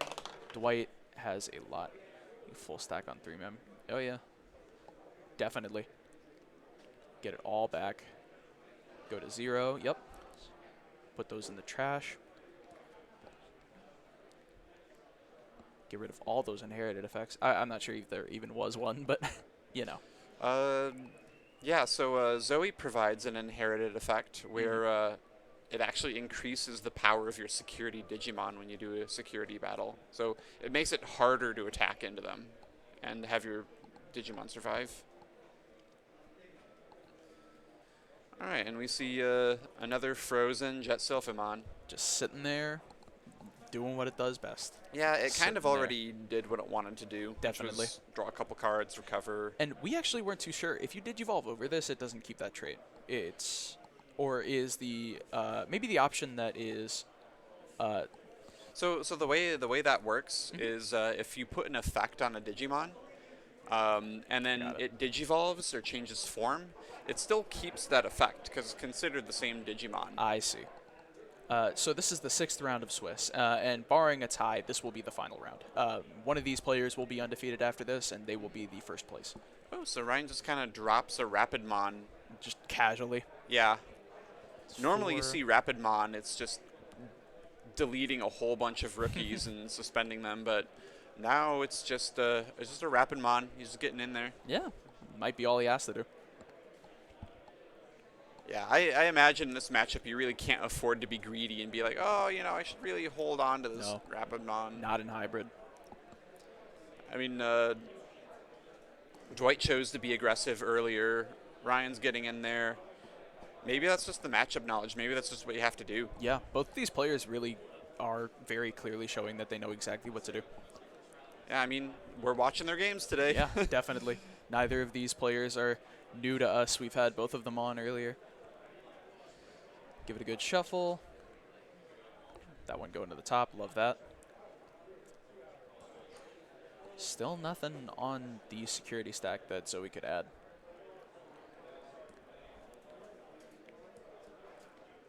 Move on up.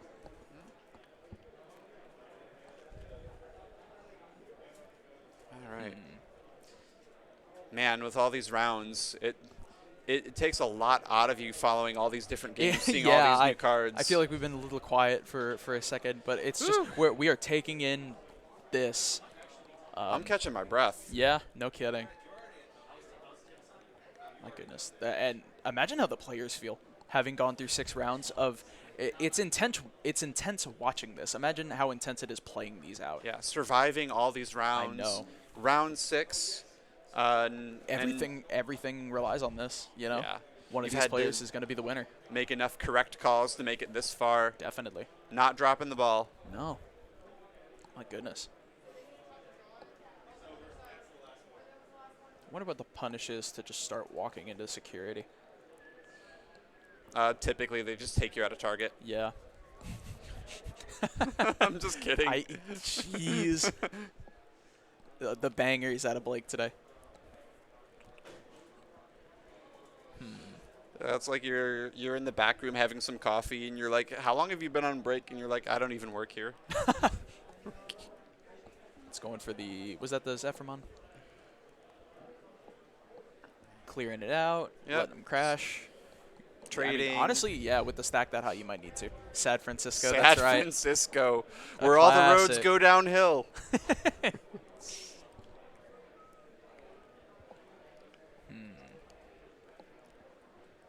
Activating the delay. Yep. Man, we've seen some really good games today. Not a whole lot of stomps. Oh my goodness. No, a lot of back and forth. Definitely. I think that's just a quality of hybrid. Going all the way up to 6. My goodness.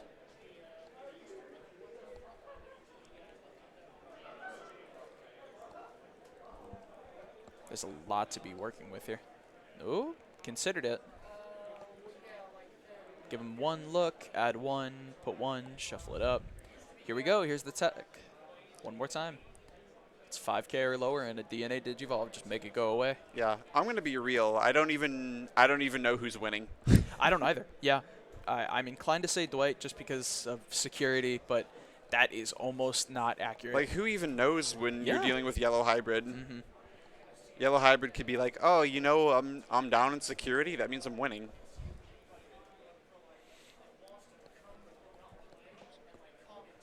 Let's see. Draw for turn, hatch, Deciding where to go from here. There's a lot of ins and outs here. Yep, just fix the Digimon. There's like a tamer there. It's like Sora and Joe or something. I believe it's definitely Joe. I remember him. I really should just go watch the show again. I'm feeling myself very nostalgic for Digimon these days. Sora and Joe, okay. Sora and Joe, sweet. His Pokemon for 3. 1, 2, and 3. I keep thinking it's only going to show me 3, and then he just continues to add everything. No, Pokemon's good. Pokemon's crazy. Like just 3 cards? Peasant. Nah. Your Wow. consistency boosters look at 3 cards? Oh, how pedestrian.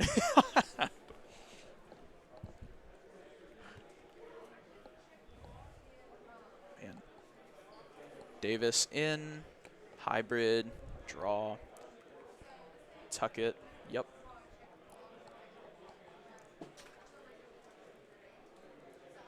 Okay. Wow. All of these are just single drops for the Digi-Evolution. That Sora and Joe must be pretty good because he opted to Digivolve on the Davis. There we go. It's 2 going straight. Ooh, reinforced memory boost. So that card is restricted to 1. You're allowed to have 1 copy in your deck. Very lucky. Yeah, hitting that off security is big. Oh my goodness. And what does it do in the security? Or what does it do with its it's basically a memory boost. Oh, okay. So you can just sacrifice it. Yeah, yeah. But you get 3 memory instead of just 2. I feel like you told me that. Yeah. Very strong card. I believe it was restricted because people were playing it in like a dedicated security-based control strategy. Oh my goodness. Now, a little bit of behind the scenes, but I couldn't help but notice the display we have is limited to 8 security. Is there a reason for that? Gameplay-wise, can you not go above 8? Or is that just how much we reasonably thought we would have? So funny story. We ended up using graphics that started from the Dragon Ball tournament, where I think they had 8 for some reason. I didn't play Dragon Ball, so I don't know the gameplay reason for that. I actually had to have a conversation with Ronnie earlier, and I'm like, hey, Digimon starts at 5, and you could be at 0. So we had to add a couple things. Ah, I see. And you could go above 8 security in Digimon. Wow, that's it's horrifying. just that you would have to use a lot of effects and not lose any security in order for that to happen. Yep. Aw, thank you, Teep. Incredible. Not really much of a commanding position. Even still. So much can happen even with 1 security. Ryan's down to 1 security, but Ryan has 2 copies of TK and Kari. It's just going to immediately go with a memory boost. So far. You could have like $10 on his turn. Oh. Let's see. What is that thing? I'm not sure. Oh, I know what that is. What is that? So he's gonna freeze the guys. The board. Yep. Immediately goes to 7. Yep. Probably going to 10. I mean, he reasonably could, but you might hold on to it until you're in a little bit more of a rough position. All right. Interesting. I mean, Ryan has access to a ton of memory here, but definitely. Dwight still just has the guys on the board, and having all this memory isn't going to matter if you can't stay alive. Yeah. 4 security is not something you can just walk with in Yellow Hybrid. I've noticed they can definitely control their own security stack, but putting pressure down, not necessarily as easily. Yeah, Yellow can be really aggressive because they can play the hybrids to get extra attacks, and they can move up in their Digimon levels for very low memory costs. I see that. But it looks like Blue's able to, tell him to chill out a little bit. Yep, dance around it just a bit. Looks like he's heavily considering trashing it to get the extra 3. Yeah, he's doing some mental math. Yep. Get himself up to 8. Yeah. Heck of a call. Yeah, and he's thinking about his move before he pops the memory. That's how you tell. That's how you can tell we're at the 5-0 tables. Definitely. It's not like me where it's like, man, I can't figure it out. I'm just going to... Press We'll figure out buttons. it if I have to use it later. Yep. A lot of That- memory to work with. Yeah. Let's see. Digivolving over. Fall down mode. Yep. So we can start the to recover security. some of the security. Yep. Get the draw, fix the security, get a draw. And still so much more memory. Yeah, so something I was kind of thinking about in this matchup in Yeah. particular. So normally the risk of attacking with like your little guys is that they're just going to die to security. Ryan did hit some good stuff off of his security. But in this matchup, your Digimon aren't going to be losing a lot of security battles. I see. Because a lot of these Digimon have like low DPs, relatively speaking. These tamers just putting in work. Yeah. Being able to remove the Pokemon for the follow-up.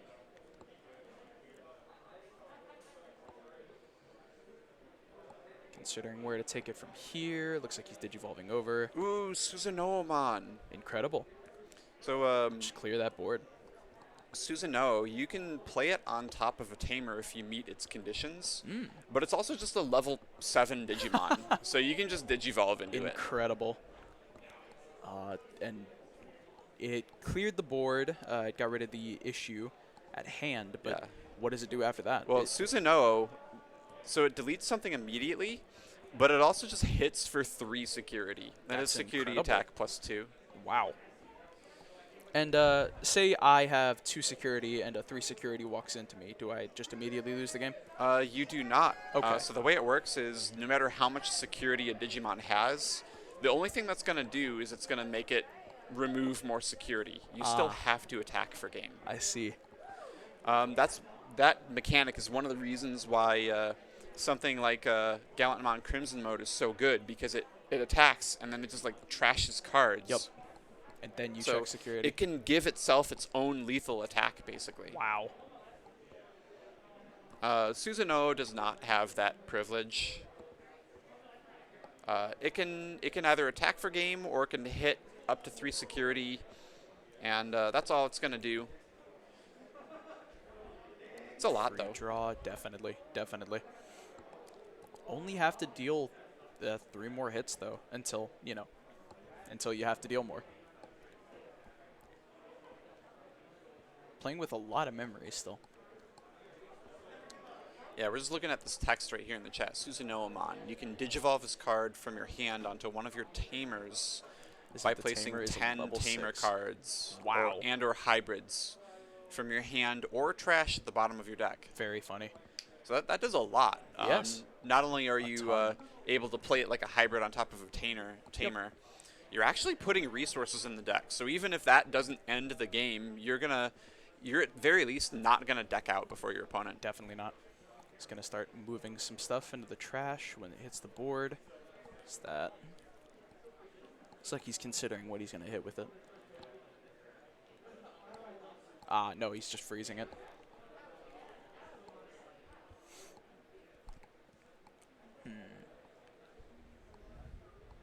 Debating on the swing.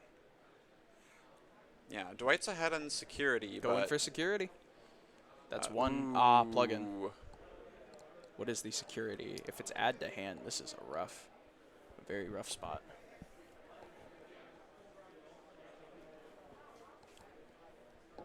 Let's see. Oh, right. This is the one that plays a plays a tamer. It just does something random that's different super from the random. main effect. It happens to be very good in Oh, these yeah. decks because they benefit so much from having these free tamers. I imagine.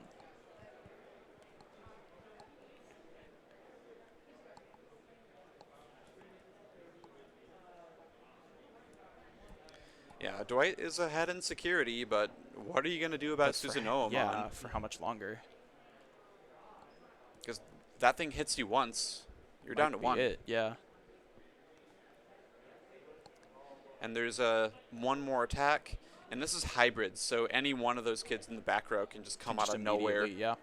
They've been sitting there for long enough. Plenty long enough. All right, we have an option card coming down. Ooh. Put it on the bottom. Oh, we're just getting rid of Susanoo. Yeah. It costed a lot. Wow. Oh, I see. It's probably part of the memory fixing. Okay. Honestly, that seems like a pretty safe trade. Yeah, that's a super clean answer to it. Yeah. Move on up.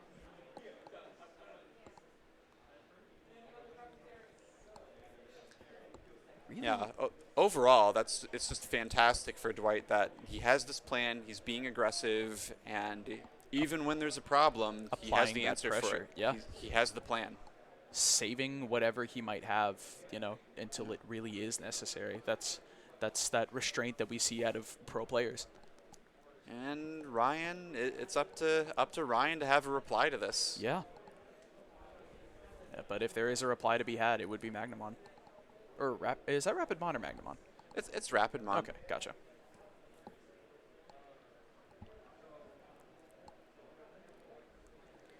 Man, these plugins, Really putting in work. seeing a whole lot of them in this event. They're kind Yeah. of like the breakout class of cards. Incredible.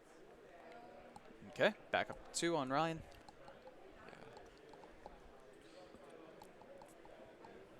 And here we go with yellow doing its thing. 2 or 3 security against yellow is not a lead. No, definitely not. One wrong move, and they will just completely out-resource you. Wonder if we've seen any deck out today. I don't remember seeing any. Yeah, it's unrealistic. Rattlestar. Rattlestar, Let's interesting. see. That was what dealt with Susanoo. And return a level 5 or lower to its owner's Hammer Spark. hand. Whoop, push him to 0.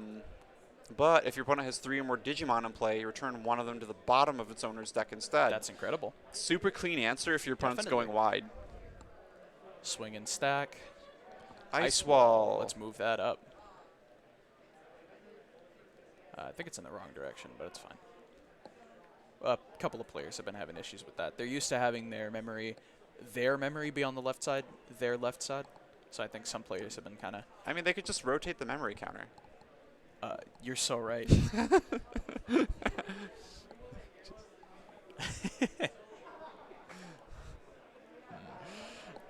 It's sometimes funny to just say something silly and see if they just go with it. Yeah. Because sometimes people will be like, oh, you know, I don't get it, but I'm going to go with it because I don't want to look silly. That's the motto of this store. I work with some pretty cool people.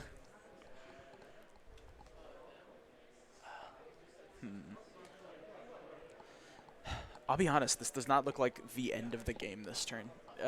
For memory or not, this is still probably not enough. I think you probably have to try to go for the Magnamon, or Rapidmon rather. But how much is that going to help when you still have all those Tamers in play?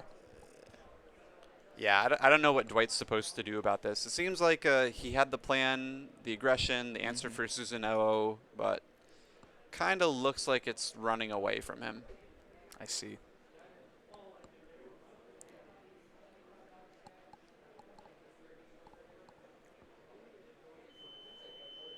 That's Ooh, time. and the buzzer just went off. Yep.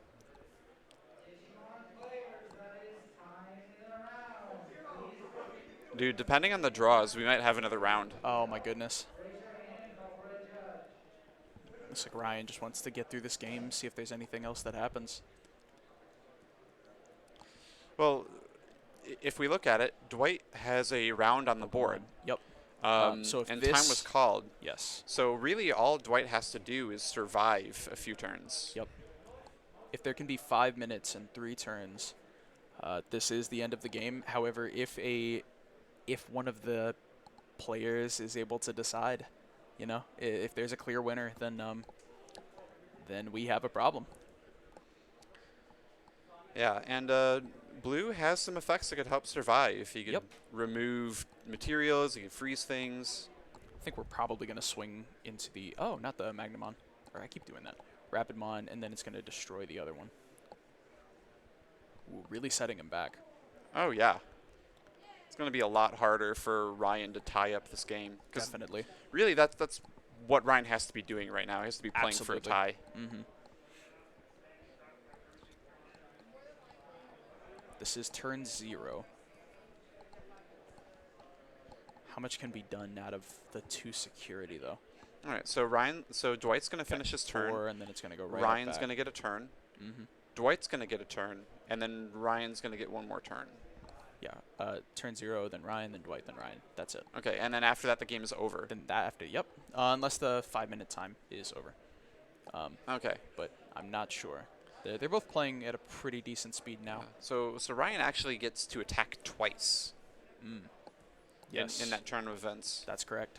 And that might be all he needs.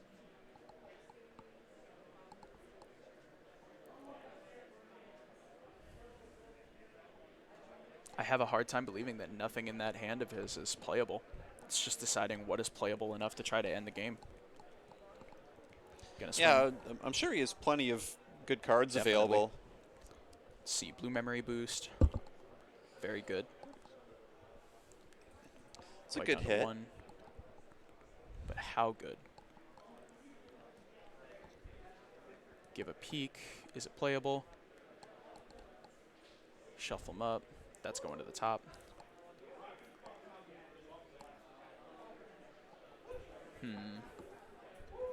Move it in. Yep, we got the Kazumon. Yeah, it can't attack this turn, though. Oh, is the Zoe... Zoe just got played. Oh, is he... Yep, looks like yeah, they're just going, oh, okay. They got it. Yep. There's also a judge there, so I'm sure it's fine. Yeah, we got this. Yep. Or they got this. Definitely. That's 3 on Ryan. Horrifying. Although, you know, one more turn of setup and stall. That's all that there needs to be. Yeah, it might be a little bit difficult because Ryan is representing 2 attackers, and one of them is a Ophanimon fall down mode. On deletion, that ends up replacing itself with another body.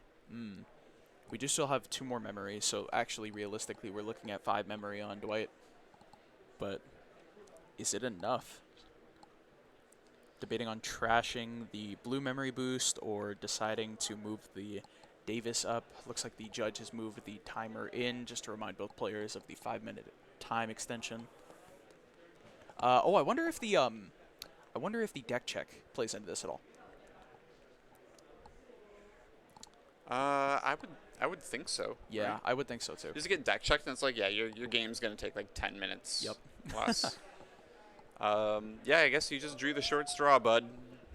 Oh man, removing the material from underneath the fall down. It makes sense. If you're gonna deal with the fall down mode, you'd rather freeze it because just deleting it doesn't take the body off the board. Yeah.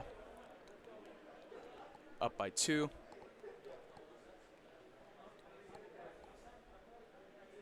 Does he have a clean way to freeze it though?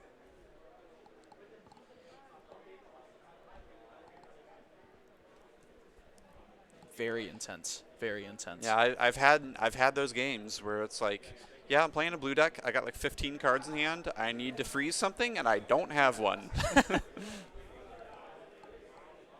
What will do it? Hammer We got Spark. Hammer Okay, Spark. good start. Saving all these really important option cards until it really, really matters. Okay, remove that. Give it a draw. See if there's anything. The mat on the top. It's going to freeze it.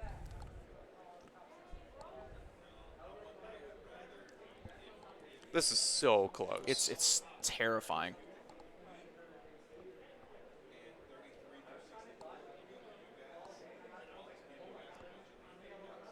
Three. But it's just going to go right back up to like 7. Ryan Frozen. isn't gaining memory from his TK and Kari. He's actually up in security. I see. Oh, that's correct. That's correct. Yeah. He's still gaining memory from like the starting at 3 and then the Cody. Oh, it looks like both of his guys got stunned that turn. That's correct. It was just moved in. It was suspended, so they decided against it. Walk in. Cleaning up both of those.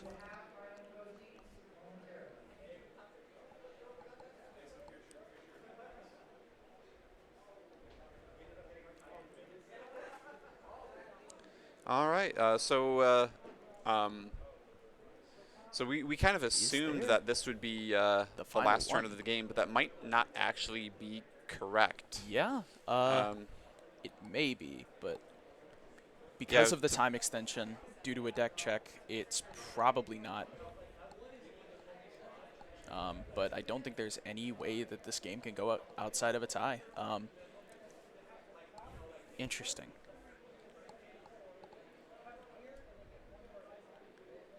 Playing for time. Oh, yeah, the game is not over. No, definitely not. Ryan definitely in a position where he is stressing about this.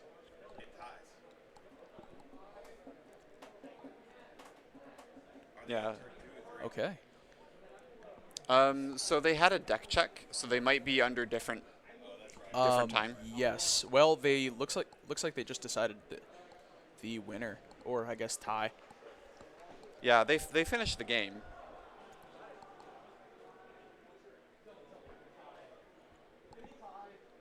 Okay. Okay, we're gonna have one more round, I guess. That was a tie. How about that? I wonder what their extension was for the deck check. It was probably it was like 5 minutes, 5 minutes. Yeah. That makes sense because they were able to wrap up the extension. Yep. And All wrap he had up to the get deck in was check. one more time. My goodness. A lot of players excited to play another round, and a lot more players just really wanted to figure out if they made top 8 or not. Yeah, I'm just hearing past the 10 people go, oh, they died. Oh, no. Okay, well, looks like we're going to have to get our judge staff and get that figured out. There's definitely things in play to deal with a tie right now, but it isn't exactly what a lot of us were anticipating. It might take a few minutes to figure out what's going on, but for right now, we're going to go to a be right back.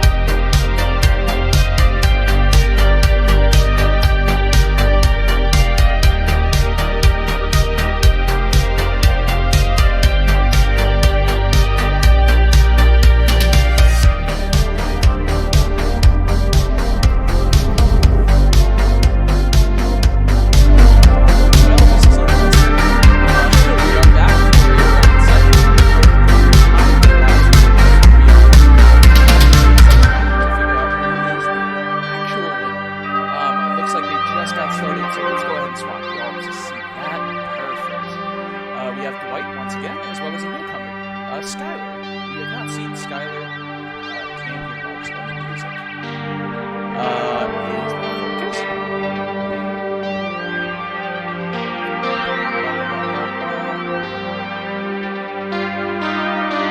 Interesting. Okay.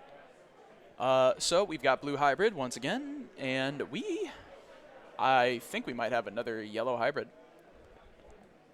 It would definitely seem as though that's the case. Blue hybrid versus yellow hybrid. I wonder where I've Daring, seen aren't this. we? Oh, yeah. Love that. Can't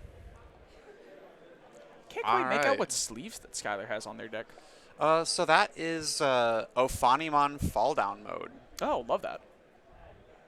So original. Yeah, honestly. Yeah, look, we had so much fun last round. We just want to do it again. Did it again. Yep, the Pokemon coming down.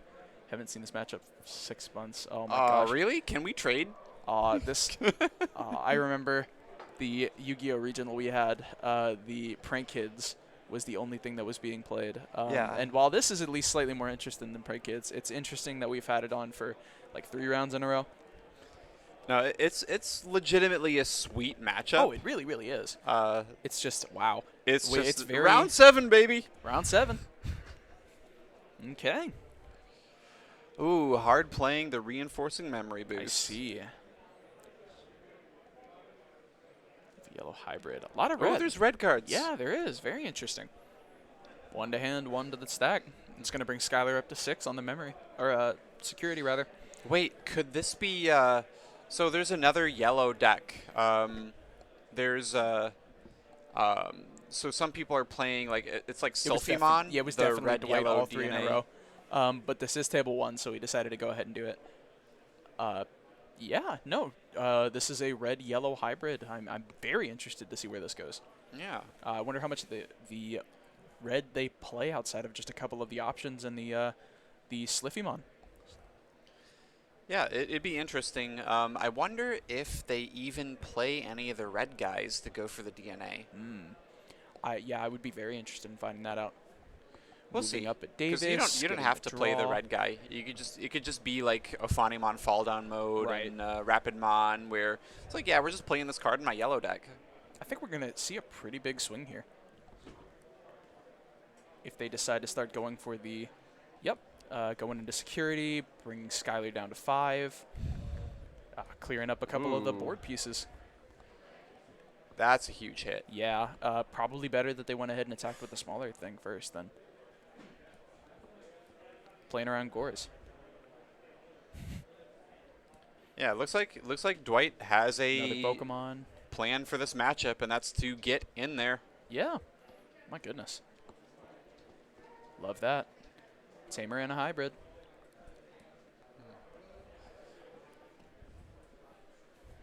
All right. Whew. Ooh, another red card off the top. Another red card. Interesting. We get to see some red options in these in this yellow deck here. All right. Playing with a lot of memory. Gonna see a. Can he? Oh, he has a red egg. Spell. Yeah. So he can play that. From the glare, I couldn't even see that he's running red eggs. Oh, okay. You need to be playing a red egg to be able to play red options? Well, he needs a red source. Okay. Yeah. So it looks like he's just gonna a bit of a use red the red tech option. as red tech is like removal. It's a very interesting thing. Yeah. I hadn't seen it out of any of the other yellow hybrids. And I mean, it's just a payoff for the Sliffymon. I suppose so. I haven't seen this deck before, so this is all new to me. This blue hybrid, though, we've seen it a couple times on stream. Yeah, Dwight 3 times in a row. But Dwight is very much proving that he knows his way around this matchup. I just wonder how much he's comfortable with the red options. Yeah, we're about to find out. Definitely. Either that or Dwight just kind of runs over and we don't get to see it. That would be sad. Yeah. All right, so looks like we're just seeing the typical blue hybrid stuff. You're just playing tamers, setting and a up. Pass. Just a pass, letting his opponent go back up to 3. Guillemon for draw power. Ooh, I would love to see that. So far, haven't seen it, but yeah, that'd be excellent. So I'm seeing in the chat, it looks like this may actually just be a yellow control deck. Interesting. Because think about it, right? We haven't seen any like hybrids or anything yet. Fair enough. Nothing is jumping out in the hand either. Yeah, so it's not like a dedicated. Oh, there's a Kazumon, so that is a hybrid, so but this still could be like a security yellow control type thing. So that means we're in for the long haul. I imagine. At least the tie here doesn't end up meaning another round. As much as it's nice to have an extra round and get to be on stream, I'm sure 8 rounds would be just a bit overkill. Nah, man, 9 rounds. Yeah, you know what? 9 seasons. Look. Oh boy. 9 rounds, and by the end of it, we're just gonna be saying things, and the guy running the stream is just gonna give me the next symbol, like stop what you're doing. No. Somebody just decide a winner, please. Oh, look. Okay, moving on up. We're just gonna play some more tamers. Digivolve. A lot of setup. Oh, look, he's Finally playing something over the egg. that looks like it's a Guillemon. Yeah. Yeah. Not a lot of I think everybody's up to date with their security. Scooch. Yeah, I didn't know this deck existed. No, but it's super duper cool. Okay, gonna move a TK in, hybrid over it for 2. Get the free draw. Start playing with the, and then stick 1 on the top. It's gonna bring Skylar to 6. 6 security for Skylar.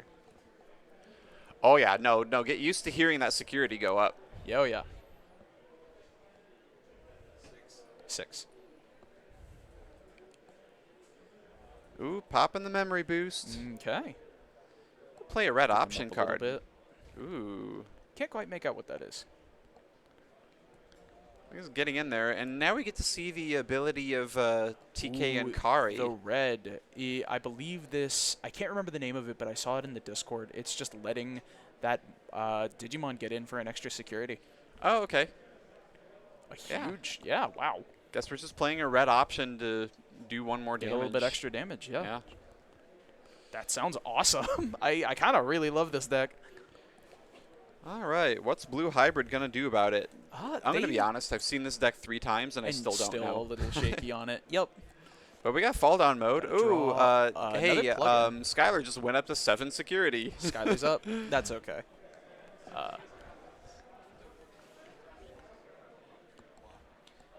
Playing the red. Just moving it into the trash. All right, so Skylar is at 7. Skylar is at 7.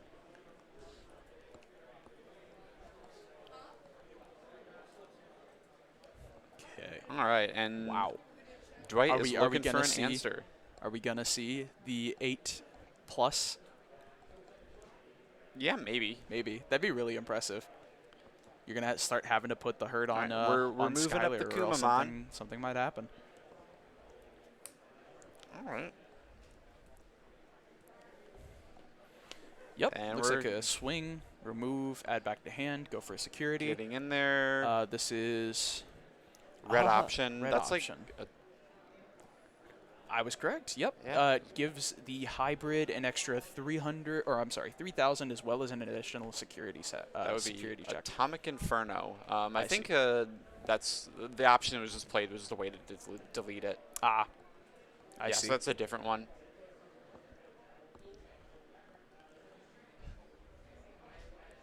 All right, he's looking at his options. I think I see a Pokemon in the hand. As nice as that is, I'm not sure how relevant it will be here. Move up a tamer for the free draw. Yep. And then so it's interesting, up at the right? bottom.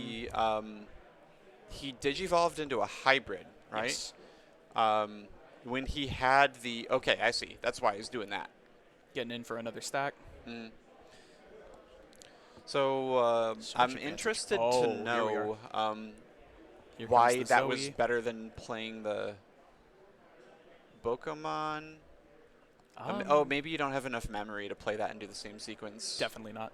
Okay.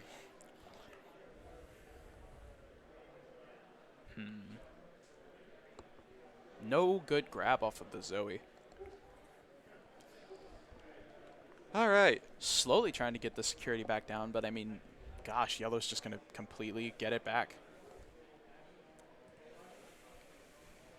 Not a whole lot blue can do this turn, I think. Maybe just... Okay, here comes and Pokemon. here comes the Pokemon. Okay. Here comes 5 off the top. Let's get a Tamer. And... Gotcha. All right, so we still end on the Pokemon. Yeah, a little bit of follow-up. Still have a bit of a wide board there. He can get in for 3. Yeah, speaking of wide boards, I think all Skylar has to do is just move in some hybrids over Tamers, and that might just do it. We're bringing in a Gilmon. Yep. I wonder if he has anything to turn that Gilmon into. Like any that would red be level really 4s. interesting. Yeah. Okay, so he's suspending both of the TK and Karis to give -1 to -1 twice, so effectively -2K to something. Clear both of those up. Ooh. Ooh, and a full board clear. Yeah, so far it looks Swing like Skylar security. is really ahead in this game. I don't know what kind of out Dwight specifically needs.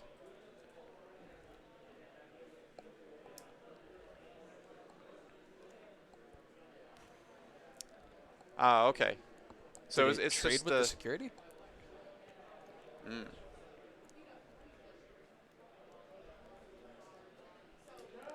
Yeah, I'm not sure what Dwight could do about this. It seems like he's a bit behind. I guess he could find a way to freeze the Ophanimon and then try to assemble a counteroffensive.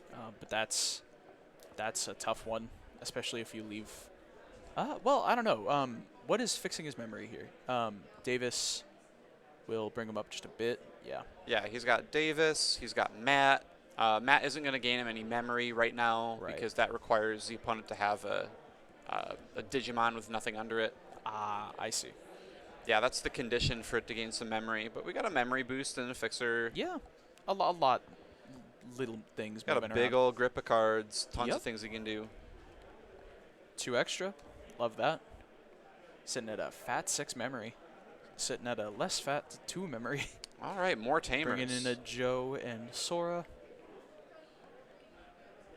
Whoop. Move on up. Free draw. Okay, turning into a hybrid. Yep. Anything he's going to do on Digivolving? Don't think so.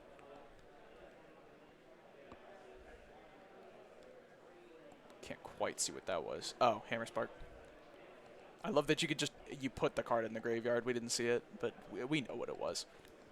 All right, so Dwight has assembled a stack. Just a bit. He's able to get in there. Let's see if we can't take it out. And he's able to remove the materials from the Ophanimon. Clear it out. Yep. And that'll freeze it. That's the out. Okay, so Dwight has the counterplay and he has the counter-offensive, but he has quite a bit of ground to cover. Yeah, and it's going to bring Skylar down to 4 memory. So we said earlier that being ahead 3 security against yellow is not a lead. Nope. But being down 4 security is... that's a bit of a lead for yellow. Just a tad bit. Just a tad He's got some ground to cover. But with all these Tamers, I mean, he's going to gain some incremental advantage. Definitely. It's not going to take a whole lot, I think. Between 1 security, and I mean, the fall down mode being frozen is not the end of the world. What's wild is that Skylar has 3 TKs. Yeah. So if at any point he attacks with a yellow Digimon, that's minus 10 or minus 1,000 3 times. Wow. So rookies are just going to be removed. Melted. Yeah, they're just going to be melted. Looks like we're going to see it scooch up. Boy, here we got the Zephyrmon. Get a free draw. Scooch it over. Yeah, the Zephyrmon could be a bit of a problem. Oh, yep. And we made it to the heel, the Jet Selfie. Yep. Skylar up to 5.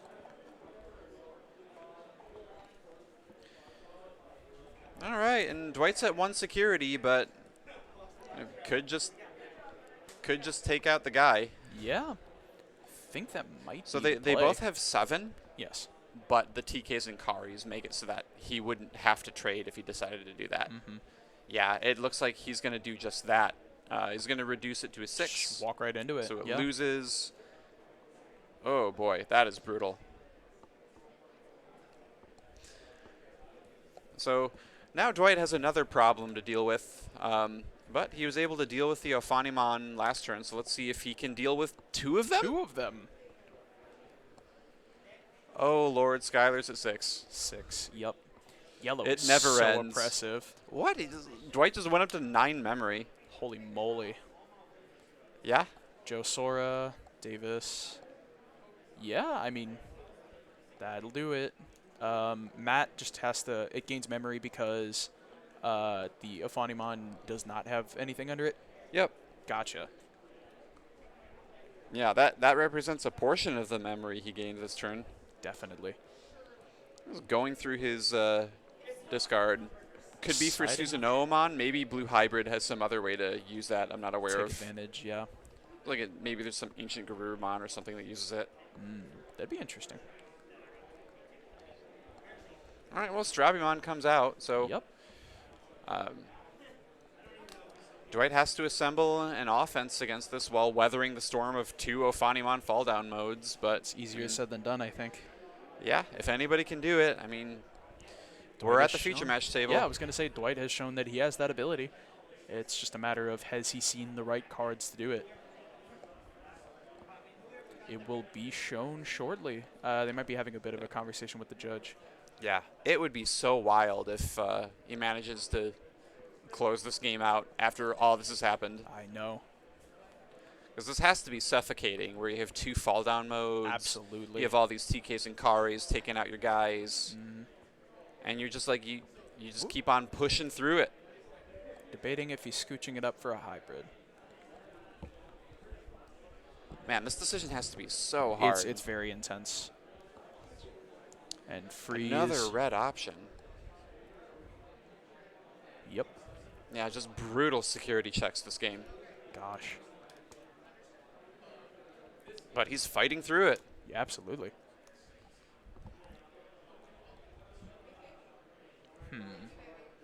Yeah, I think that that card he just security checked, it increases the security of his Digimon. Oh. Yeah. The security swing? Yeah. Wow. That's horrifying. But Dwight is already at 1. Yeah. Not a whole lot you have still. to do after that. Anything All right. short of a full board clear might just still spell the end of the game. Okay. Ooh, he's going into the next level. He's going to remove some materials. I think that looks like an Azalongmon or something. Yes. I think you're right. So I don't know if this is it, but there's an Azalongmon that gains security attack added for every one of your opponent's Digimon that doesn't have materials. Oh, wow. So That would be a Blue pretty big does- swing. Blue does have the tool to make a big swing. But it looks like he... Just checking the graves. They're seeing if counting there's the trash for anything. something? Yeah. I think he might be trying to figure out the likelihood of Susanoo coming down. Just coming right down and ending this game. But who I knows? mean, if you're Dwight in this position, you might just take your chances.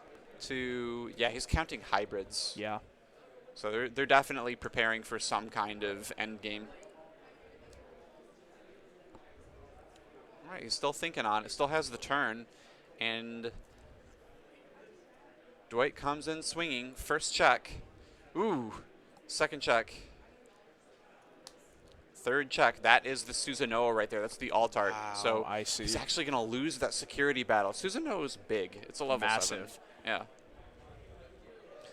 So really unfortunate. That was just sitting there. Yeah. Because Dwight then just loses that stack that he worked so hard to build up. I mean, he put a lot of work into it, but And to he's be still- fair, he also cleaned a lot of the security. But it, in any other deck that would matter, but not yellow. Gonna twist it.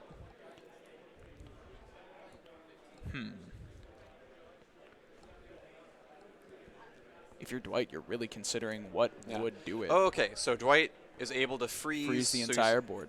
He's able to live another turn. And he's gotten Skylar down to 2 security. Wow. Not impossible to come back from, though. Oh, and here comes at the Gilmon. So there's at least 1 attack represented here. Yep. That will clear that security. That's going to lose the security battle. Can Skylar get there? It just has to be a hybrid. Oh, yeah. Any hybrid does it. Man, that does get there. I do have to hand it to Dwight. He fought so hard. Oh my gosh, to mount a counteroffensive there. And what a game that was. That one took quite some time. That just goes to show why these players are here. Yeah, absolutely. They fought very hard to get to where they are right now. Because Skylar did everything he could to just make this game as miserable as possible for him. And had Dwight to work just very trucked hard through it. Yeah.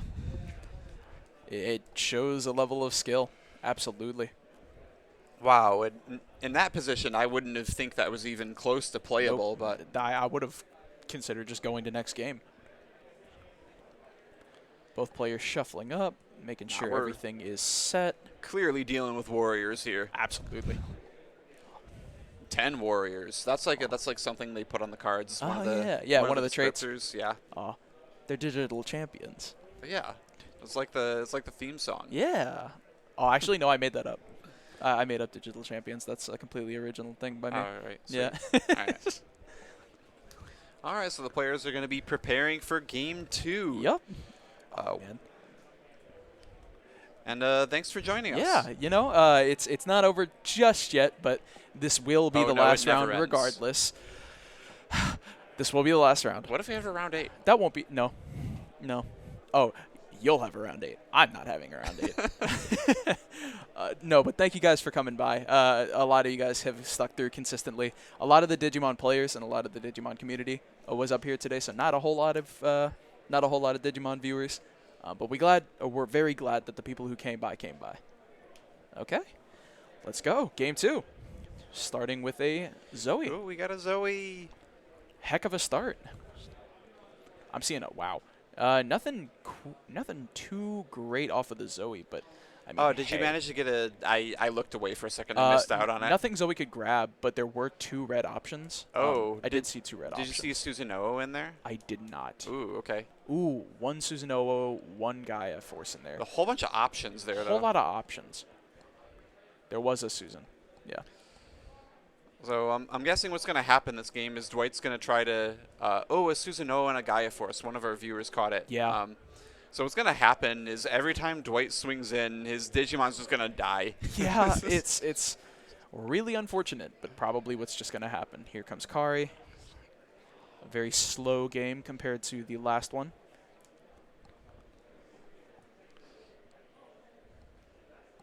Gosh. All right. He's going to get in there. We're mounting right. the offensive early and fast.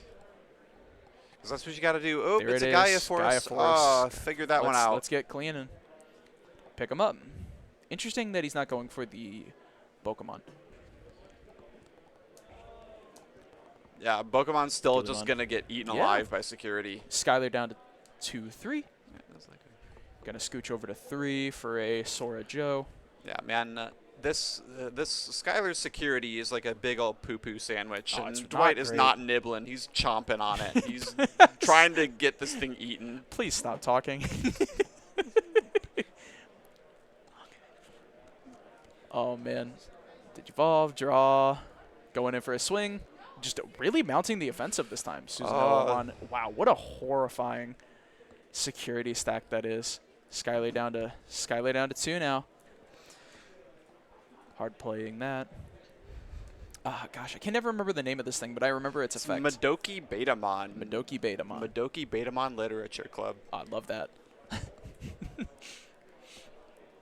Moving on out. Zoe's turning into Zephyrmon. Yep. Coming on down, draw, fix the security. Skylar down to 3. Gotcha. Not as much red we're seeing this game, outside of the security stack.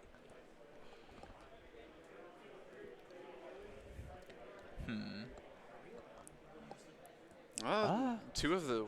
What is that? Oh, he's just attacking for 3 security. Wow. Well, I guess he get a Tommy. Yeah. Yeah, I imagine the blue deck doesn't have, like... It's mostly smaller guys, so you feel pretty comfortable doing that. Definitely. Although it'd be just kind of wild to attack for 3 security, and the first one you just hit Ozolongmon. Oh. Just... whoops. Knock it right out. Oof. Felt pretty good. Man, you have these like 6K. hybrid decks Yeah. that are so memory efficient. They're just about playing these tamers and setting up. But these players are going at it. They're swinging really hard. I think that's a plus swinging. that the red engine has been really rewarding Skylar with. Yeah, it's wild. Like if you're playing your hybrid deck, and if you think about it, right, your yellow hybrid is really just about starting with a tamer, not an egg. Yep. So you can just play whatever color egg you want, and that's just the options you get. Love it. Love that. Considering where he wants to go here, I think anything is really just going to provide memory for Dwight. So you might as well just drop an entire Zoe. Man, can you believe this is the same matchup as last game? Add it to the hand, shuffle it up. It does not feel like it. It just goes to show that there's just a huge amount of variability in how these games can play out.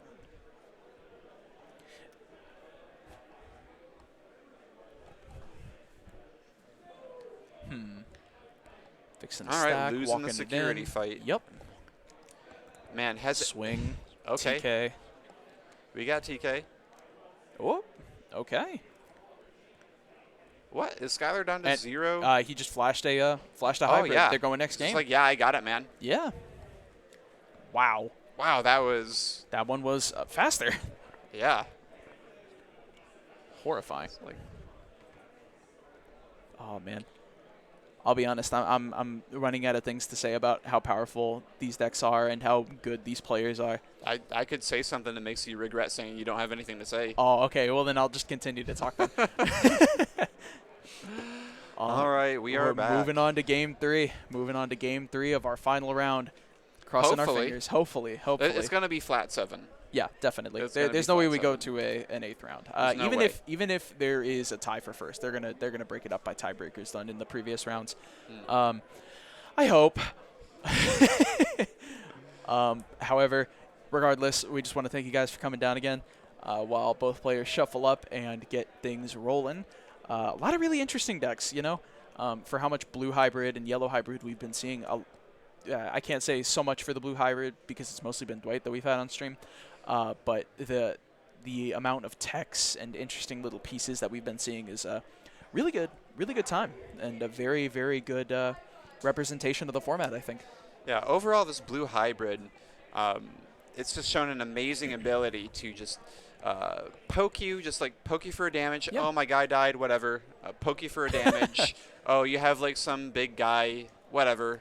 Take away its toys. Yep. Now it can't get at me. Not much of a start from Skylar. Got to play a option. Looks like it drew them 2. It's just a super tenacious deck. Definitely. Oh my goodness. Pokemon move him to 1. Anything of note off the top? It would seem as though deciding on which tamer they want to grab off Pokemon. Oh, what an embarrassment Davis. of riches. Just can get whatever you want off of this. Really.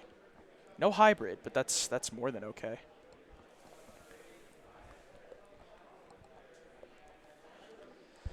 All right, and it's on Skylar. After the last 2 games, I have no idea what to expect. I know.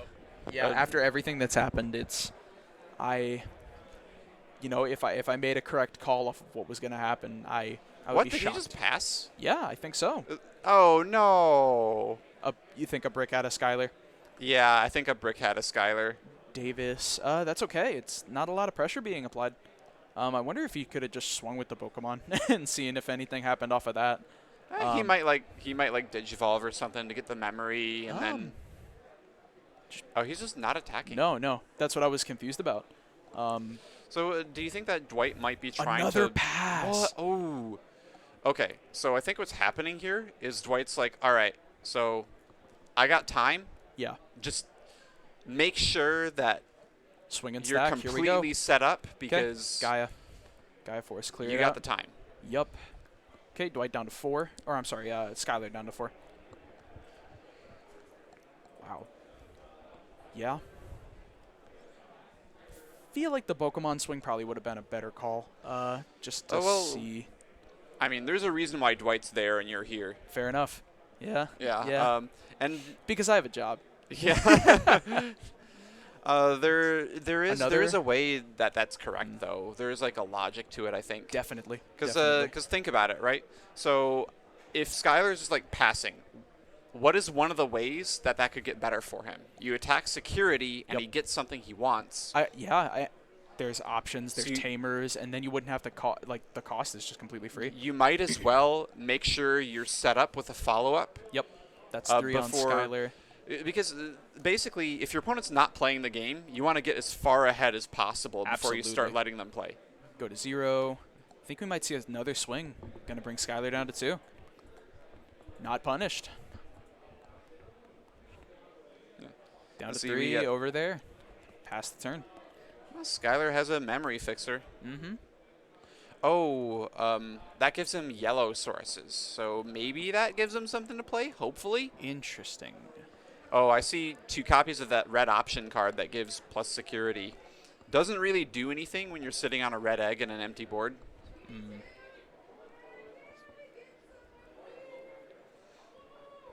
And if there's one thing I can say about this blue hybrid deck is it is remarkably consistent. Oh, yeah, I imagine.